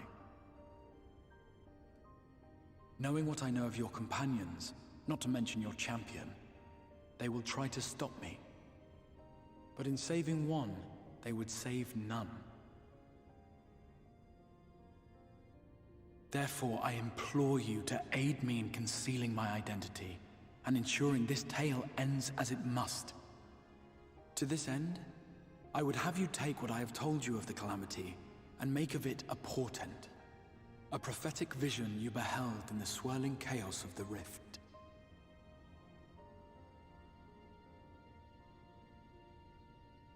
Is this truly thy wish?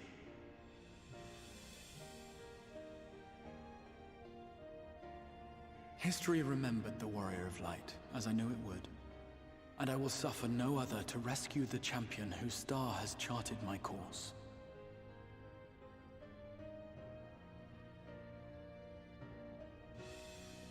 I will see this tale to a happy end, my friend. There has been enough tragedy.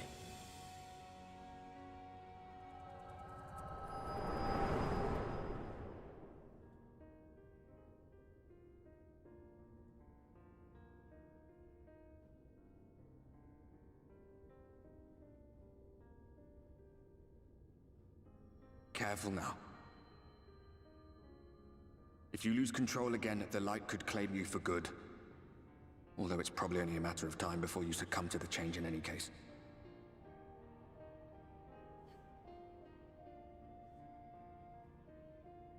What do you mean to do? I was actually go check my voicemail.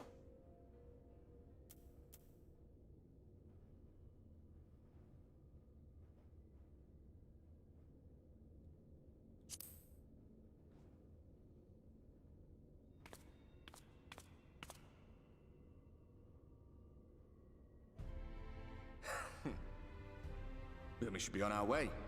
Dacian mentioned the Tempest, did he not? That's the stormy seas around Calusia to you. His lair must be down there somewhere, hidden beneath the waves.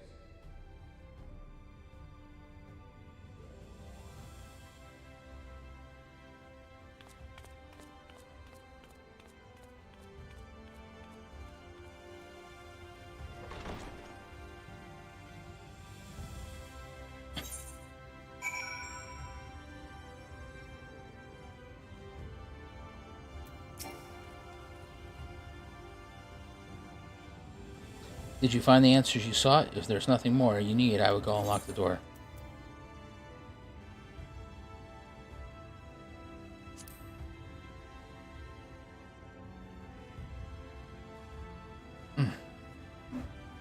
You wish to know the way to the Tempest? You mean the sea itself and not the island of Calusia? If you make a request to the Tamers, they will provide you with an armor, but... Do you mean to leave right at this moment, alone? I am not sure that, nay, I will not seek to stop you. Go with the blessing of the Shadow, and I shall await your safe return. Damn right you will, lady.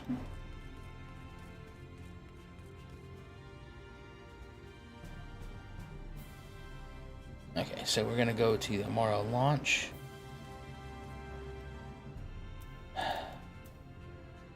After I go to the pendants.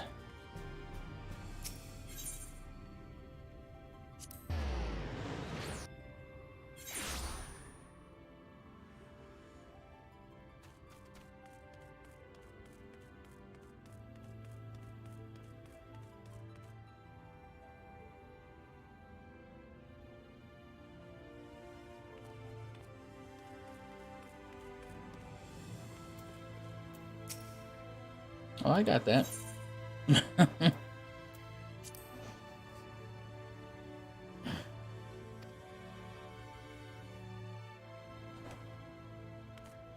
All right.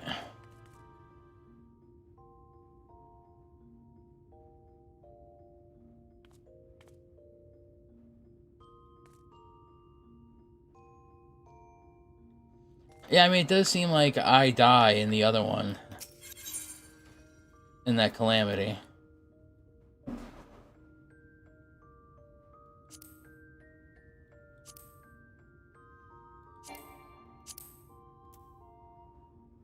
Oh, God damn it, I hate this game.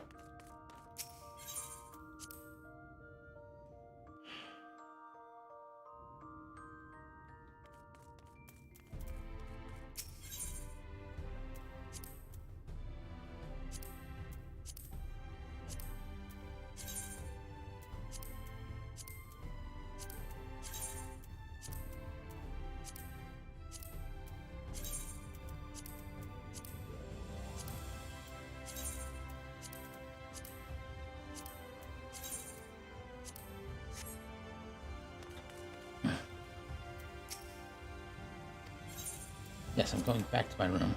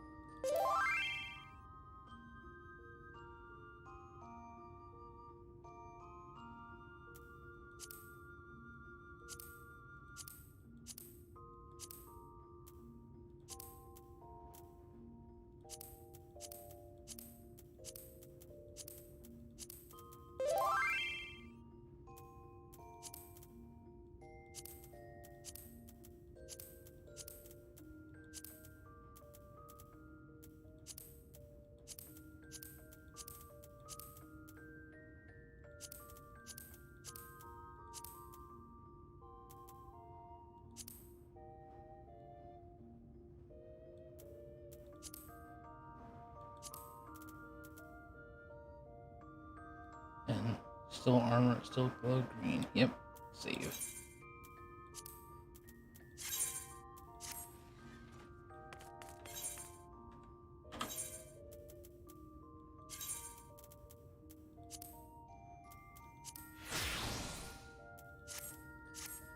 Oh, now I feel normal.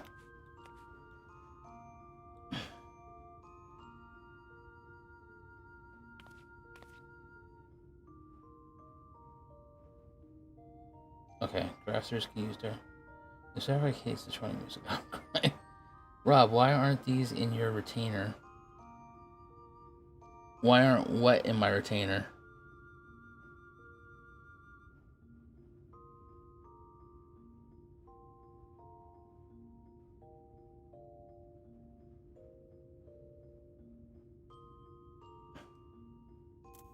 Yeah, you gotta be a little bit more descriptive.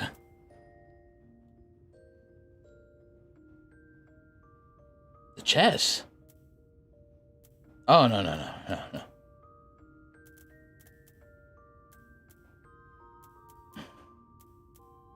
I need to hold on to those. I don't want to accidentally lose them.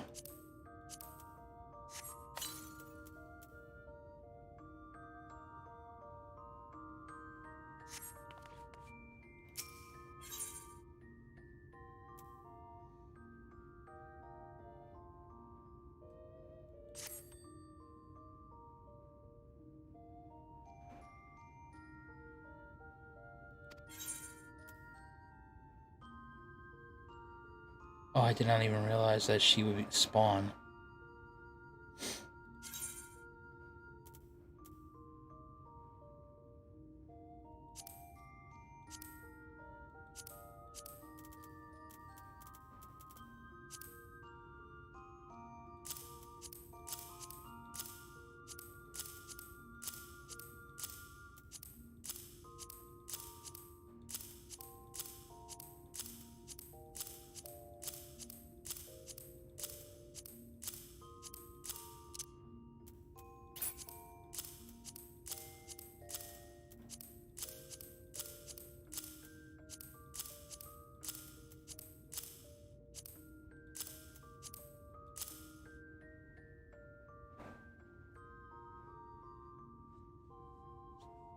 God, 10 retainers?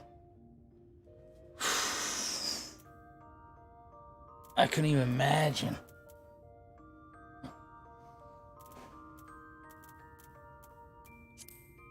Okay.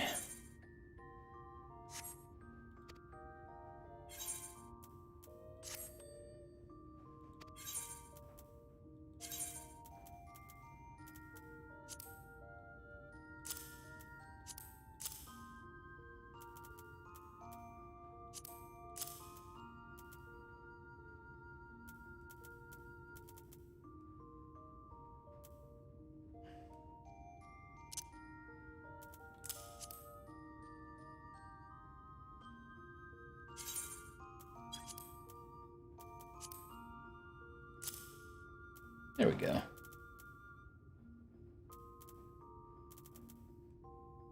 Oh, God damn it.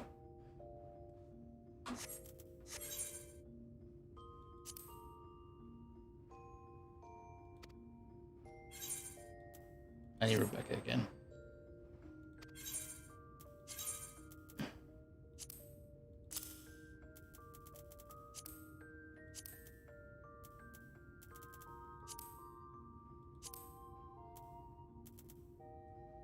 Okay. And boom. There we go.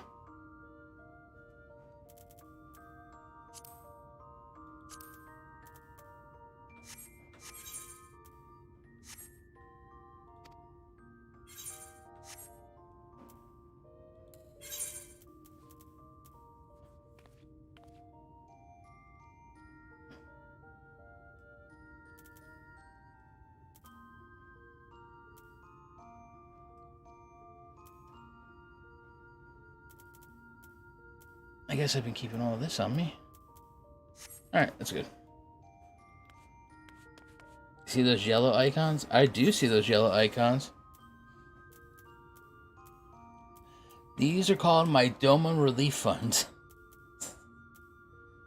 So I can repair this stupid... You son of a bitch. Alright, screw it, that one's staying there for now.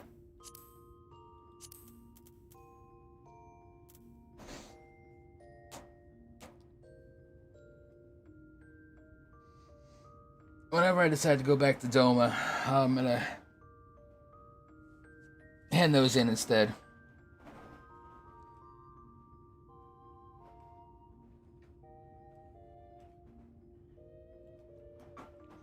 Until that stupid thing gets rebuilt. Alright. I am off to bed. It is 1:08. I need to go. I don't know if Roan can see this, but hello, Roan.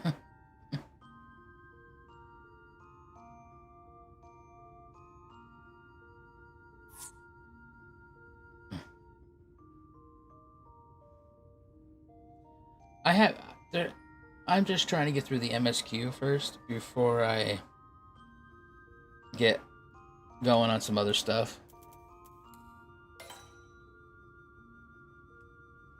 Night Sin Eater. Wow. You know, I suggest just absorbing all the souls of the Scions to make them useful, and now I'm a Sin Eater. Oh, man, you guys are too much.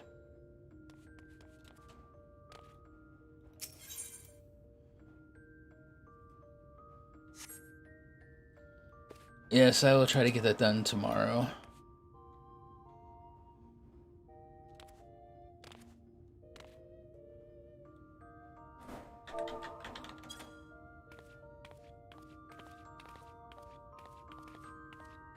Oh, it seems legit dwarf dance. I mean, it's no.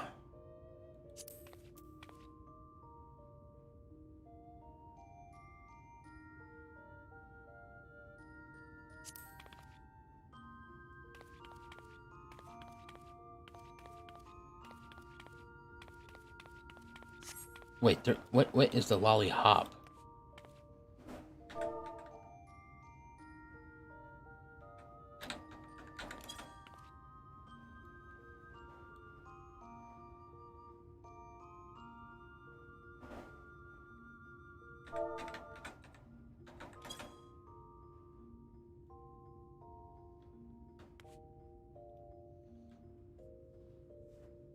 Alright. Good night, everyone. I will see you all tomorrow. Thanks for watching. Remember to like, hit, and subscribe. Ring the bell for all notifications. Bye.